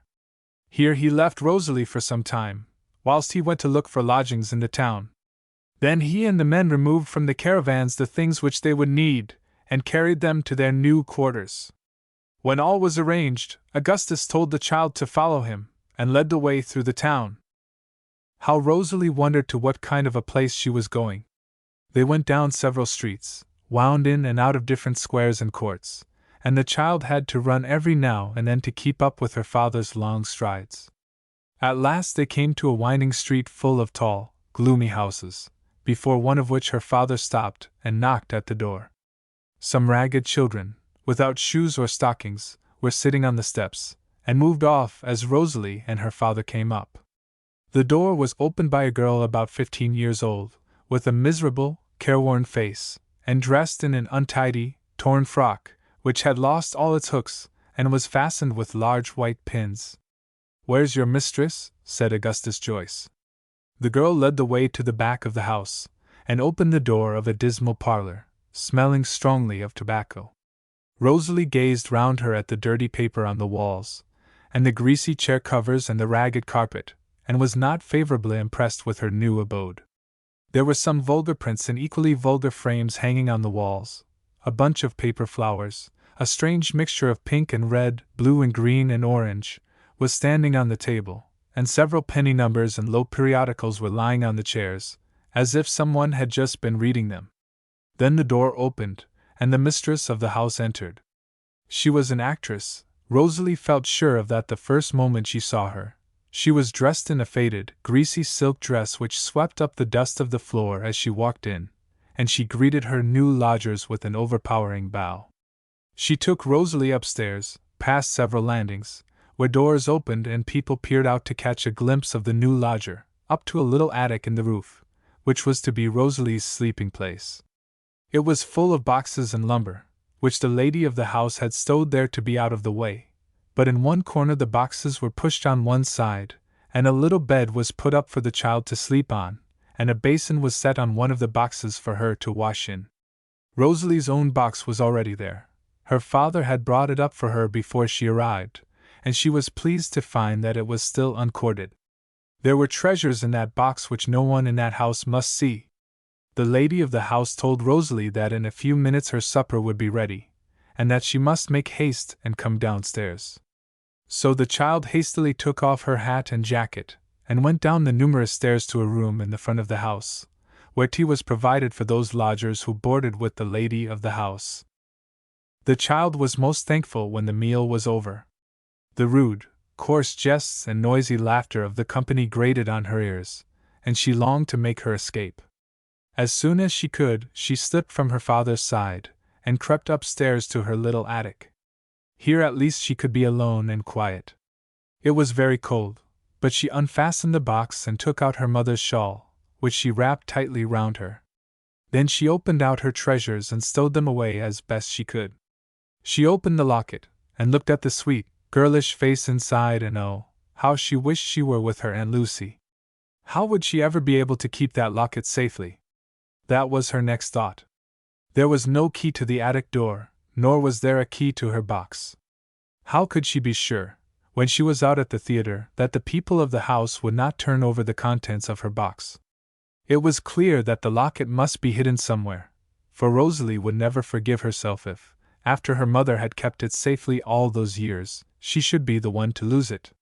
She sat for some time thinking how she should dispose of it, and then came to the conclusion that the only way would be to wear it night and day round her neck underneath her dress, and never on any account to let any one catch sight of it. It was some time before she could carry out this plan to her satisfaction.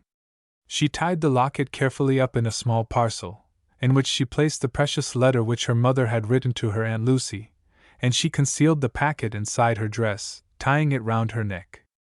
After this Rosalie felt more easy, and took out her little articles of clothing, and hung them on some nails which she found on the attic door.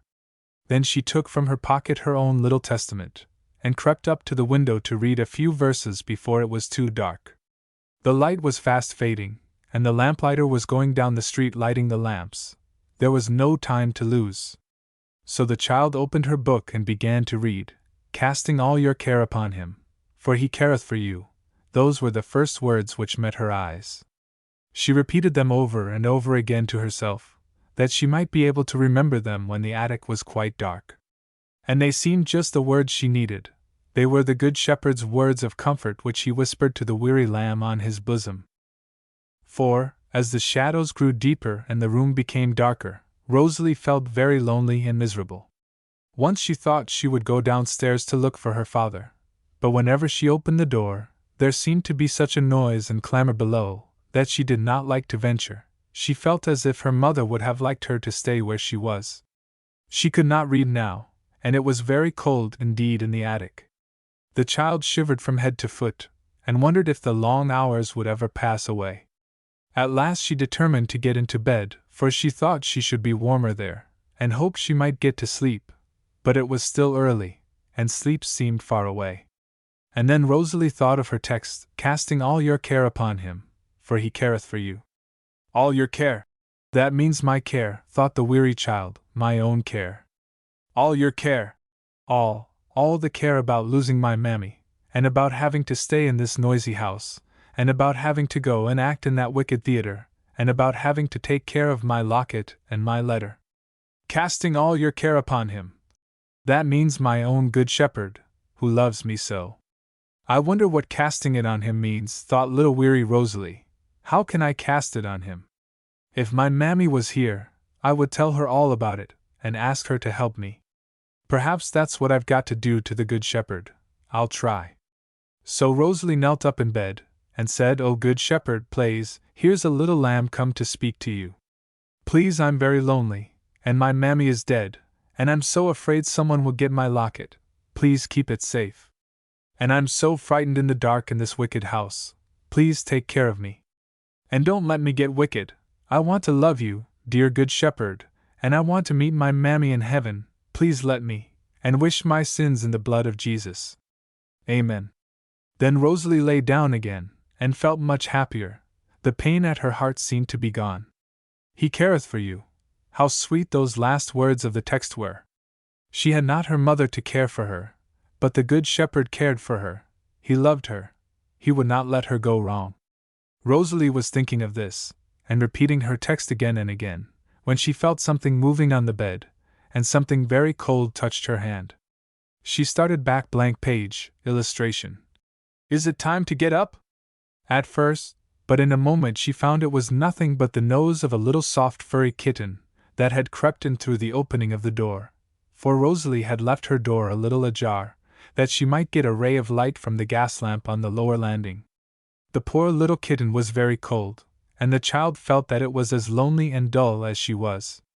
She put it in a snug place in her arms and stroked it very gently, till the tiny creature purred softly with delight. Rosalie did not feel so lonely after the kitten had come to her. She had been lying still for some time, when she heard a step on the stairs, and her father's voice called, "Rosalie, where are you?" "I'm in bed," said little Rosalie. "Oh, all right," said her father. "I couldn't find you. Good night."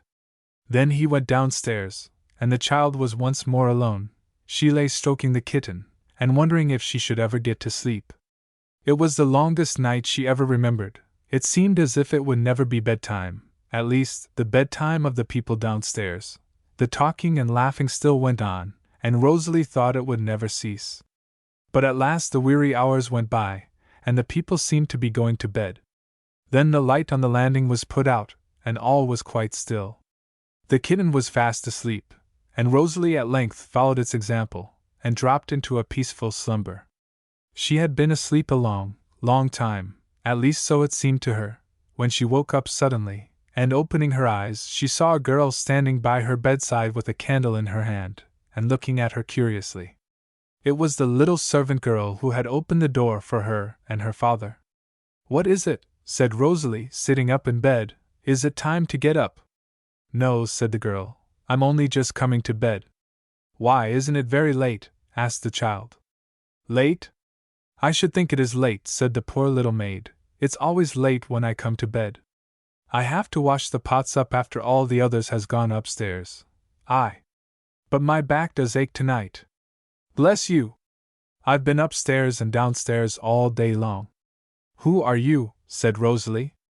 "I'm kitchen maid here," said the girl. "I sleep in the attic next you. What did you come to bed so soon for?" "I wanted to be by myself," said Rosalie. "There was such a noise downstairs." "La!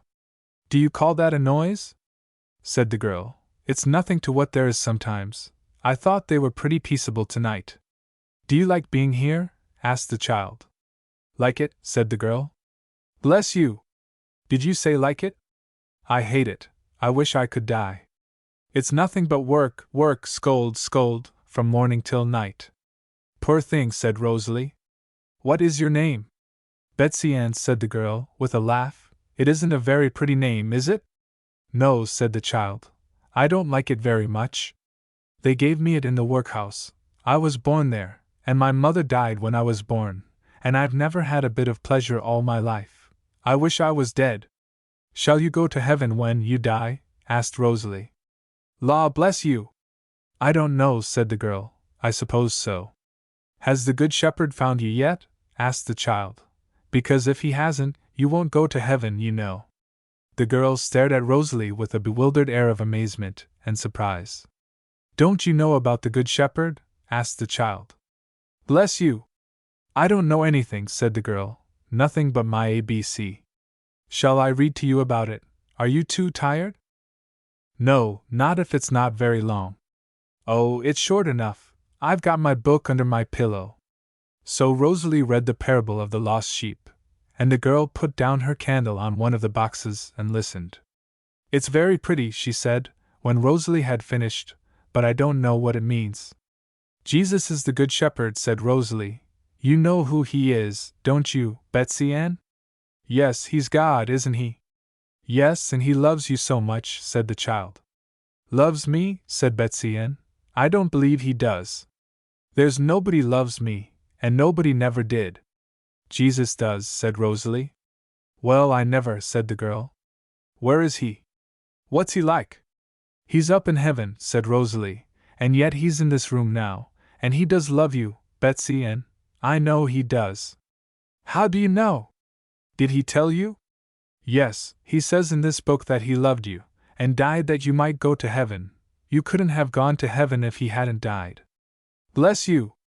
I wish I knew as much as you do," said the girl. "Will you come up here sometimes, and I'll read to you?" said Rosalie. "La! Catch Mrs. letting me. She won't let me wink scarcely. I never get a minute to myself, week in week out." "I don't know what I can do then," said Rosalie. Could you come on Sunday? Bless you! Sunday? Busiest day in the week here. Lodgers are all in, and want hot dinners. Then I can't see a way at all, said Rosalie. I'll tell you what, said the girl. I'll get up 10 minutes earlier, and go to bed 10 minutes later, if you'll read to me out of that little book, and tell me about somebody loving me. 10 minutes in the morning and 10 minutes at night. Come, that will be 20 minutes a day. That would be very nice, said Rosalie. But I get up awful soon, said Betsy, and, afore ever there's a glimmer of light. Would you mind being waked up then? Oh, not a bit, said Rosalie, if only you'll come. I'll come safe enough, said the girl. I like you. She took up her candle and was preparing to depart when she caught sight of the kitten's tail peeping out from Rosalie's pillow. Law bless you! There's that kit! Yes, said the child. We're keeping each other company, me and the kitten. I should think it's glad to have a hit of quiet, said Betsy, and it gets nothing but kicks all day long, and it's got no mother. She was found dead in the coal cellar last week. It's been pining for her ever since. Poor little thing, said Rosalie, and she held it closer to her bosom. It was a link of sympathy between her and the kitten. They were both motherless, and both pining for their mother's love. She would pet and comfort that little ill-used kitten as much as ever she could. Then Betsy and wished Rosalie good night, took up her candle, and went to her own attic, dragging her shoes after her. And Rosalie fell asleep. Chapter 15 Life in the Lodging House. True to her promise, Betsy Ann appeared in the attic the next morning at 10 minutes to 5. Poor girl, she had only had 4 hours' sleep, and she rubbed her eyes vigorously to make herself wide awake, before she attempted to wake Rosalie. Then she put down her candle on the box and looked at the sleeping child. She was lying with one arm under her cheek, and the other round the kitten. It seemed a shame to wake her, but the precious 10 minutes were going fast, and it was Betsy Ann's only chance of hearing more of what had so roused her curiosity the night before. It was her only opportunity of hearing of someone who loved her. And to be loved was quite a new idea to the workhouse child. She had been fed, and clothed, and provided for, to a certain extent, but none in the whole world had ever done anything for Betsy, and because they loved her, that was an experience which had never been hers. And yet there had been a strange fascination to her in those words Rosalie had spoken the night before. He loves you so much, she must hear some more about it. So she gave Rosalie's hand, the hand which was holding the kitten, a very gentle tap. I say, she said, I say, the 10 minutes are going. The sleepy child turned over, and said dreamily, I'll come in a minute, father. Have you begun? No, it's me, said the girl, it's me. It's Betsy, and don't you know you said you would read to me? Bless me! I wish I hadn't waked you, you look so tired. Oh yes, I remember, said Rosalie, jumping up. I'm quite awake now. How many minutes are there? Oh, 7 or 8 at most, said Betsy Ann, with a nod. Then we mustn't lose a minute, said the child, pulling her Testament from under her pillow. La! I wish I was a good scholar like you, said Betsy Ann, as Rosalie quickly turned over the leaves, and found the verse she had fixed on the night before for her first lesson to the poor ignorant kitchen maid. For ye know the grace of our Lord Jesus Christ, that, though he was rich, yet for your sakes he became poor, that ye through his poverty might be rich. Isn't that a beautiful verse? Said little Rosalie. I used to read it to my mammy, and she liked it so much. Tell me about it, said Betsy Ann. Put it plain like for me. Ye know, said Rosalie, that's how it begins. You don't know, Betsy Ann, but you will do soon, won't you? La! Yes, said the girl, I hope I shall. Ye know the grace. I'm not quite sure what grace means. I was thinking about it the other day. And now my mammy's dead, I've no one to ask about things, but I think it must mean love. It seems as if it ought to mean love in this verse. And he does love us, you know, Betsy Ann. So we can't be far wrong if we say it means love. Ye know the love of our Lord Jesus Christ. That's the one we talked about last night, the one who loves you, Betsy Ann. That though he was rich. That means he lived in heaven, my mammy said, and had ever so many angels to wait on him, and everything he wanted, all bright and shining. Yet for your sakes. That means your sake, Betsy Ann, just as much as if it had said, You know the love of the Lord Jesus Christ, that, though he was rich, yet for Betsy Ann's sake he became poor. Well, I never, said Betsy Ann. Poor, repeated the child. So poor, my mammy said, that he hadn't a house, and had to tramp about from one place to another, and had to work in a carpenter's shop, and used to be hungry just like we are. Well, I never, said Betsy Ann. Whatever did he do that for? That's the end of the verse, said Rosalie. That ye through his poverty might be rich. That is, he came to be poor and die, that you might be rich and go to live up where he came from, up in the city of gold, and have the angels wait on you, and live with him always up there. Betsy Ann opened her eyes wider and wider in astonishment. Well, now, I never heard the like. Why didn't nobody never tell me nothink about it afore? I don't know, said Rosalie. Is the time up? Very near, said Betsy Ann with a sigh. There's lots to do afore Missus is up.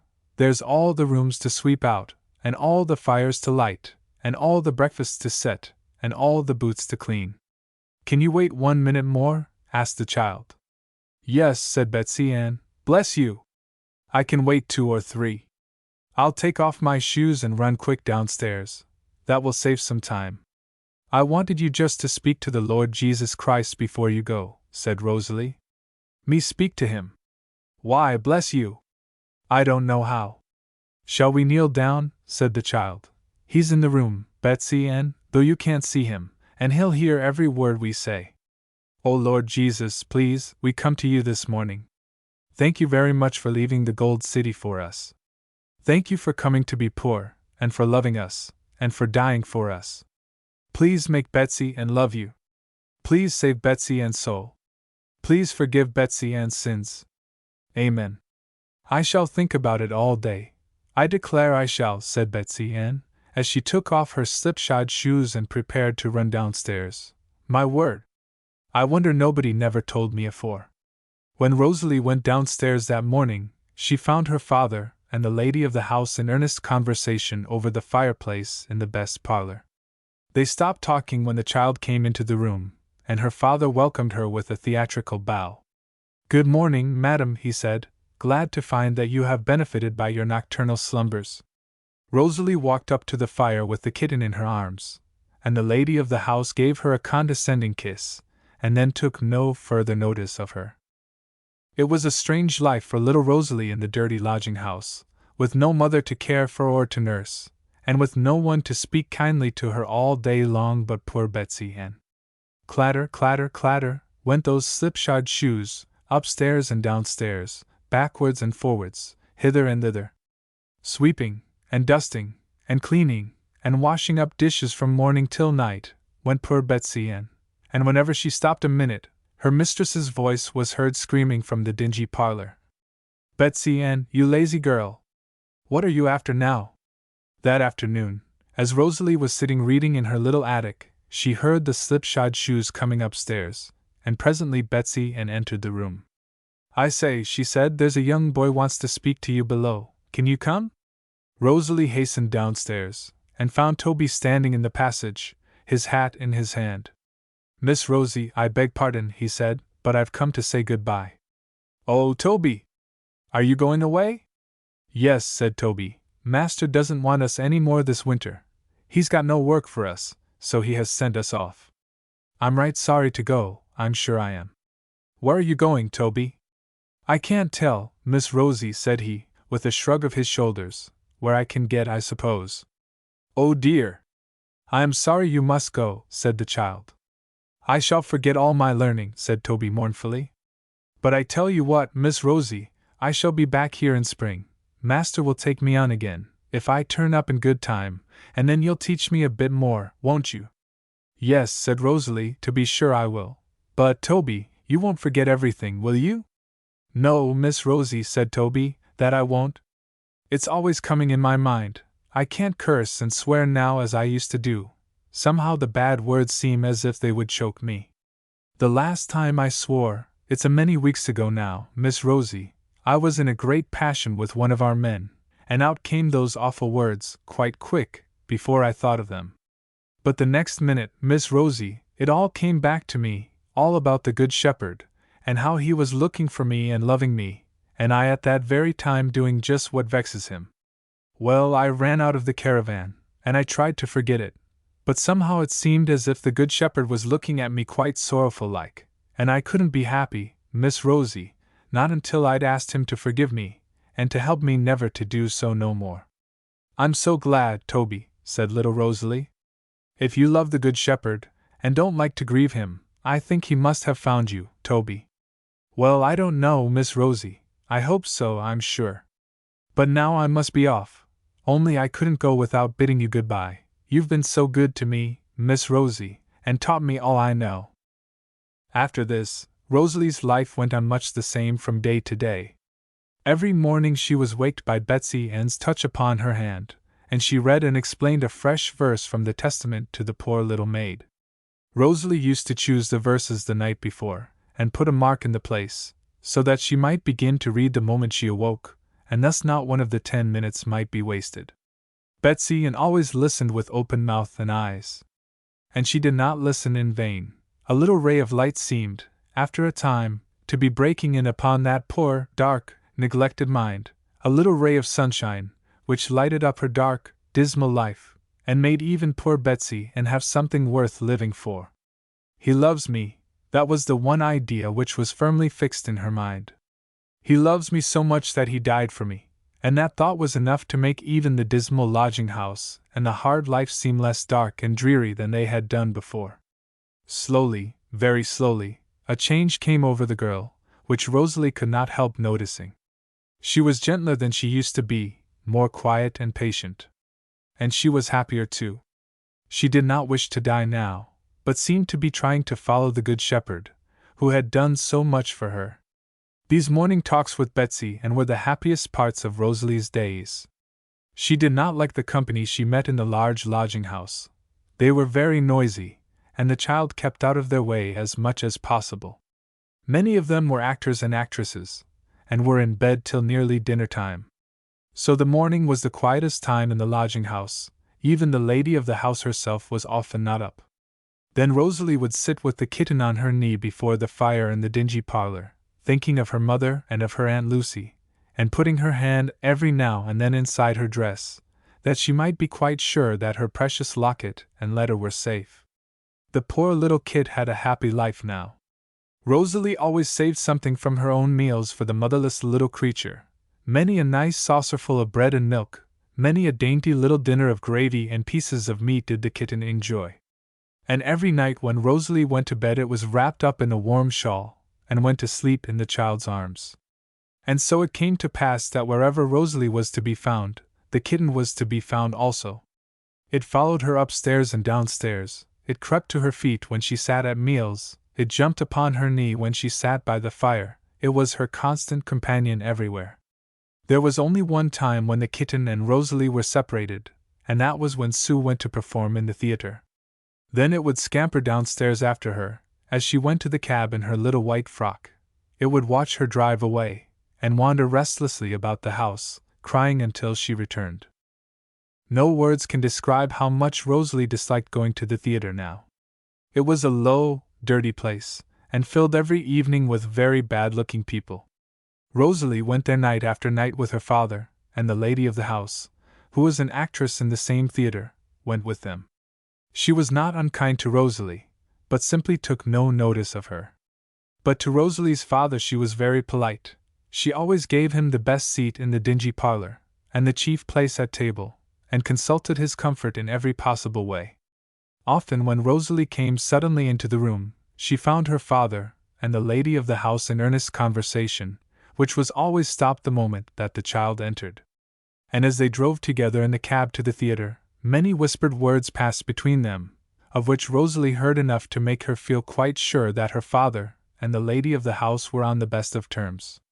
And so the weeks and months passed by, and the time drew near when the days would be long and light again, and her father's engagement at the theater would end, and he would set out on his summer rounds to all the fairs in the country. Rosalie was eagerly looking forward to this time.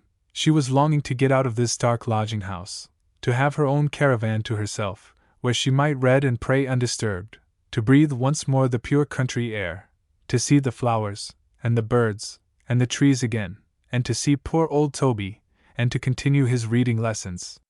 To all this Rosalie looked forward with pleasure. But Betsy Ann grew very mournful as the time drew near. "La," she would say, again and again, "whatever shall I do without you? Whoever shall I find to read to me then?" And the slipshod shoes dragged more heavily at the thought, and the eyes of poor Betsy Ann filled with tears. Yet she knew now that, even when Rosalie went away, the Good Shepherd loved her, and would be with her still. Chapter 16. A Dark Time. One morning, when Rosalie was upstairs in her attic reading quietly to herself, the door opened softly, and Betsy Ann came in with a very troubled look in her face, and sat down on one of the boxes. "What's the matter, Betsy Ann?" asked the child.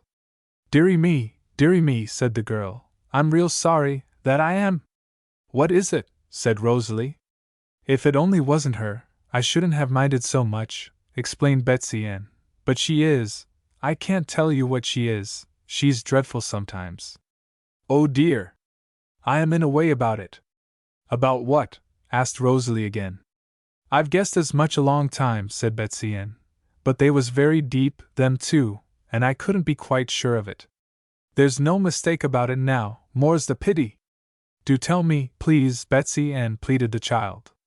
"Well, Rosalie," said the girl, "I may as well tell you at once. You're going to have a ma." "A what?" said the child.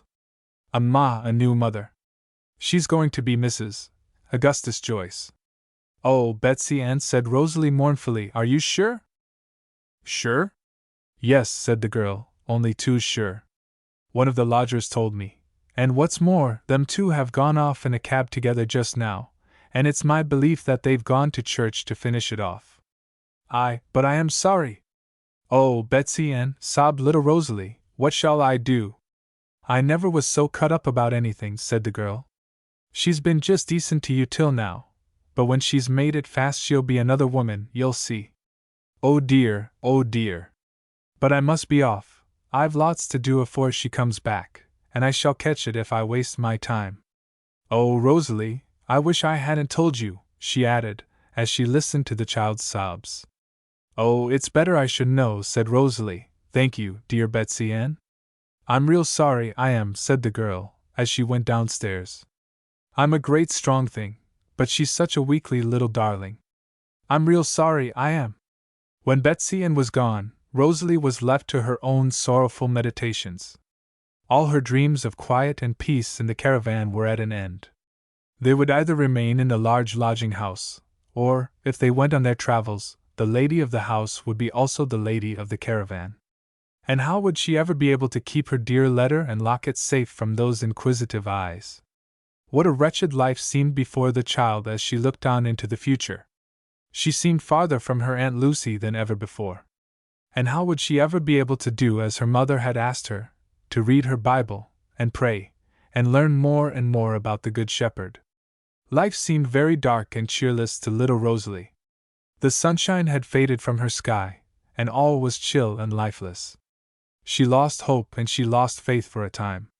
She thought the Good Shepherd must have forgotten all about her, to let this new trouble come to her. And she was very much afraid that she would grow up a bad woman, and never, never, never see her mother again. When she had cried for some time, and was becoming more and more miserable every moment, she stretched out her hand for her little Testament, to see if she could find anything there to comfort her. She was turning quickly over the leaves, not knowing exactly where to read, when the word sheep attracted her attention. Ever since the old man had given her the picture, she had always loved those texts the best which speak of the Lord as the shepherd and his children as the sheep. This was the one on which her eyes fell that sorrowful day. "My sheep hear my voice, and I know them, and they follow me, and I give unto them eternal life, and they shall never perish, neither shall any man pluck them out of my hand." The words seemed to soothe and comfort the troubled child, even before she had thought much about them. But when she began to think the verses over word by word, as was her custom, they seemed to Rosalie to be everything she wanted just then. "My sheep. It's the Good Shepherd speaking," thought Rosalie, speaking about his sheep. "My sheep, he calls them. Am I one of them? I hope I am. I have asked the Good Shepherd to find me, and I think he has. My sheep hear my voice. Oh, please, good shepherd, said little Rosalie, may I hear your voice? May I do all that you tell me, and always try to please you? And I know them. I'm glad the good shepherd knows me, said Rosalie, because if he knows me, and knows all about me, then he knows just how worried and troubled I am. He knows all about father getting married, and the lady of the house coming to live in our caravan, and he knows how hard it is to do right when I've only bad people round me. Yes, he knows all that. My sheep hear my voice, and I know them, and they follow me. They follow me. Where the good shepherd goes the sheep go, said Rosalie to herself. He walks first, and they walk after. They go just where he went. Oh dear! I'm sure I don't think he ever went to fairs or theaters or shows. And I must go. Can I be a sheep after all? But then I don't want to go. I don't like going a bit. As soon as ever I can, I won't go any more. And the good shepherd must know that, if he knows his sheep. And I do want to follow him, to walk after him, and only say and do what the good shepherd would have said and done. I do hope I am a little sheep, though I do live in a caravan. But the second verse seemed to Rosalie even more beautiful than the first. I give unto them eternal life. She knew what eternal meant. It meant forever and forever. Her mother had taught her that. And this was the shepherd's present to his sheep. Eternal life. They were to live forever and ever. It was a wonderful thought. Rosalie's little mind could not quite grasp it, but it did her good to think of it. It made present troubles and worries seem very small and insignificant. If she was going to live forever, and ever, and ever, what a little bit of that long time would be spent in this sorrowful world. All the troubles would soon be over. She would not have to live in a caravan in heaven. She would never be afraid there of doing wrong, or growing up wicked. Oh, that was a very good thought. The sorrow would not last always. Good times were coming, for Rosalie had received the good shepherd's present, even eternal life. And they shall never perish, either shall any man pluck them out of my hand. After all, thought Rosalie, that is the very sweetest bit of all the text. If I am one of the sheep, and if I am in the good shepherd's hand, no one can pluck me out of it. What a strong hand he must have to hold all his sheep so fast. Oh, good shepherd, prayed Rosalie again, hold me fast. Don't let any one pluck me out of thy hand, not father, not the new mother, nor any of the people here. Please hold me very tight. I am so afraid. I'm only a little sheep, and I have no one to help me, so please hold me tighter than the rest. Amen. Oh, how this prayer lightened little Rosalie's heart. She rose from her knees comforted. Safe in the good shepherd's hand, who or what could harm her? It was well she had been thus strengthened and comforted, for a few minutes afterwards she heard her father's voice calling her, and going downstairs, she found him sitting in the parlor with the lady of the house. Rosalie, said her father, with a theatrical bow, allow me to introduce you to your lady mother. He evidently expected her to be very much astonished, but Rosalie tried to smile, and gave her hand to the lady of the house. And, as she put her little trembling hand in that of her new mother, it seemed to Rosalie as if the good shepherd tightened the hold of his hand on his little forlorn lamb. Her father, after a few heartless remarks about Rosalie having a mother again, dismissed her, and she went up again to her attic. But the very next day Rosalie saw clearly that Betsy Ann's predictions were likely to be fulfilled. Rosalie, said her stepmother, as soon as she came downstairs, I intend that you shall make yourself useful now. I'm not going to have a daughter of mine idling away her time as you have been doing lately. Fetch some water and scour the sitting-room floor. And when you've done that, there's plenty more for you to do. I know how to make girls work. Rosalie thought she could very easily believe that. Her father was standing by, and only laughed at what his wife said. It will do her good, Rosalie heard him say, as she went out of the room. She wants a bit of hard work. And a bit of hard work Rosalie certainly had. It was difficult to say whether she or Betsy Ann had the more to do.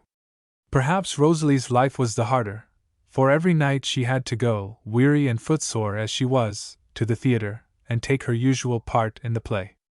And when she came home at night she was so worn out that she could hardly drag herself up to the attic to bed. But the hard work was not what Rosalie minded most. There was fault-finding from morning till night, without one single word of praise and encouragement. There were unkind, cruel words, and even blows to bear. But what was worse than all these was that the child had to wait upon many of the rude and noisy and wicked lodgers, and heard and saw much, very much, that was so bad and unholy, that the very thought of it made her shudder as she knelt at night to pray in her little attic. Would she ever be kept from harm in this dreadful place? Sometimes little Rosalie felt as if she would sink under it, but the Good Shepherd's hand was around her, and she was kept safe. No one could pluck her out of that hand. No evil thing could touch her. The Good Shepherd's little sheep was perfectly safe in his almighty grasp. Rosalie saw very little of her father at this time. He was out nearly all the afternoon, only coming home in time to go with them to the theatre at night, and then, when the performance was over, he often did not go home with his wife and Rosalie, but sent them off in a cab, and went with one of his friends in another direction. Where they went Rosalie never knew. She feared it was to one of the gin palaces, which stood at the corner of almost every street in that crowded neighborhood. And Rosalie never knew when her father returned home. He had a latchkey, and let himself in after all in the house were asleep, and Rosalie saw him no more until dinner time the next day, when he would come downstairs in a very bad temper with everyone.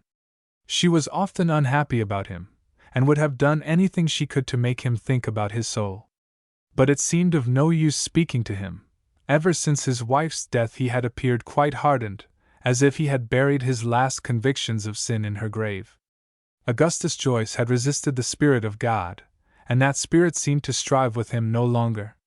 The Good Shepherd had longed and yearned to find him, but the wayward wanderer had refused to hear his voice. He had preferred the far country and wilderness of sin to the safe folds and the shepherd's arms. He had hardened his heart to all that would have made him better, and for the last time had turned away from the tender mercies of God.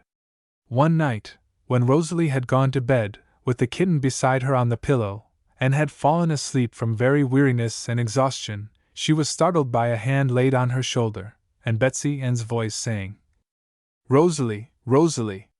What can it be?" She started up quickly, and saw Betsy Ann standing beside her, looking very frightened. "Rosalie," she said, "didn't you hear it?" "Hear what?" asked the child. "Why, I was fast asleep," said Betsy Ann, "and I woke all of a minute, and I heard the doorbell ring." "Are you sure?" said Rosalie. "I heard nothing." "No," said Betsy Ann, "and Mrs. doesn't seem to have heard. Everyone's been asleep a long time. But then, you see, I have to go so fast to open it when it rings in the day. I expect the sound of it would make me jump up if I was ever so fast asleep." "Are you quite sure, Betsy Ann?" said Rosalie once more. But she had hardly spoken the words before the bell rang again very loudly, and left no doubt about it. "Do you mind coming with me, Rosalie?" said Betsy Ann, as she prepared to go downstairs. "No, not at all," said the child. "I'm not afraid." So the two girls hastily put on their clothes and went downstairs. Just as they arrived at the bottom of the steep staircase, the bell rang again, louder than before, and the lady of the house came on the landing to see what it was. "Please, ma'am," said Betsy Ann, "it's the house bell. Me and Rosalie are just going to open the door." "Oh, it's nothing, I should think," said she. "It will be someone who has arrived by the train, and has come to the wrong door." Whilst they were talking, the bell rang again, more violently than before, and Betsy Ann opened the door. It was a dark night, but she could see a man standing on the doorstep. "Is this Mrs. Joyce's?" he inquired. "Yes," said the girl, "she lives here." "Then she's wanted," said the man. "Tell her to be quick and come." "What's the matter?" asked Rosalie. "It's an accident," said the man. "He's in the hospital, is her husband. He's been run over by a van. I'll take her there if she'll be quick. I'm a maid of Joyce's, and I was passing at the time." Rosalie stood as if she had been stunned, unable to speak or move, whilst Betsy Ann went upstairs to tell her mistress. "It's all along of that drink," said the man, more as if talking to himself than to Rosalie. "It's an awful thing is drink. He never saw the van nor heard it, but rolled right under the wheels. I was passing by, I was, and I said to myself, 'That's Joyce.' So I followed him to the infirmary, and came to tell his wife. Dear me! It's a bad job, it is." In a few minutes Mrs. Augustus Joyce came downstairs dressed to go out. Rosalie ran up to her and begged to go with her, but she was ordered to go back to bed, and her stepmother hastened out with the man. What a long night that seemed to Rosalie! How she longed for morning to dawn, and lay awake straining her ears for any sound which might tell her that her stepmother had returned. At length, as the grey morning light was stealing into the room, the doorbell rang again, and Betsy Ann went to open the door for her mistress. Rosalie felt as if she did not dare to go downstairs to hear what had happened. Presently the slipshod shoes came slowly upstairs, and Betsy Ann came into the attic. "Tell me," said the child, "what is it?" "He's dead," said Betsy Ann solemnly. "He was dead when she got there. He never knew nothing after the wheels went over him." "Isn't it awful, though?" Little Rosalie could not speak and could not cry. She sat quite still and motionless. What of her father's soul? That was the thought uppermost in her mind. Oh, where was he now? Was his soul safe? Could she have any hope, even the faintest, that he was with her mother in the bright home above? It was a terrible end to Augustus Joyce's ungodly and sinful life. Cut off in the midst of his sins, with no time for repentance, no time to take his heavy load of guilt to the Savior, whose love he had scorned and rejected. Oh, how often had he been called and invited by the Good Shepherd's voice of love! But he would not hearken, and now it was too late. Chapter 17 Alone in the World. It was the day after her father's funeral. Rosalie was busily engaged sweeping the high staircase, when her stepmother came out of the dingy parlor, and called to the child to come down. As soon as Rosalie entered the room, Mrs. Joyce told her to shut the door, and then asked her in a sharp voice how long she intended to stop in her house. "I don't know, ma'am," said Rosalie timidly. "Then you ought to know," returned Mrs. Joyce. "I suppose you don't expect me to keep you, and do for you? You're nothing to me, you know." "No," said Rosalie, "I know I'm not.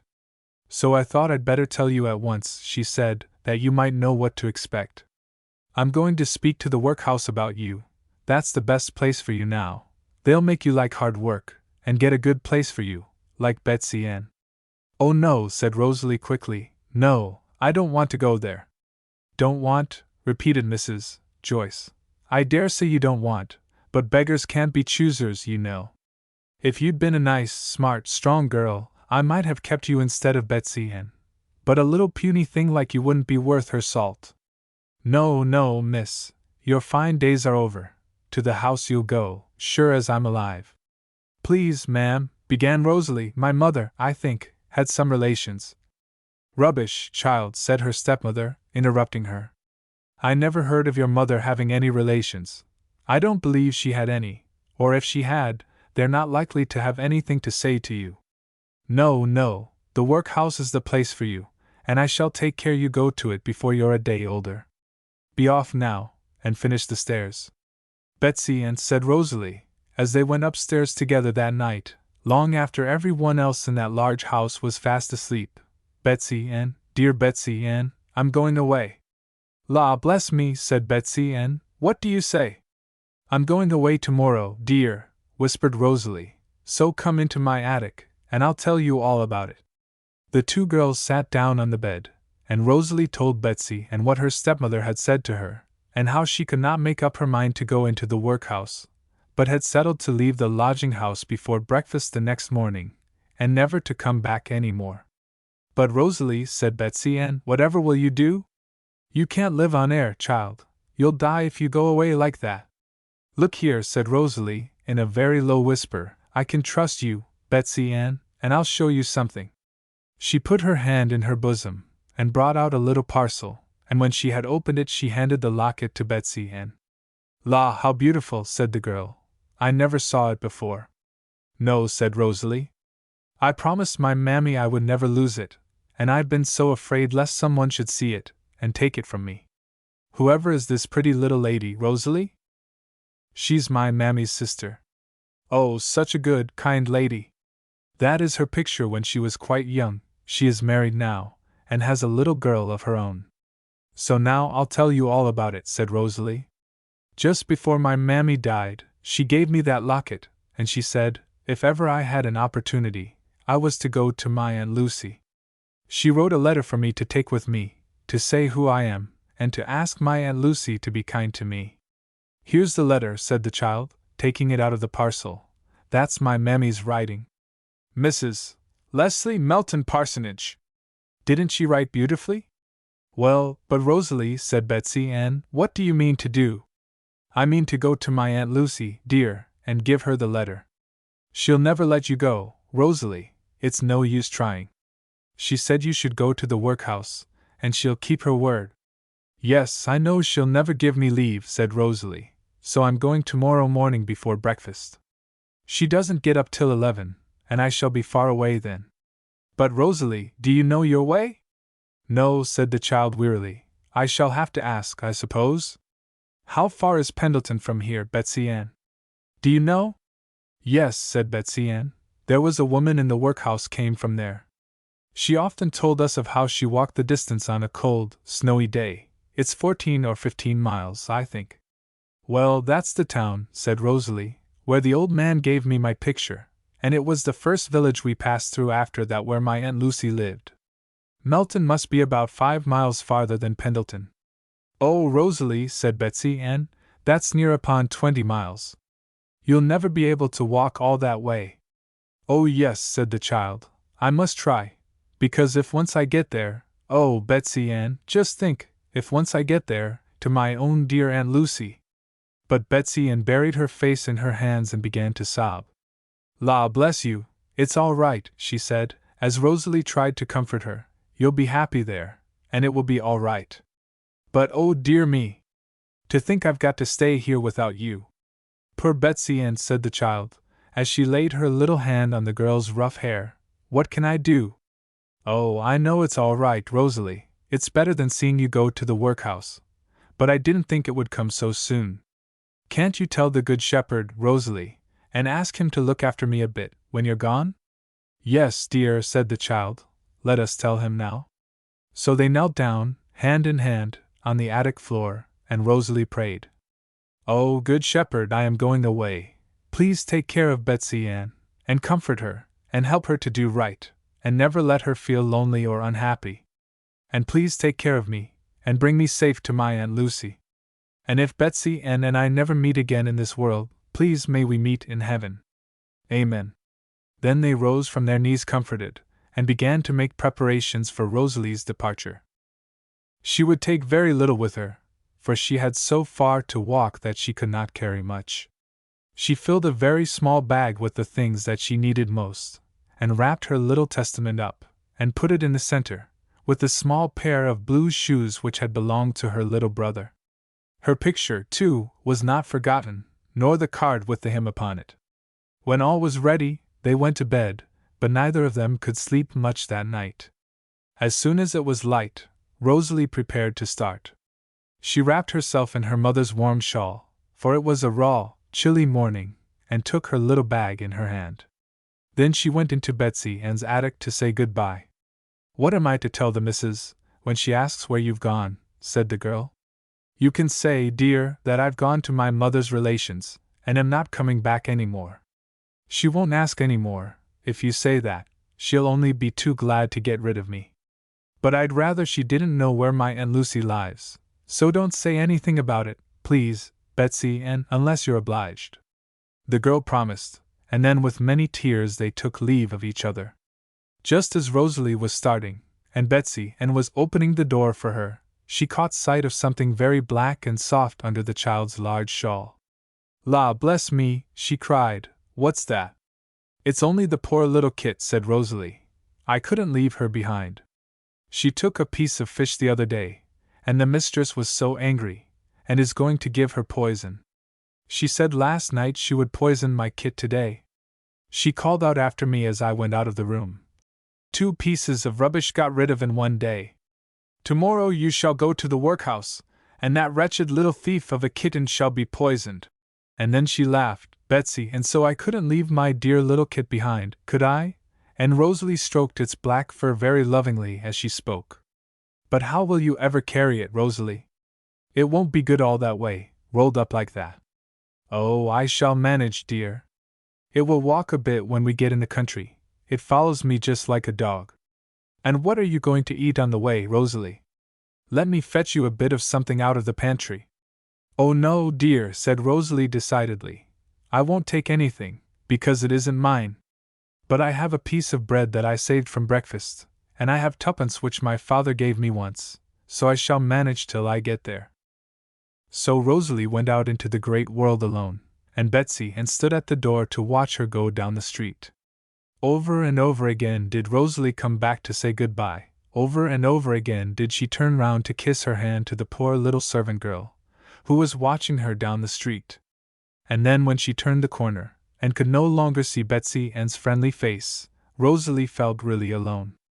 The streets looked very wide and dismal then, and Rosalie felt that she was only a little girl, and had no one to take care of her. And then she looked up to the blue sky, and asked the Good Shepherd to help her, and to bring her safely to her journey's end. It was about 6 o'clock when Rosalie started. The men were going to their work, and were hurrying quickly past her. Rosalie did not like to stop any of them to ask them the way, they seemed too busy to have time to speak to her. She ventured timidly to put the question to a boy of 15, who was sauntering along, whistling, with his hands in his pockets. But he only laughed, and asked her why she wanted to know. So Rosalie walked on, very much afraid that after all she might be walking in the wrong direction. She next asked some children on a doorstep, but they were frightened at being spoken to, and ran indoors. Then Rosalie went up to an old woman who was opening her shutters, and asked her if she would be so very good as to tell her the way to Pendleton. What, my dear? Said the old woman. Speak up. I'm deaf. But though Rosalie stood on tiptoe to reach up to her ear, and shouted again and again, she could not make the old woman hear, and at last had to give it up, and go on her way. She was feeling very lonely now, poor child, not knowing which way to turn, or to whom to go for help. True, there were many people in the street, but they were walking quickly along, and Rosalie was discouraged by her unsuccessful attempts, and afraid to stop them. She had come some way from the street in which she had lived with her stepmother, and had never been in this part of the town before. She was feeling very faint and hungry, from having come so far before breakfast, but she did not like to eat her one piece of bread, for she would need it so much more later in the day. But she broke off a small piece and gave it to the poor hungry little kit, which was mewing under her shawl. Oh, thought Rosalie, if I only had someone to help me just now, someone to show me where to go, and what to do. There was a story which the child had read in her little testament, which came suddenly into her mind just then. It was a story of the Good Shepherd when he was on earth. The story told how he sent 2 of his disciples into the city of Jerusalem to find a place for him and them, where they might eat the Passover. The 2 men did not know to which house to go. They did not know who, in the great city of Jerusalem, would be willing to give a room. But Jesus told them that as soon as they came inside the city gate they would see a man walking before them. He told them the man would be carrying a pitcher of water, and that when they saw this man, they were to follow him, and go down just the same streets as he did. He told them that by and by the man would stop in front of a house, and go into the house, and then, when they saw him go in, they were to know that that was the right house, the house in which they were to eat the Passover. Rosalie remembered this story now, as she stood at the corner of a street, not knowing which way to turn. How she wished that a man with a pitcher of water would appear and walk in front of her, that she might know which way to go. But though she looked up and down the street, she saw no one at all like the man in the story. There were plenty of men, but none of them had pitchers, nor did they seem at all likely to guide her into the right way. But the Good Shepherd was the same, Rosalie thought, as kind now as he was then, so she spoke to him in her heart, in a very earnest little prayer. Oh, Good Shepherd, please send me a man with a pitcher of water to show me the way, for I am very unhappy, and I don't know what to do. Amen. Chapter 18 The Little Pitcher. Rosalie had shut her eyes as she said her little prayer, and when she opened them she saw before her a little girl about 5 years old, in a very clean print frock and white pinafore, with a pitcher in her hand. Rosalie almost felt as if she had fallen from heaven. She was not a man, to be sure, and the pitcher was filled full of milk, and not water, Yet it seemed very strange that she should come up just then. The little girl was gazing up into Rosalie's face, and wondering why she was shutting her eyes.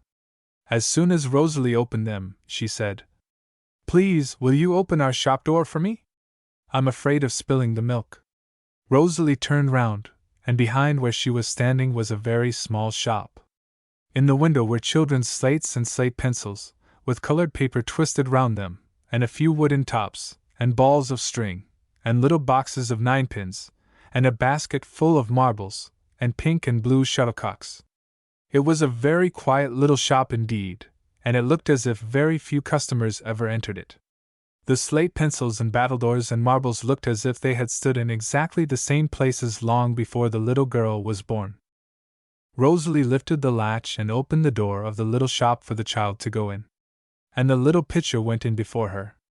Rosalie felt sure she must follow it, and that here she would find someone to tell her the way. "Popsy," said a voice from the next room. "Little Popsy, is that you?"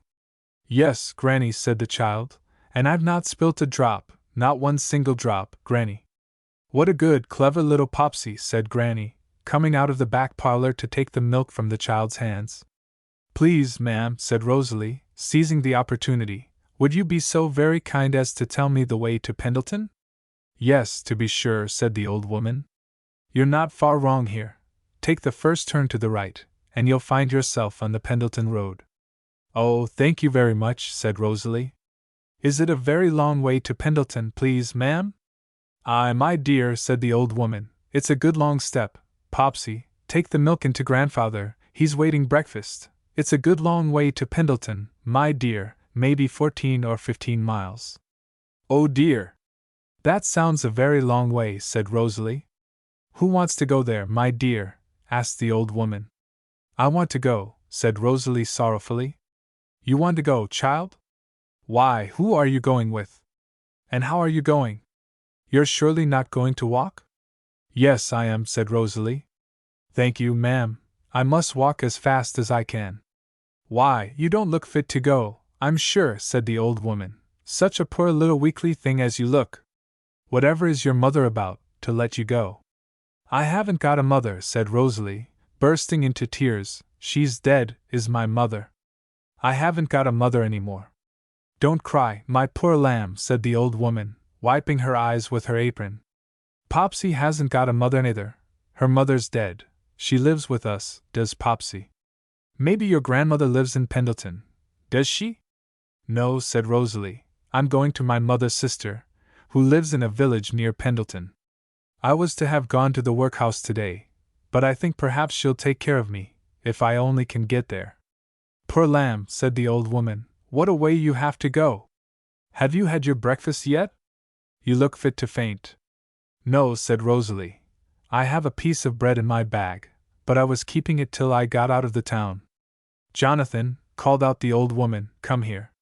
Rosalie could hear a chair being pushed from the table on the stone floor in the kitchen, and the next moment a little old man came into the shop, with spectacles on his nose, a blue handkerchief tied round his neck, and a black velvet waistcoat. "Look ye here, Jonathan," said his wife, "did you ever hear the like?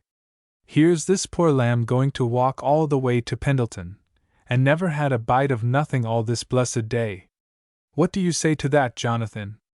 "I say," said the old man, "that breakfast's all ready, and the coffee will be cold." "Yes, so do I, Jonathan," said the old woman, "so come along, child, and have a sup before you start." The next minute found Rosalie seated by the round table in the little back kitchen, with a cup of steaming coffee and a slice of hot cake before her. Such a cozy little kitchen it was, with a bright fire burning in the grate, and another hot cake standing on the top of the oven, to be kept hot until it was wanted. The fire irons shone like silver, and everything in the room was as neat and clean and bright as it was possible for them to be. Popsy was sitting on a high chair between the old man and woman, and the pitcher of milk was just in front of her. She had been pouring some of it into her grandfather's coffee. The old man was very attentive to Rosalie, and wanted her to eat of everything on the table. He had heard what she had told the old woman in the shop, for the kitchen was so near that every word could be heard distinctly. But before Rosalie would eat a morsel herself, she said, looking up in the old woman's face. "Please, ma'am, may my little kit have something to eat? It's so very, very hungry." "Your little kit?" exclaimed the old woman. "Why, what do you mean, child? Where is it?" But the kitten answered this question by peeping out from the child's shawl. They were all very much astonished to see it, but when Rosalie told its story, and the old woman heard that it was motherless, like Popsy, it received a warm welcome. The pitcher of milk was emptied for the hungry kitten, and when its breakfast was over, it sat purring in front of the bright fire. It was a very cozy little party, and they all enjoyed themselves very much. Rosalie thought she had never tasted such good cakes, nor drunk such delicious coffee. Popsy was delighted with the kitten, and wanted to give all her breakfast to it. When breakfast was over, Popsy got down from her high chair and went to a chest of drawers, which stood in a corner near the fireplace. It was a very old-fashioned chest of drawers, and on the top of it were arranged some equally old-fashioned books. In the middle of these was a large, well-worn family Bible. Popsy put a chair against the chest of drawers, and standing on tiptoe on it, brought down the Bible from its place. It was almost as much as she could lift, but she put both her arms round it, and carried it to her grandfather. The old man cleared a space for it on the table, and laid it before him. Then, looking up at the old woman, he said, "Are you ready, grandmother?" To which the old woman answered, "Yes, Jonathan, quite ready," and pushed her chair a little way from the table, and folded her arms. Rosalie followed her example and did the same. Popsy had seated herself on a wooden stool at her grandfather's feet. Then there was a pause, in which the old man took an extra pair of spectacles from a leathern case, fixed them on his nose, and turned over the leaves of his Bible. And then, when he had found his place, he began to read a psalm. The psalm might have been chosen on purpose for Rosalie. She almost started when the old man began. "The Lord is my shepherd, I shall not want." That was the first verse of the psalm, and it went on to tell how the shepherd leads his sheep into green pastures, and makes them to lie down beside still waters, and how the sheep need fear no evil, for he is with them, his rod and his staff they comfort them. Then, when he had finished reading, the old man offered up a very suitable little prayer, in which Rosalie and Popsy were both named, and committed to the shepherd's care. And then, when they rose from their knees, Rosalie felt it was high time she should go on her journey. But the old woman would not hear of her going till she had wrapped up all that was left of the cake in a little parcel, and slipped it into the child's bag. After this, they all three, the old man, the old woman, and Popsy, went to the door to see Rosalie start. Popsy could hardly tear herself from the kitten, and the old woman could not make up her mind to stop kissing Rosalie. But at length the goodbyes were over, and the child set off once more on her travels, feeling warmed and comforted and strengthened. It was about 8 o'clock now, so there was no time to lose. She easily found the Pendleton road, and the old man had directed her when she found it to go straight on, turning neither to the right hand nor to the left, till she reached Pendleton itself. She would pass through several villages, he said, but she was not to turn aside in any direction. So Rosalie had no further anxiety about the way she was to go. All she had to do was to walk along as quickly as possible. The first part of the road lay through the outskirts of the town. On either side of the way were rows of red brick houses and small shops, and every now and then a patch of field or garden.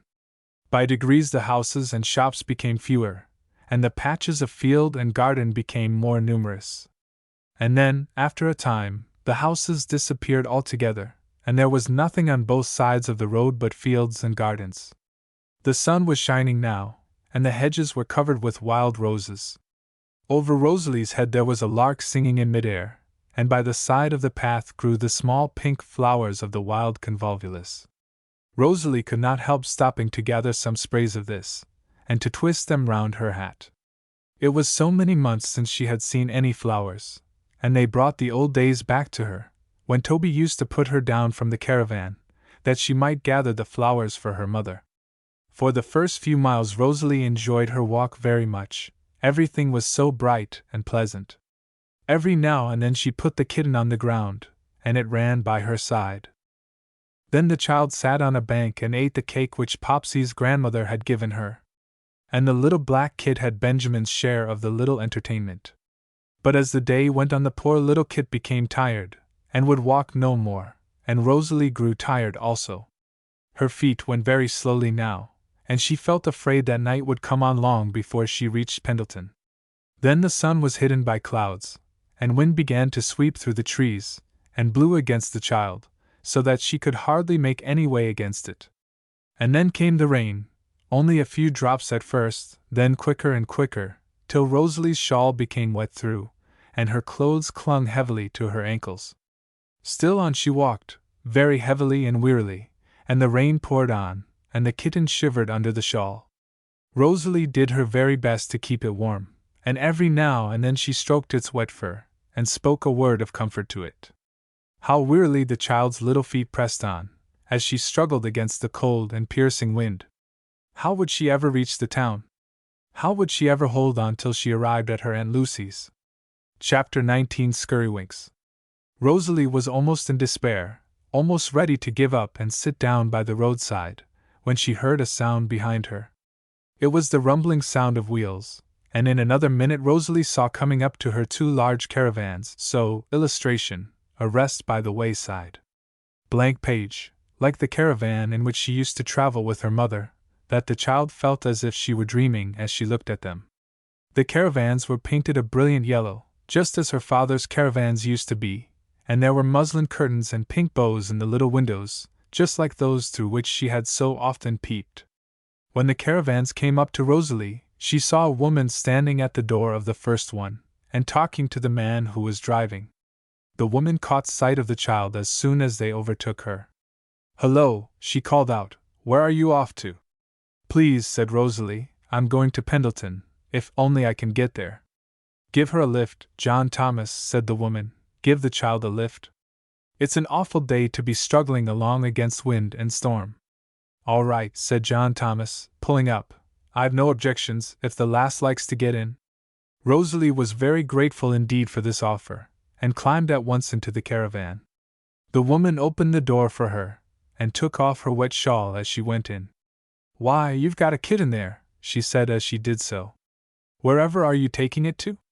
It's half drowned with the rain." "Yes, poor little kit," said Rosalie. "I must try to dry it, it is so cold." "Well, I'll make a place for both of you near the fire," said the woman, "if only my children will get out of the way." Rosalie looked in vain for any children in the caravan, but the woman pointed to a large black dog, a pigeon, and a kitten, which were sitting together on the floor. "Come, Scurrywinks," said the woman, addressing herself to the kitten, "come to me." As soon as she said Scurrywinks, the kitten, which had appeared to be asleep before, lifted up its head and jumped on her knee. The great black dog was ordered to the other end of the caravan, and the pigeon perched upon the dog's head. Then the woman gave Rosalie a seat near the little stove, and the child warmed her hands and dried and comforted her poor little kitten. No words can tell how thankful she was for this help on her way.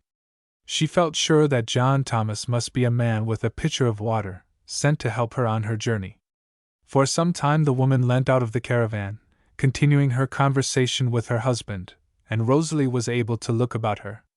The inside of the caravan was very like that in which she had been born, and had lived so many years. There was a little cooking stove, just like that which her mother had used, and in the corner was a large cupboard, filled with cups and saucers and plates, just like the one which Rosalie herself had arranged so often. But what struck her more than anything else was that on the side of the caravan was nailed up her picture, the picture of the Good Shepherd and the sheep. It was exactly the same picture, and the same text was underneath it. "Rejoice with me, for I have found my sheep which was lost. There is joy in the presence of the angels of God over one sinner that repenteth." Rosalie could not help feeling in her bag to be sure that her own picture was safe, so precisely did the picture on the wall resemble it. The picture seemed to have hung there for some time, for it was very smoky and discolored, but still it looked very beautiful, Rosalie thought, and her eyes filled with tears as she gazed at it. Oh, how it brought her mother's dream to her mind, and carried her thoughts away from the caravan to the home above, where even now, perhaps, her mother was being called by the Good Shepherd to rejoice with him over some sheep which was lost, but which the Good Shepherd had found again. When the woman put her head into the caravan, she began to talk to Rosalie, to ask her where she had come from, and where she was going, and what she was going to do. She seemed a friendly woman, though she spoke in a rough voice. All the time she was talking, Skirrywinks was sitting on her shoulder and the pigeon on her head.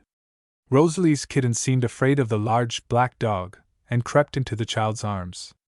When they had chatted together for some time, Rosalie ventured to mention the picture, saying that it seemed so strange to see it here, for that she had one exactly like it. "Oh, have you?" said the woman. "That's Jinx's picture. An old man gave it to him just a year ago, it will be.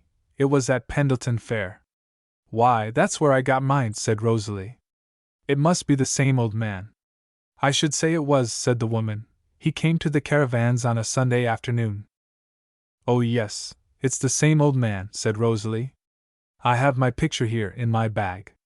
I wouldn't ever part with it." "Wouldn't you?" said the woman. "Well, I don't believe Jinx would. He nailed it up that very Sunday, and there it's been ever since." "Who's Jinx?" asked Rosalie. "He's our boy, at least he lives with us. Me and John Thomas haven't got any children of our own, so we keeps a few. There's Jinx, he's chief of them, and then there's Skirrywinks, and Tozer, and Spanko, and then there's Jeremiah. You haven't seen Jeremiah. He's in bed, you'll see him when Jinx comes." "Where is Jinx?" asked Rosalie, almost expecting he would turn out to be some kind of animal which was hidden away in a corner of the caravan. "Oh, he's in the next van, with Lord Fatimore," said the woman. "He'll be here soon, when it's time for these young people to be fed and trained. He's very clever, is Jinx. You never saw any one so clever in all your life. I'll be bound he can make 'em do anything. We might just as well shut up, if we hadn't Jinx. It's a deal more popular than Lord Fatimore is. Folks say they never saw such a sight as when Jeremiah and Skirrywinks danced the polka together, and it's all Jinx that has taught them." In about half an hour the caravans were stopped, and the wonderful Jinx arrived. He was very short, not taller than Rosalie. He was so humpbacked that he seemed to have no neck at all, and he had a very old and wizened and careworn face. It was hard to tell whether he was a man or a boy, he was so small in stature, and yet so sunken and shriveled in appearance. "Jinx," said the woman as he entered, "here's a young lady come to your performance." "Most happy, miss," said Jinx, with a bow. The moment that he came into the caravan, Skirrywinks and the dogs sat on their hind legs, and the pigeon alighted on his head. As soon as he spoke, Rosalie heard a noise in a basket behind her as of something struggling to get out. "I hear you, Jeremiah," said Jinx. "You shall come, you shall." He took the basket, and put his hand inside. "Now, Jeremiah," he said, "now, Jeremiah, if I can find you, Jeremiah, come out, and show the company how you put on your new coat." Out of the basket he brought a hare, which was wonderfully tame, and allowed itself to be arrayed in a scarlet jacket. And then Jinx made all the animals go through their several performances, after which each received his proper share of the midday meal. But Skirrywinks seemed to be Jinx's favorite. Long after the others were dismissed she sat on his shoulders, watching his every movement. "Well, what do you think of them?" he said, turning to Rosalie when he had finished. "They're very clever," said the child, "very clever indeed." "That kit of yours couldn't do as much," said Jinx, looking scornfully at the kitten which lay in Rosalie's lap. "No," said the child, "but she's a very dear little kit, though she doesn't jump through rings nor dance polkas." "Well, tastes differ," said Jinx. "I prefer Skirrywinks." "You've got a picture like mine," said Rosalie, after a time, when she saw that Jinx seemed inclined to talk. "Yes," he said. "Have you one like it?" "I got it at Pendleton Fair." "And so did I," said Rosalie. "The same old man gave one to me." "Has he found you, Mr. Jinx?" said Rosalie in a lower voice. "Who found me? What do you mean?" said Jinx with a laugh. "Why, haven't you read the story about the picture?" said the child. "It says where it is underneath." "No, not I," said Jinx, laughing again. "Thinks I, when the old man gave it to me, it's a pretty picture, and I'll stick it on the wall. But I've never troubled my head any more about it." "Oh, my mother and I, we read it nearly every day," said Rosalie. "It's such a beautiful story." "Is it?" said Jinx. "I should like to hear it. Tell it to me. It will pass the time as we go along. I can read it, if you like, said Rosalie. I have it here in a book. All right. Read on, said Jinx graciously. Rosalie took her Testament from her bag. But before she began to read, Jinx called out to the woman, who was leaning out of the caravan talking to her husband. Old mother, he called out, come and hear the little unread. She's going to give us the history of that there picture of mine. You know nothing about it, I'll be bound. But Jinx was wrong, for when Rosalie had finished reading, the woman said, that will be the Bible you read out of. I've read that often when I was a girl. I went to a good Sunday school then. And don't you ever read it now, said Rosalie. Oh, I'm not so bad as you think, said the woman, not answering her question. I think of all those things at times. I'm a decent woman in my way. I know the Bible well enough, and there's a many a deal worse than I am. If you would like, said Rosalie timidly, I'll find it for you in your Bible, and then you can read it again, as you used to do when you were a girl. The woman hesitated when Rosalie said this. Well, to tell you the truth, I haven't got my Bible here, she said. My husband sent all the things we wasn't wanting at the time to his relations in Scotland, and somehow the Bible got packed up in the hamper. It will be a year since now.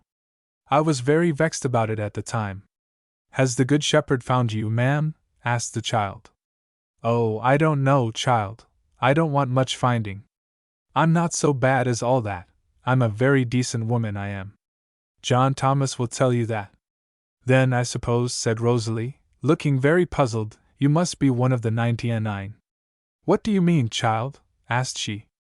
I mean, one of the 99 sheep which don't need any repentance, because they were never lost, and the Good Shepherd never found them, nor carried them home, nor said of them, rejoice with me, for I have found my sheep which was lost.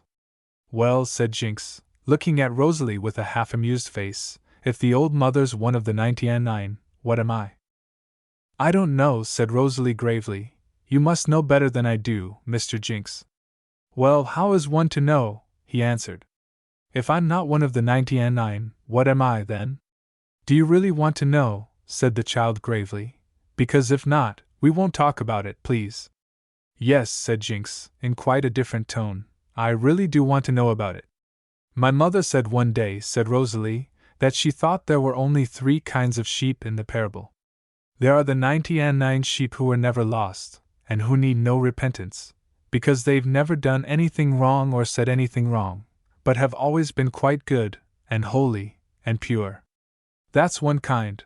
My mother said she thought the 99 must be the angels, she didn't think there were any in this world.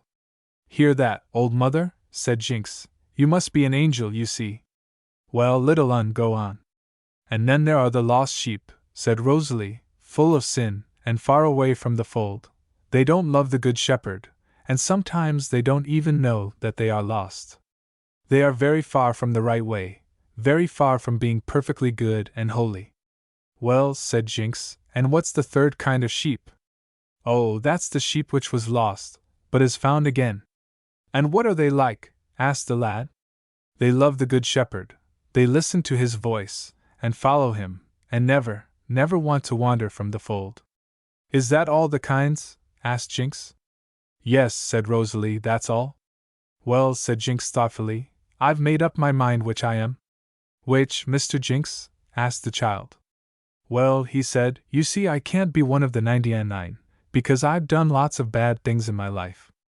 I've got into tempers, and I've sworn, and I've done heaps of bad things, so that's out of the question. And I can't be a found sheep, because I don't love the Good Shepherd, I never think about him at all, so I suppose I'm a lost sheep. That's a very bad thing to be, isn't it? Yes, very bad, if you are always a lost sheep, said the child. But if you are one of the lost sheep, then Jesus came to seek you and to save you. Didn't he come to seek and save the old mother? Asked Jinx. Not if she's one of the 99, said Rosalie. It says, the Son of Man is come to seek and to save that which was lost. So if she isn't lost, it doesn't mean her. The woman looked very uncomfortable when Rosalie said this. She did not like to think that Jesus had not come to save her. Well, and suppose a fellow knows he's one of the lost sheep, said Jinx, what has he got to do? He must cry out to the Good Shepherd, and tell him he's lost, and ask the Good Shepherd to find him. Well, but first of all, I suppose, said Jinx, he must make himself a bit ready to go to the Good Shepherd, leave off a few of his bad ways, and make himself decent a bit. Oh no, said Rosalie, he'd never get back to the fold that way. First of all, he must tell the shepherd he's lost, and then the shepherd, who has been seeking him a long, long time, will find him at once, and carry him on his shoulders home, and then the Good Shepherd will help him to do all the rest. Well, I'll think about what you said, Jinx replied. Thank you, little un. John Thomas here pulled up, saying it was 2 o'clock, and time they had dinner. So the caravans were drawn up by the roadside, and the woman took the dinner from the oven, and Jinx was sent to the next caravan with Lord Fatimore's dinner, and Rosalie, offering to help, was sent after him with the same gentleman's pipe and tobacco. She found Lord Fatimore sitting in state in his own caravan. He was an immensely fat man, or rather an enormously overgrown boy, very swollen, and imbecile in appearance. He was lounging in an easy chair, looking the picture of indolence. He brightened up a little as he saw his dinner arriving. It was the great event of his day. When Rosalie returned to the caravan, the woman was alone, stroking Skirrywinks, who was lying on her knee, but looking as if her thoughts were far away. Child, she said to Rosalie, I'm not one of the 99. I do need repentance. I'm one of the lost sheep. I'm so glad, said Rosalie, because then the Good Shepherd is seeking you. Won't you ask him to find you? But before she could answer, John Thomas and Jinx came in for their dinner, and they all insisted on Rosalie joining them. After dinner, John Thomas sat in the caravan and smoked, and Jinx drove, and Rosalie sat still thinking. But she was so tired and worn out that after a little time the picture on the wall, John Thomas, the woman, Skirrywinks, Tozer, and Spanko faded from her sight, and she fell fast asleep. Chapter 20 Mother Manikin's Chairs.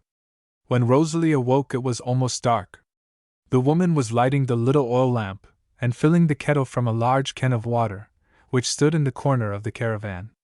Where are we? Said the child, in a sleepy voice. Close upon Pendleton, little un, answered Jinx. Get up and see the lights in the distance. Oh dear, and it's nearly dark, said Rosalie. Never mind, my dear, we're just there, said John Thomas. He did not know that she had 5 more miles to walk. So the wheels of the caravan rumbled on, and in about a quarter of an hour they came into the streets of the town. It was quite dark now, and the lamps were all lighted, and the men were going home from work. Then they arrived at the field where the fair was held, the very field where the old man had given Rosalie the picture. Not many caravans had arrived, for John Thomas had come in good time. And now Rosalie must leave her kind friends, which she did with many grateful thanks. But before she said goodbye, she whispered a few words in the woman's ear. To which she made answer, Yes, child, this very night I will, and gave Rosalie a warm, loving kiss on her forehead. Then the little girl went down the caravan steps, and turned into the neighboring street. The Good Shepherd who had helped her so wonderfully as far as this would never leave her now. This was her one comfort. Yet she could not help feeling very lonely as she went down the street, and peeped in at the windows as she passed by. In nearly every house a bright fire was burning, and tea was ready on the table. In some, a happy family party was just sitting down to their evening meal. In all, there was an air of comfort and rest. And Rosalie, little motherless Rosalie, was out in the cold, muddy, damp street alone, out in the darkness and the rain, and 5 miles from her Aunt Lucy's house. How could she ever walk so far that cold, dark night? She trembled as she thought of going alone down those lonely country roads, without a light, without a friend to take care of her. And yet she would be still more afraid to wander about the streets of this great town, where she was sure there was so much wickedness and sin. Even now there were very few people passing down the street, and Rosalie began to feel very much afraid of being out alone. She must find someone at once to show her the way to Melton. The child was passing a small neat row of houses built close upon the street. Most of them were shut up for the night, but through the cracks of the shutters Rosalie could see the bright light within. But the last house in the row was not yet shut up, and as Rosalie came near to it, she saw a childish figure come out of the door and go up to the shutters to close them. The fasteners of the shutters had caught in the hook on the wall, and the little thing was too short to unloose it. She was standing on tiptoe, trying to undo it, when Rosalie came up. "Let me help you," she said, running up and unfastening the shutter. "I'm extremely obliged to you," said a voice behind her which made Rosalie start. It was no child's voice. It was a voice she knew well, a voice she had often longed to hear. It was little Mother Manikin's voice. With one glad cry of joy, Rosalie flung herself into the little woman's arms. Mother Manikin drew back at first. It was dark, and she could not see Rosalie's face. But when the child said, in a tone of distress, "Mother Manikin, dear Mother Manikin, don't you know me? I'm little Rosalie Joyce," the dear little old woman was full of love and sympathy in a moment. She dragged Rosalie indoors into a warm little kitchen at the back of the house, where the table was spread for tea, and a kettle was singing cheerily on the fire, and she sat on a stool beside her, with both her little hands grasping Rosalie's. "And now, child," she said, "however did you find me out?" "I didn't find you out, Mother Manikin," said Rosalie, "you found me out." "What do you mean, child?" said the old woman. "Why, dear Mother Manikin, I didn't know you were here. I didn't know who it was till I had finished unfastening the shutter." "Bless me, child! Then what makes you out at this time of night? Has your caravan just arrived at the fair?" "No, dear Mother Manikin, I've not come to the fair. I'm quite alone, and I have 5 miles farther to walk." "Tell me all about it, child," said Mother Manikin. So Rosalie told her all, told her how and where her mammy had died, told her about the great lodging house, and the lady of the house, told her about her father's marriage and death, told her of her Aunt Lucy, and the letter and the locket, told her everything, as she would have told her own mother. For Mother Manikin had a motherly heart, and Rosalie knew it, and the tired child felt a wonderful sense of comfort and rest in pouring out her sorrows into those sympathizing ears. But in the middle of Rosalie's story the little woman jumped up, saying hurriedly, "Wait a minute, child, here's a strange kitten got in." She was just going to drive out the little black stranger, which was mewing loudly under the table, when the child stopped her. "Please, dear Mother Manikin, that's my little kit. She has come with me all the way, and she's very hungry, that's why she makes such a noise." In another minute a saucer of milk was placed on the rug before the fire, and the poor little kitten had enough and to spare.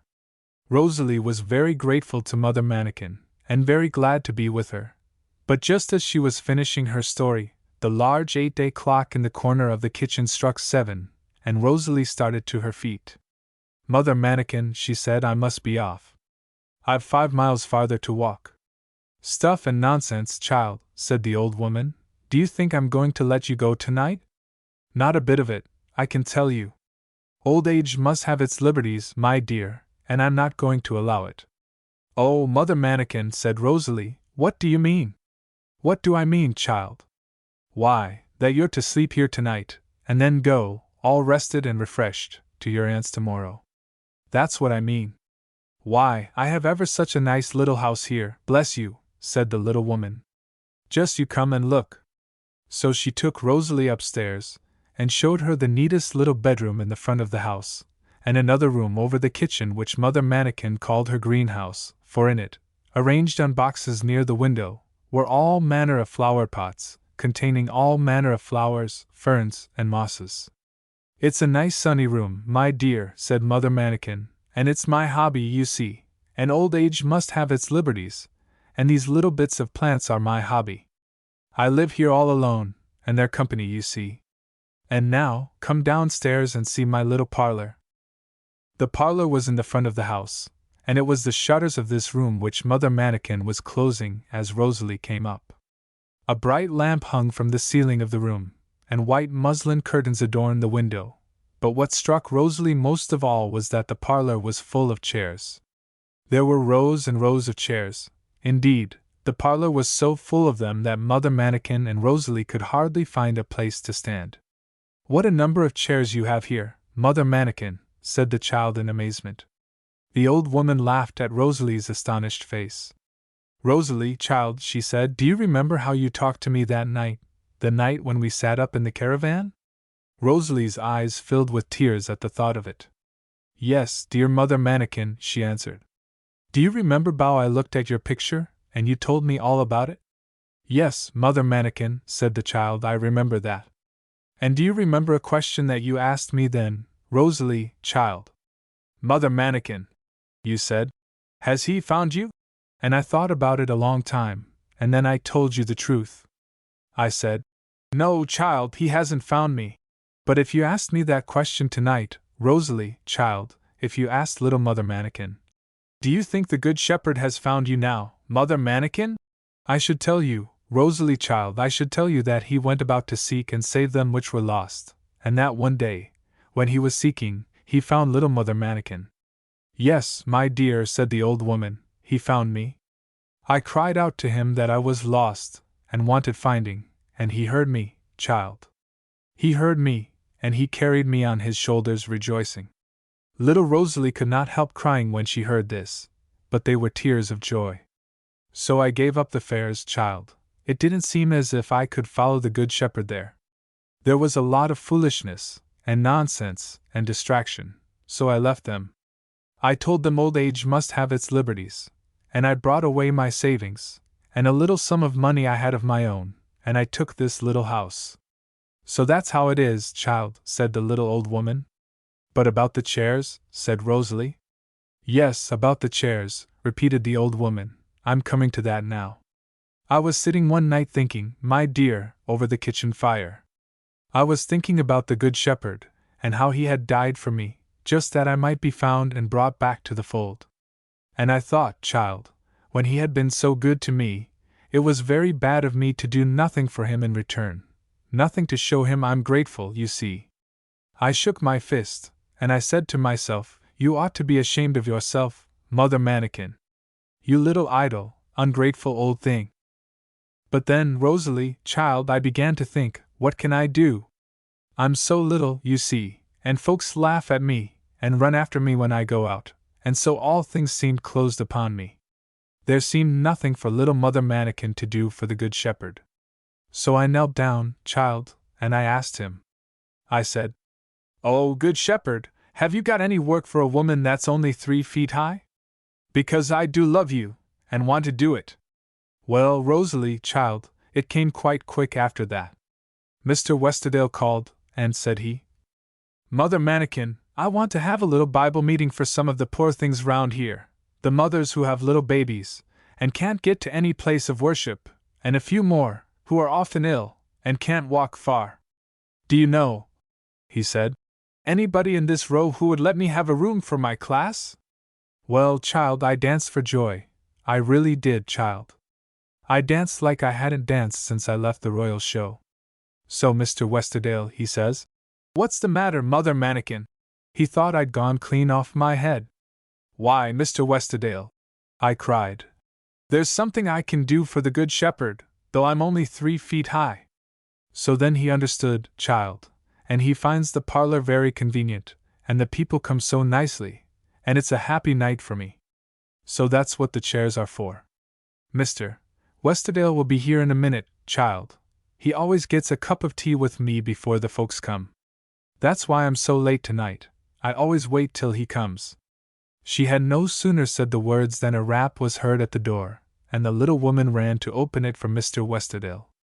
He was an old man, with a rosy, good-tempered face, and a kind and cheerful voice. Well, Mother Manikin, he said, as he came into the kitchen, a good cup of tea ready for me as usual. What a good, kind woman you are.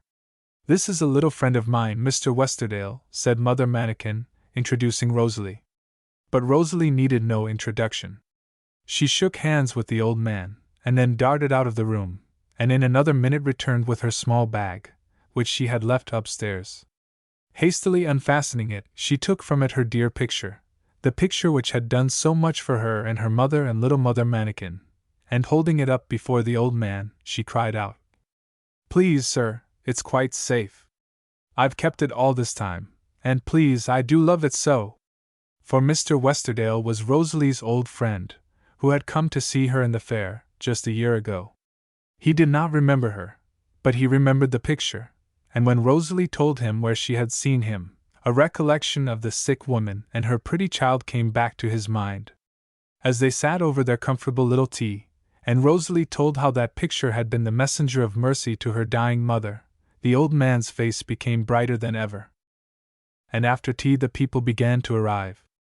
It was a pleasant sight to see how little Mother Manikin welcomed them, one by one, as they came in. They all seemed to know her well, and to love her, and trust her. She had so many questions to ask them, and they had so much to tell her. There was Freddie's cough to be inquired after, and grandfather's rheumatism, and the baby's chicken pox. And Mother Manikin must be told how Willie had got that situation he was trying for, and how old Mrs. Joyce had got a letter from her daughter at last, and how Mrs. Price's daughter had broken her leg, and Mrs. Price had told them to say how glad she would be if Mother Manikin could go in to see her for a few minutes sometimes. Little Mother Manikin had a heart at leisure from itself, to soothe and sympathize, and their troubles were her troubles, their joys her joys. At last every one had arrived, and the chairs in the sitting room were all filled. Then the clock struck 8, and they were all quite still as Mr. Westerdale gave out the hymn. And when the hymn and the prayer were ended, Mr. Westerdale began to speak. Rosalie was sitting close to Mother Manikin, and she listened very attentively to all that her old friend said. Though your sins be as scarlet, they shall be as white as snow, that was the text of the sermon.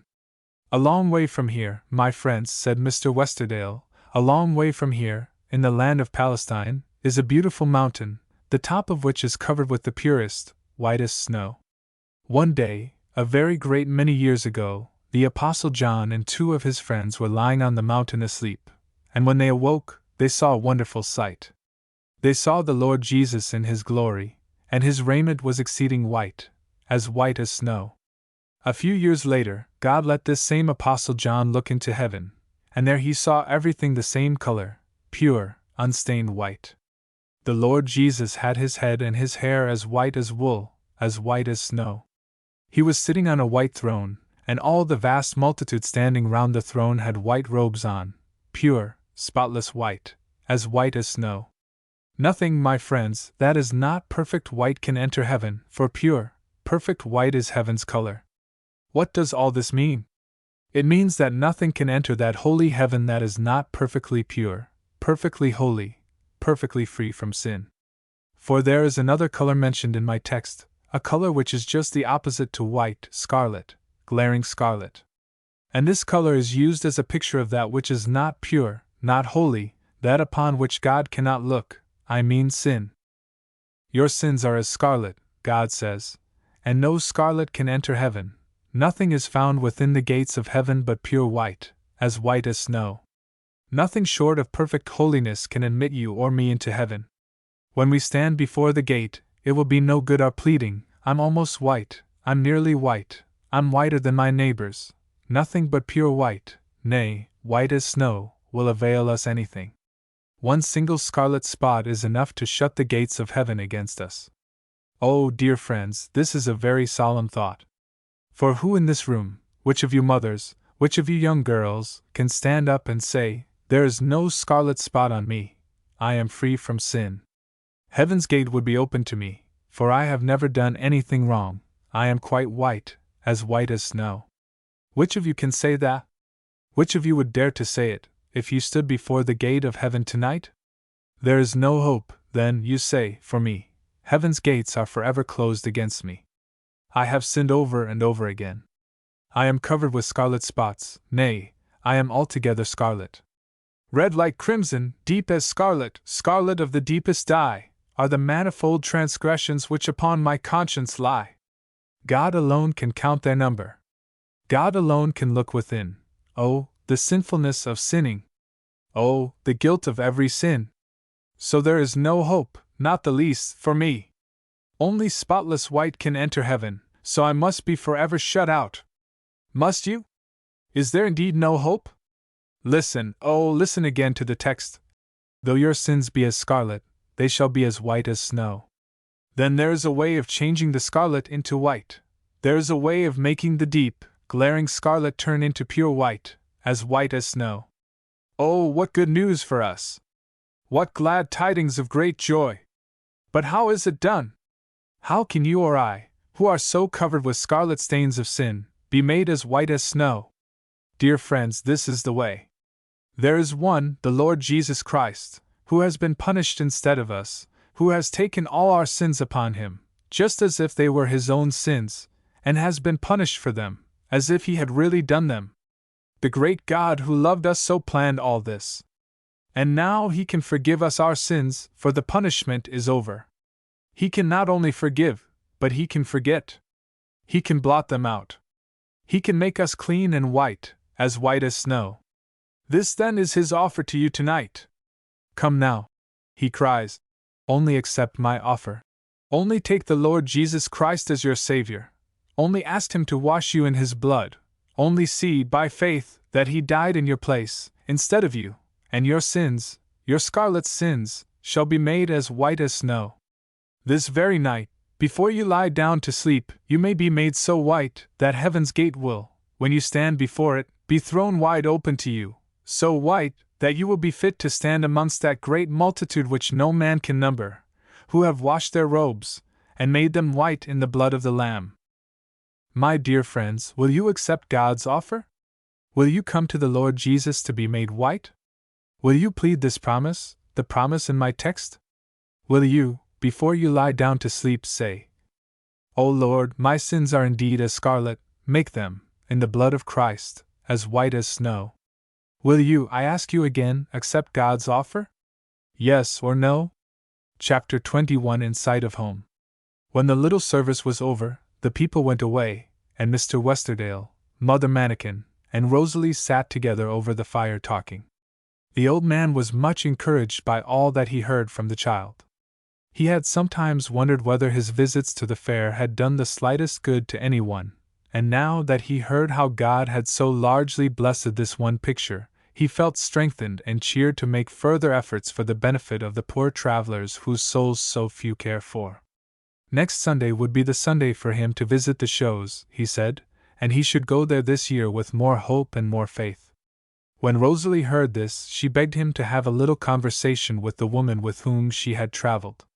She told him to look out for the show over the door of which was written, Lord Fatimore and other pleasing varieties, for there, she felt sure, he would find a work to do.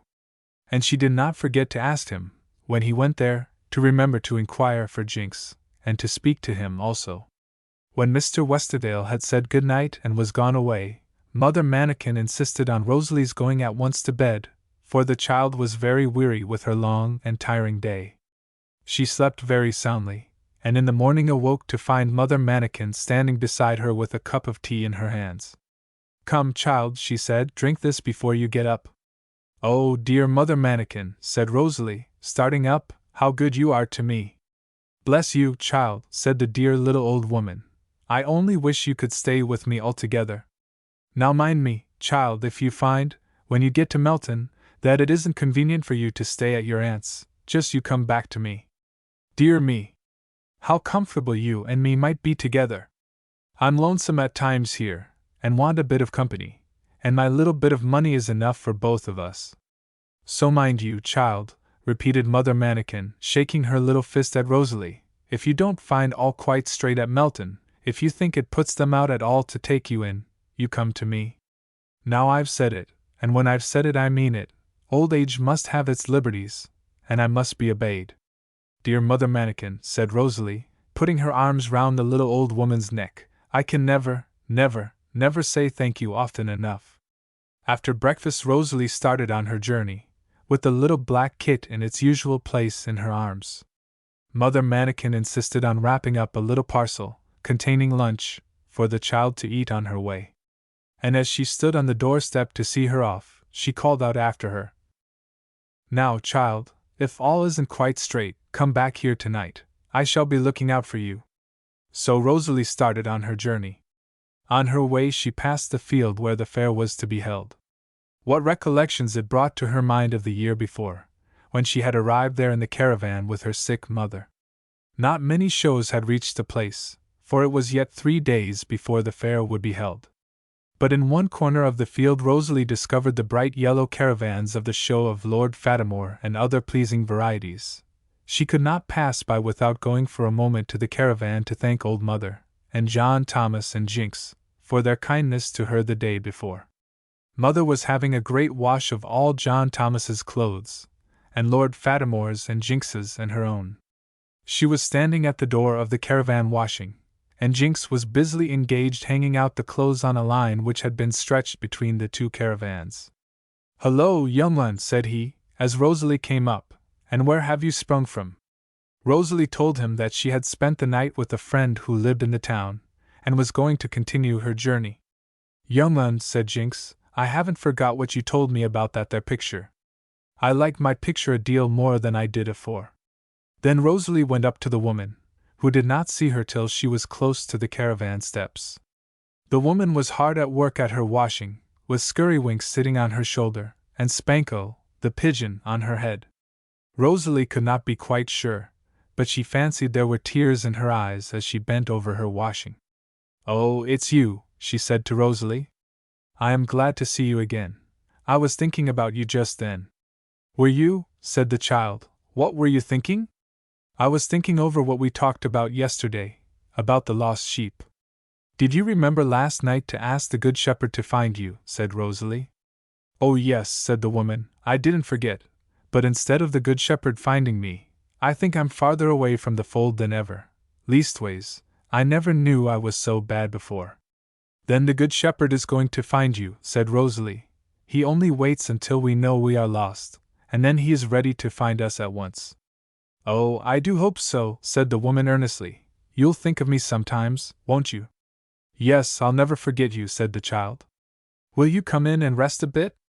"No, thank you, ma'am," said Rosalie. "I must go now. I have some way farther to walk, but I wanted to say good-bye to you, and to thank you for being so kind to me yesterday." "Bless you," said the woman heartily. "It was nothing to speak of. Good-bye, child, and mind you think of me sometimes." So Rosalie left the Fairfield and turned on to the Melton road. What a strange feeling came over her then! She was within 5 miles of her Aunt Lucy, and was really going to her at last.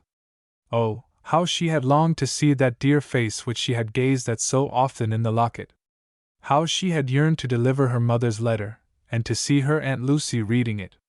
How often, how very often, all this had been in her mind by day, and had mingled with her dreams at night!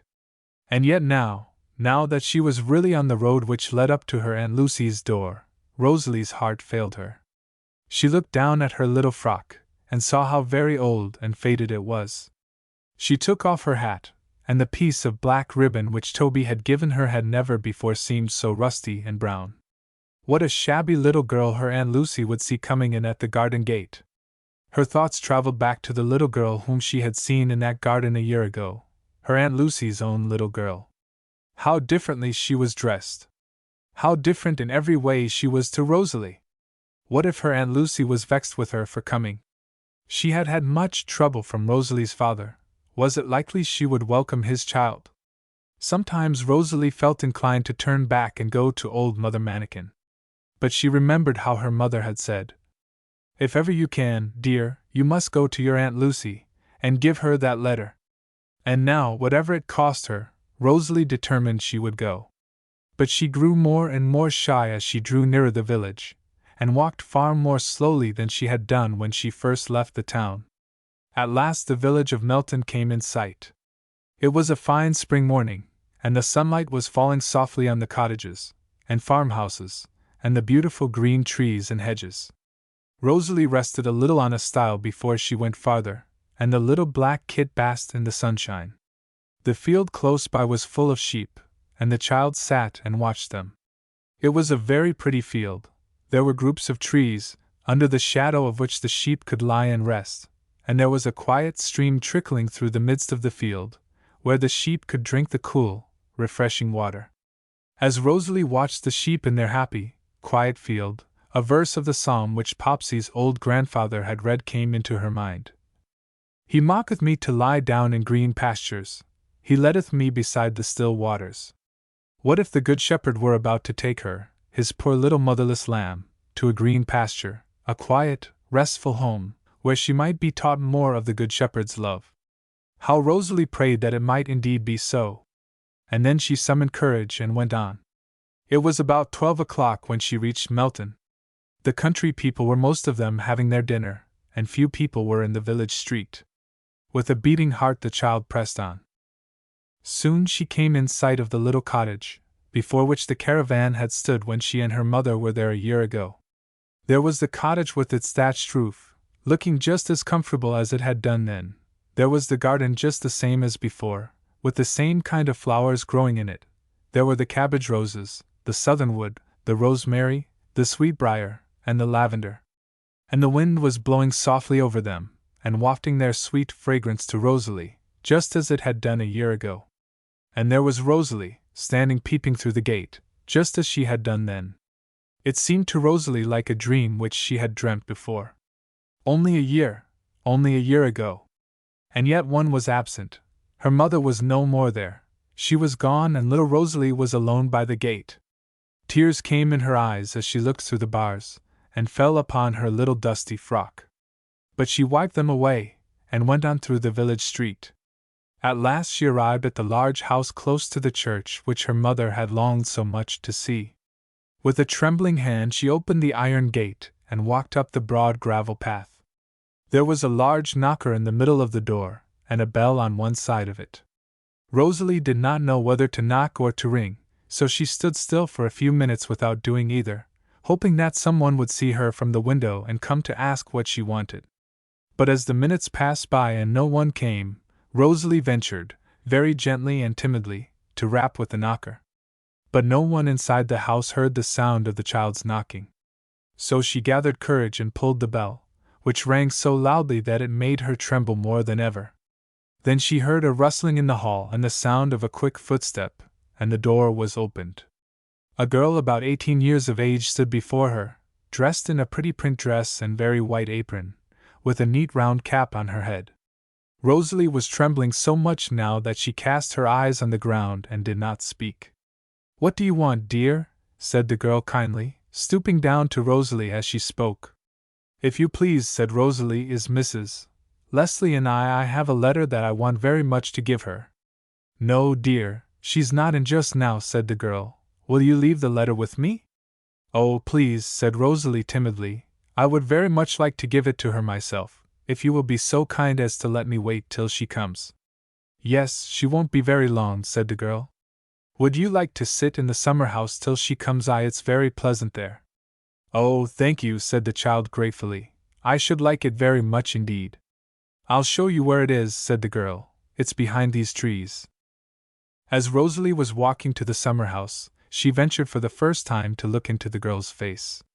The voice had seemed familiar to her, but when she saw the face, the large brown eyes, the dark hair, and the rosy cheeks, she felt sure that she had met with an old friend. "Oh, please," she said, stopping suddenly short in the path, "please, aren't you Britannia?" "How do you know anything about Britannia?" she inquired hurriedly. "I didn't mean to say Britannia," said Rosalie. "I know you don't ever want to be called that again. But please, you are Jessie, are you not?" "Yes, dear," said the girl, "my name is Jessie. But how do you know me?" "Please," said Rosalie, "don't you remember me? And how we talked in the caravan that windy night, when my mammy was so ill?"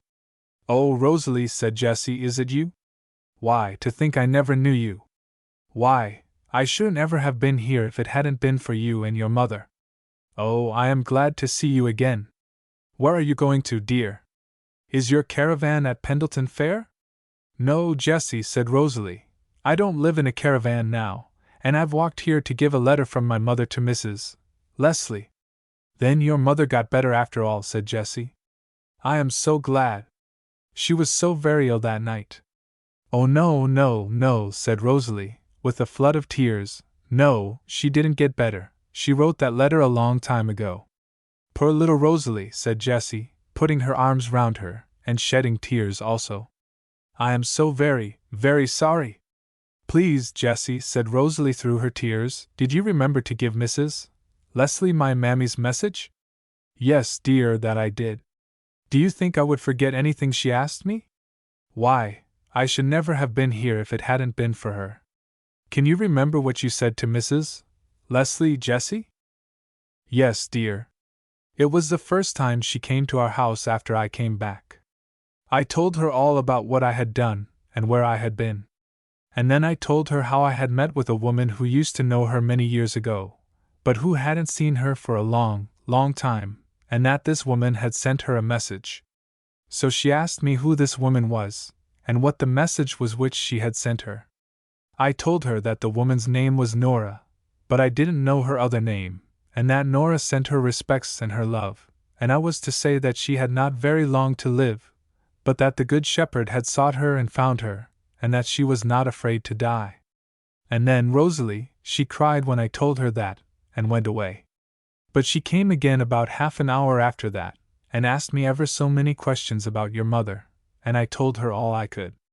I told her how ill she was, and how she liked the hymn, and all about you, and how good you were to your mother.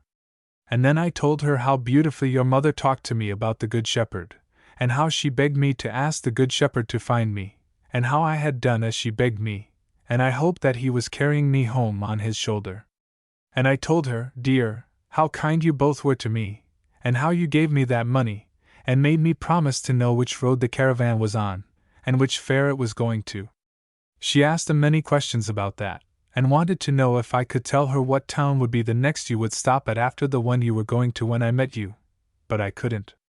Now I must go in, dear, and get dinner ready, but I'll tell my mistress as soon as she comes. So Rosalie sat down in the arbor to wait. But she could hardly sit still a minute, she felt so excited and restless. Only now and again she lifted up her heart in prayer to the Good Shepherd, asking him to make her aunt love her and help her. Chapter 22 The Lost Lamb Found. The time that Rosalie waited in the arbor seemed very, very long to her. Every minute was like an hour, and at the least sound she started from her seat, and looked down the gravel path. But it was only a bird, or a falling leaf, or some other trifling sound, which Rosalie's anxious ears had exaggerated. But at last, when the sound she had been listening for so long did really come, when footsteps were heard on the gravel path coming towards the arbor, Rosalie sat still, until they drew close, for in a moment all the fears she had had by the way returned upon her. They were very quick and eager footsteps which Rosalie heard, and in another moment, almost before she knew that her Aunt Lucy had entered the arbor, she found herself locked in her arms. "Oh, my little Rosalie," said she, with a glad cry, "have I found you at last?" For Jessie had told Mrs. Leslie that it was Nora's child who was waiting to speak to her in the arbor. Rosalie could not speak. For a long time after that she was too full of feeling for any words. And her Aunt Lucy could only say, over and over again, "My little Rosalie, have I found you at last?" It seemed to Rosalie more like what the Good Shepherd said of his lost sheep than anything she had ever heard before. "Have you been looking for me, dear Aunt Lucy?" she said at last. "Yes, darling, indeed I have," said her aunt. "Ever since Jessie came back, I have been trying to find out where you were. I wanted so much to see your mother, but before I arrived at the place she was dead. I saw her grave, Rosalie, darling. I heard about her dying in the fair, and my husband found out where she was buried, and we went and stood by her grave.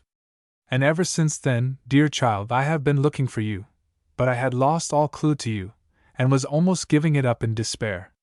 But I've found you now, darling, and I am so very thankful." Then Rosalie opened her bag, and took out the precious letter. How her Aunt Lucy's hand trembled as she opened it. It was like getting a letter from another world.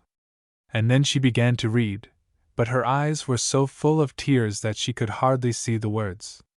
"My own darling sister, I am writing this letter with the faint hope that Rosalie may one day give it to you. It ought not to be a faint hope, because I have turned it so often into a prayer. Oh, how many times have I thought of you, since last we met, how often in my dreams you have come to me and spoken to me. I am too ill and too weak to write much, but I want to tell you that your many prayers for me have been answered at last. The lost sheep has been found, and has been carried back to the fold. I think I am the greatest sinner that ever lived, and yet I believe my sins are washed away in the blood of Jesus. I would write more, but am too exhausted. But I want to ask you, if it is possible for you to do so, to save my sweet Rosalie from her mother's fate. She is such a dear child. I know you would love her, and I am so very unhappy about leaving her amongst all these temptations. I know I do not deserve any favor from you, and you cannot think what pain it gives me to think how often you have been asked for money in my name. That has been one of the greatest trials of my unhappy life. But if you can save my little Rosalie, oh dear sister, I think even in heaven I shall know it, and be more glad. I would ask you to do it, not for my sake, for I deserve nothing but shame and disgrace, but for the sake of him who has said, Whoso shall receive one such little child in my name receiveth me. Your loving sister, Nora. When did your dear mother write the letter, Rosalie? Aunt Lucy asked, as soon as she could speak after she had finished reading it. Rosalie told her that it was written only a few days before her mother died. And then she put her hand inside her dress, and brought out the locket, which she laid in Mrs. Leslie's hand. Do you remember that, Aunt Lucy? She said. Yes, darling, I do, said her aunt. I gave that to your mother years ago, before she left home. I remember I saved up my money a very long time that I might buy it. My mother did love that locket so much, said the child. She said she had promised you she would keep it as long as she lived, and I was to tell you she had kept her promise, and had hidden it away, lest anyone should take it from her. I have tried so hard to keep it safe since she died, but we have been in a great big lodging house all the winter, and I was so afraid it would be found and taken from me. Where is your father now, Rosalie? Asked her aunt anxiously. He's dead, said the child. He has been dead more than a week, and she told of the accident, and the death in the hospital. Then you are my little girl now, Rosalie, said her Aunt Lucy, my own little girl, and no one can take you from me. Oh, dear Aunt Lucy, may I really stay? Why, Rosalie darling, I have been looking for you everywhere, and my only fear was that your father would not want to part with you. But now, before we talk any more, you must come in and see your uncle. He is very anxious to see you. Rosalie felt rather afraid again when her aunt said this, but she rose up to follow her into the house. And then she remembered the little kitten, which she covered with her shawl, and which was lying fast asleep under it in a corner of the arbor. Please, Aunt Lucy, said Rosalie timidly, is there a bird? Where, dear? Said Mrs. Leslie, looking round her. I don't see one. No, not here in the garden, explained Rosalie. I mean in your house. No, there's no bird, dear child. What made you think there was one? Oh, I'm so glad, so very, very glad, said Rosalie, with tears in her eyes. Then may I bring her? Bring who, Rosalie dear? I don't understand. Oh, Aunt Lucy, said the child, don't be angry. I have a little kit here under my shawl. She's the dearest little kit, and we love each other so much, and if she had to go away from me I think she would die. She loved me when no one else in the lodging house did, except Betsy Ann, and if only she may come, I'll never let her go in any of the best rooms, and I won't let her be any trouble. When she had said this, she lifted up the shawl, and brought out the black kitten, and looked up beseechingly into her aunt's face. What a dear little kitten, said her aunt. May will be pleased with it, she is so fond of kittens, and only the other day I promised her I would get one. Bring her in, and she shall have some milk. A great load was lifted off little Rosalie's heart when Mrs. Leslie said this, for it would have been a very great trial to her to part from her little friend. Rosalie's uncle received her very kindly, and said, with a pleasant smile, that he was glad the little prairie flower had been found at last, and was to blossom in his garden. Then she went upstairs with her Aunt Lucy to get ready for dinner. She thought she had never seen such a beautiful room as Mrs. Leslie's bedroom. The windows looked out over the fields and trees to the blue hills beyond. Then her aunt went to a wardrobe which stood at one end of the room, and brought out a parcel, which she opened, and inside Rosalie saw a beautiful little black dress very neatly and prettily made. This is a dress which came home last night for my little May, said her aunt, but I think it will fit you, dear. Will you try it on? Oh, Aunt Lucy, said Rosalie, what a beautiful frock. But won't May want it? No, May is from home, said Mrs. Leslie. She is staying with your Uncle Gerald. There will be plenty of time to have another made for her before she returns. Rosalie hardly knew herself in the new dress, and felt very shy at first, but it fitted her exactly, and her Aunt Lucy was very much pleased indeed. Then Mrs. Leslie brought a black ribbon, and tied the precious locket round the little girl's neck. There was no longer any need to hide it. After this they went downstairs, and Rosalie had a place given her at dinner between her uncle and her aunt. Jessie looked very much astonished when she was told to put another knife and fork and plate on the table for Rosalie, but her mistress, seeing her surprised face, called her into another room, and in a few words told her who the little girl was, at the same time begging her, for Rosalie's sake, not to mention to any one in the village where and how she had seen the child before. This Jessie most willingly promised. There was nothing she would not do for Rosalie's sake, she said, for she would never have been there had it not been for Rosalie and her mother.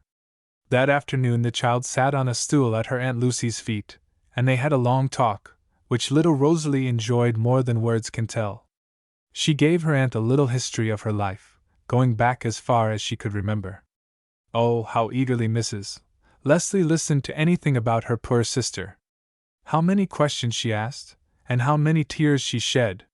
When Rosalie had finished, her aunt told her once more how glad and thankful she was to have her there, and more especially as she felt sure that her little Rosalie loved the Good Shepherd and tried to please him, and therefore would never, never do any harm to her own little May, but would rather help her forward in all that was right.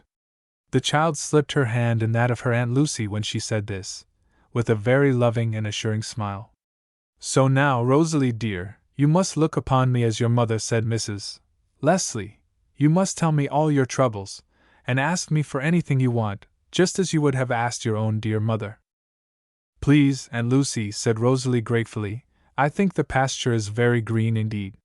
What do you mean, my dear child? I mean, Aunt Lucy, I have been very lonely and often very miserable lately, but the Good Shepherd has brought me at last to a very green pasture. Don't you think he has? But Mrs. Leslie could only answer the little girl by taking her in her arms and kissing her. That night, when Rosalie went upstairs to bed, Jessie came into her room to bring her some hot water. Oh, Jessie, said Rosalie, how are Maggie and the baby? To think you remembered about them, said Jessie. They are quite well. Oh, you must see them soon. Then they were all right when you got home, said the child. Were they, Jessie?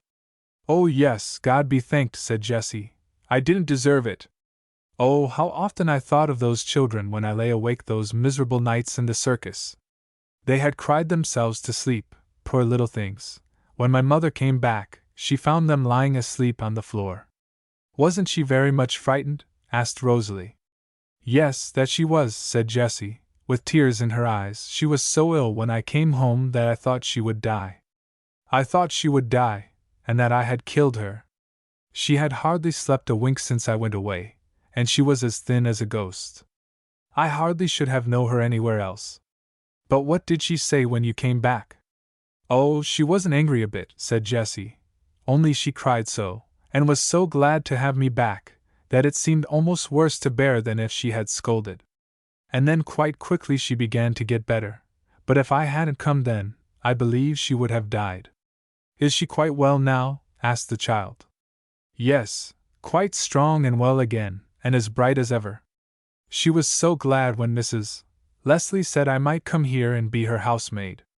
My mother says it's a grand thing to lie down to sleep at night feeling that her children are all safe, and she can never thank God enough for all He has done for me. I told her of you and your mother, and she prays for you every day, my mother does, that God may reward and bless you. The next morning, when Rosalie opened her eyes, she could not at first remember where she was. She had been dreaming she was in the dismal lodging house, and that Betsy Ann was touching her hand, and waking her for their 10 minutes reading. But when she looked up, it was only her little black kitten, which was feeling strange in its new home, and had crept up to her, and was licking her arm. Poor little kit, said Rosalie, as she stroked it gently, you don't know where you are. The kitten purred contentedly when its little mistress comforted it, and the child was at leisure to look round the room. It was her cousin May's little room, and her Aunt Lucy had said she might sleep there until another room just like it was made ready for her. Rosalie was lying in a small and very pretty iron bedstead with white muslin hangings. She peeped out of her little nest into the room beyond.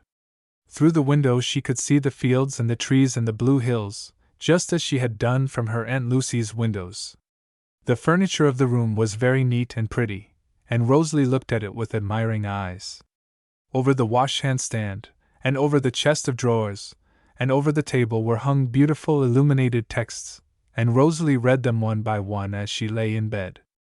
There was also a little bookcase full of May's books, and a little wardrobe for May's clothes. How much Rosalie wondered what her cousin was like, and how she wished the time would arrive for her to come home. Then the little girl jumped out of bed, and went to the window to look out. The garden beneath her looked very lovely in the bright morning sunshine. The roses and geraniums and jessamine were just in their glory, and underneath the trees she could see patches of lovely ferns and mosses. How she wished her mother could have been there to see them also. She had always loved flowers so much. Rosalie dressed herself, and went out into the garden. How sweet and peaceful everything seemed! She went to the gate, that gate which she had looked through a year before, and gazed out into the blue distance. As she was doing so, she heard the sound of wheels, and 3 or 4 caravans bound for Pendleton Fair went slowly down the road. What a rush of feeling came over the child as she looked at them! Oh, how kind the Good Shepherd had been to her! Here she was, safe and sheltered in this quiet, happy home, and she would never, never have to go to a fair or a theater again. Rosalie looked up at the blue sky above, and said from the bottom of her heart, "Oh, Good Shepherd, I do thank thee very much for bringing me to the green pasture.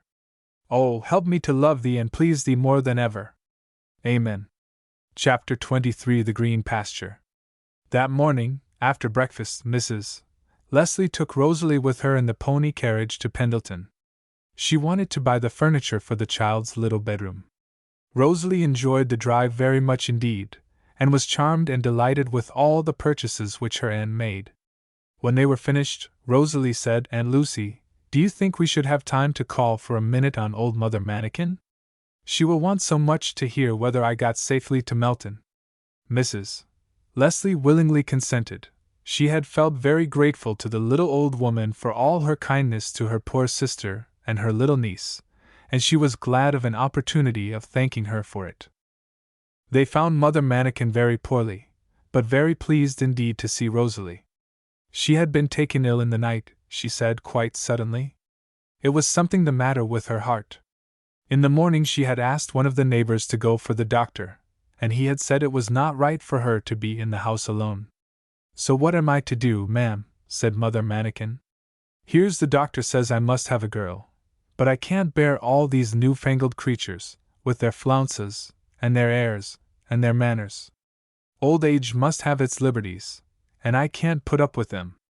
No, I can't abide them," she said, shaking her little fist. "You couldn't tell me of a girl, could you, ma'am? I can't give very high wages, but she should have a comfortable home." "Oh, Aunt Lucy," cried Rosalie, springing from her seat, "what do you think of Betsy Ann?" "Would she do?" "And who's Betsy Ann, child?" inquired Mother Manikin. Rosalie told Betsy Ann's sad story, how she had been born in a workhouse, how she had never had any one to love her, but how she had been scolded and found fault with from morning till night. Mother Manikin could hardly keep from crying as the story went on. "She shall come at once," said she decidedly, as soon as Rosalie had finished. "Tell me where she lives, and I'll get Mr. Westerdale to write to her at once." "Oh, but she can't read," said Rosalie, in a very distressed voice, "and her mistress would never let her have the letter. What are we to do?" But when Mother Manikin heard where Betsy Ann lived, she said there would be no difficulty at all about it. Mr. Westerdale knew the scripture reader there, she had often heard him speak of him, and he would be able to go to the house and make it all right. So Rosalie felt very comforted about poor Betsy Ann. Rosalie's first week in the green pasture passed by very happily. She walked and read and talked with her Aunt Lucy, and went with her to see the poor people in the village, and grew to love her more day by day, and was more and more thankful to the Good Shepherd for the green pasture to which he had brought her. And after a week May came home. Such a bright little creature she was. Rosalie loved her as soon as she saw her. But it was no strange face to Rosalie. It was a face she had often gazed at and often studied, for little May was the image of the girl in the locket. It might have been her own picture, she was so like what her mother was at her age. May and Rosalie were the best friends at once, and from that time had everything in common. They did their lessons together, they walked together, and they played together, and were never known to quarrel or to disagree. Some little time after May's return, the two children went together in the pony carriage to Pendleton. They had two important things to do there.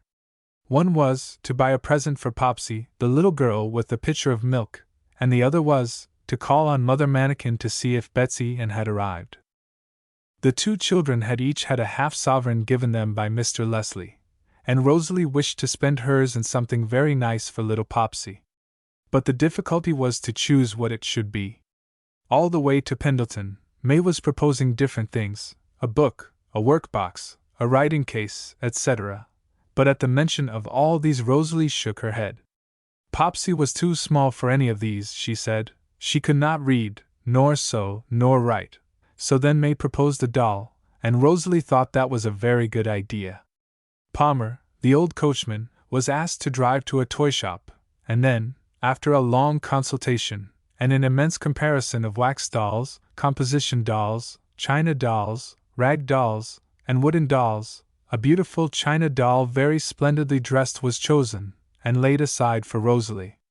But as she still had some money left, she also chose a very pretty spectacle case for Popsy's grandfather, and a beautiful little milk jug for the kind old grandmother.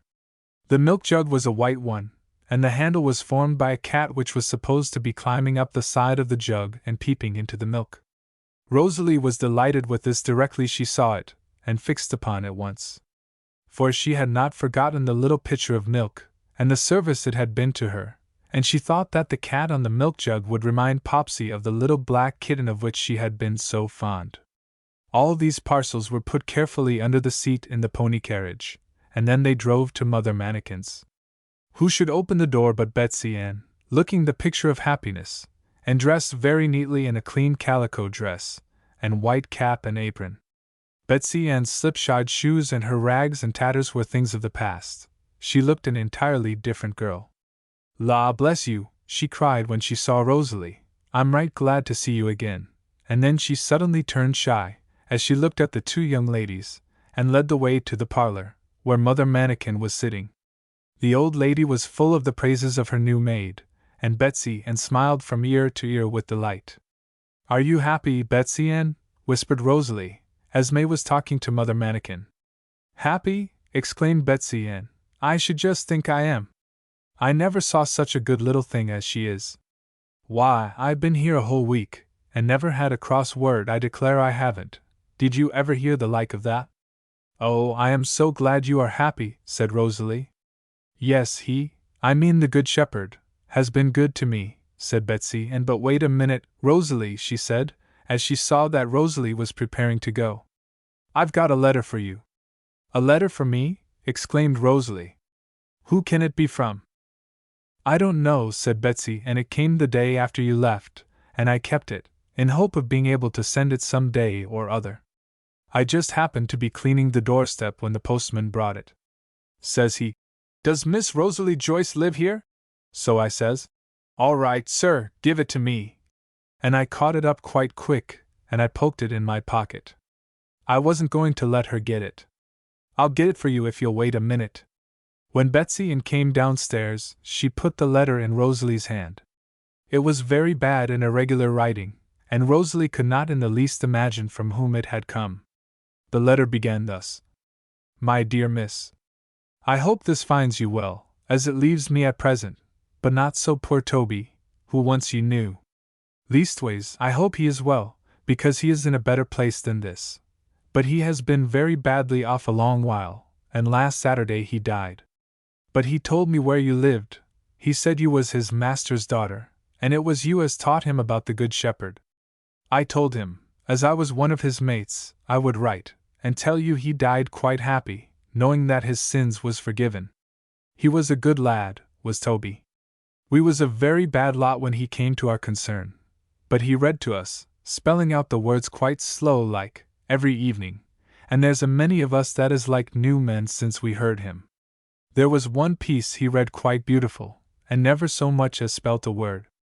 It was about the shepherd looking for a sheep, and bringing it home on his shoulder. And he would talk to us about that as good as a book, and tell of a picture he had seen in your caravan, and what you used to teach him about it. And just before he died, says he, "Tom, write and tell Miss Rosie, she'll be glad like to hear I didn't forget it all." So now I've wrote, and pardon my mistakes, and the liberty. From yours truly, Thomas Carter. Rosalie was very thankful to receive this letter. She had often wondered what had become of poor Toby, and it was a great comfort to her to know that he had not forgotten the lessons they had learned together in the caravan. It was very pleasant to be able to think of him, not in the theater or a lodging house, but in the home above, where her own dear mother was.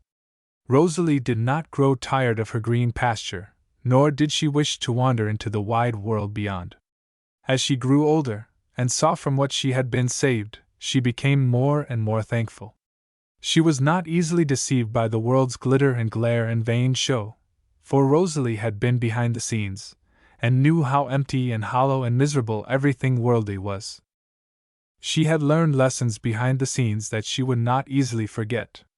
She had learned that we must not trust to outward appearances.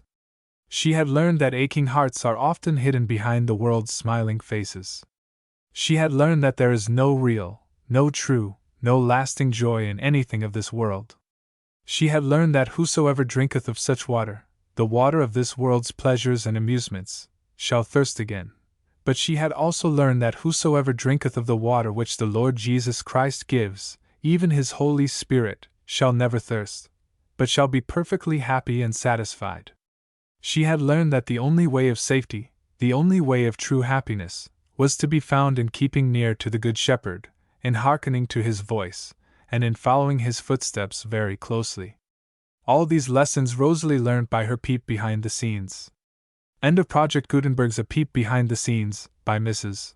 O. F. Walton.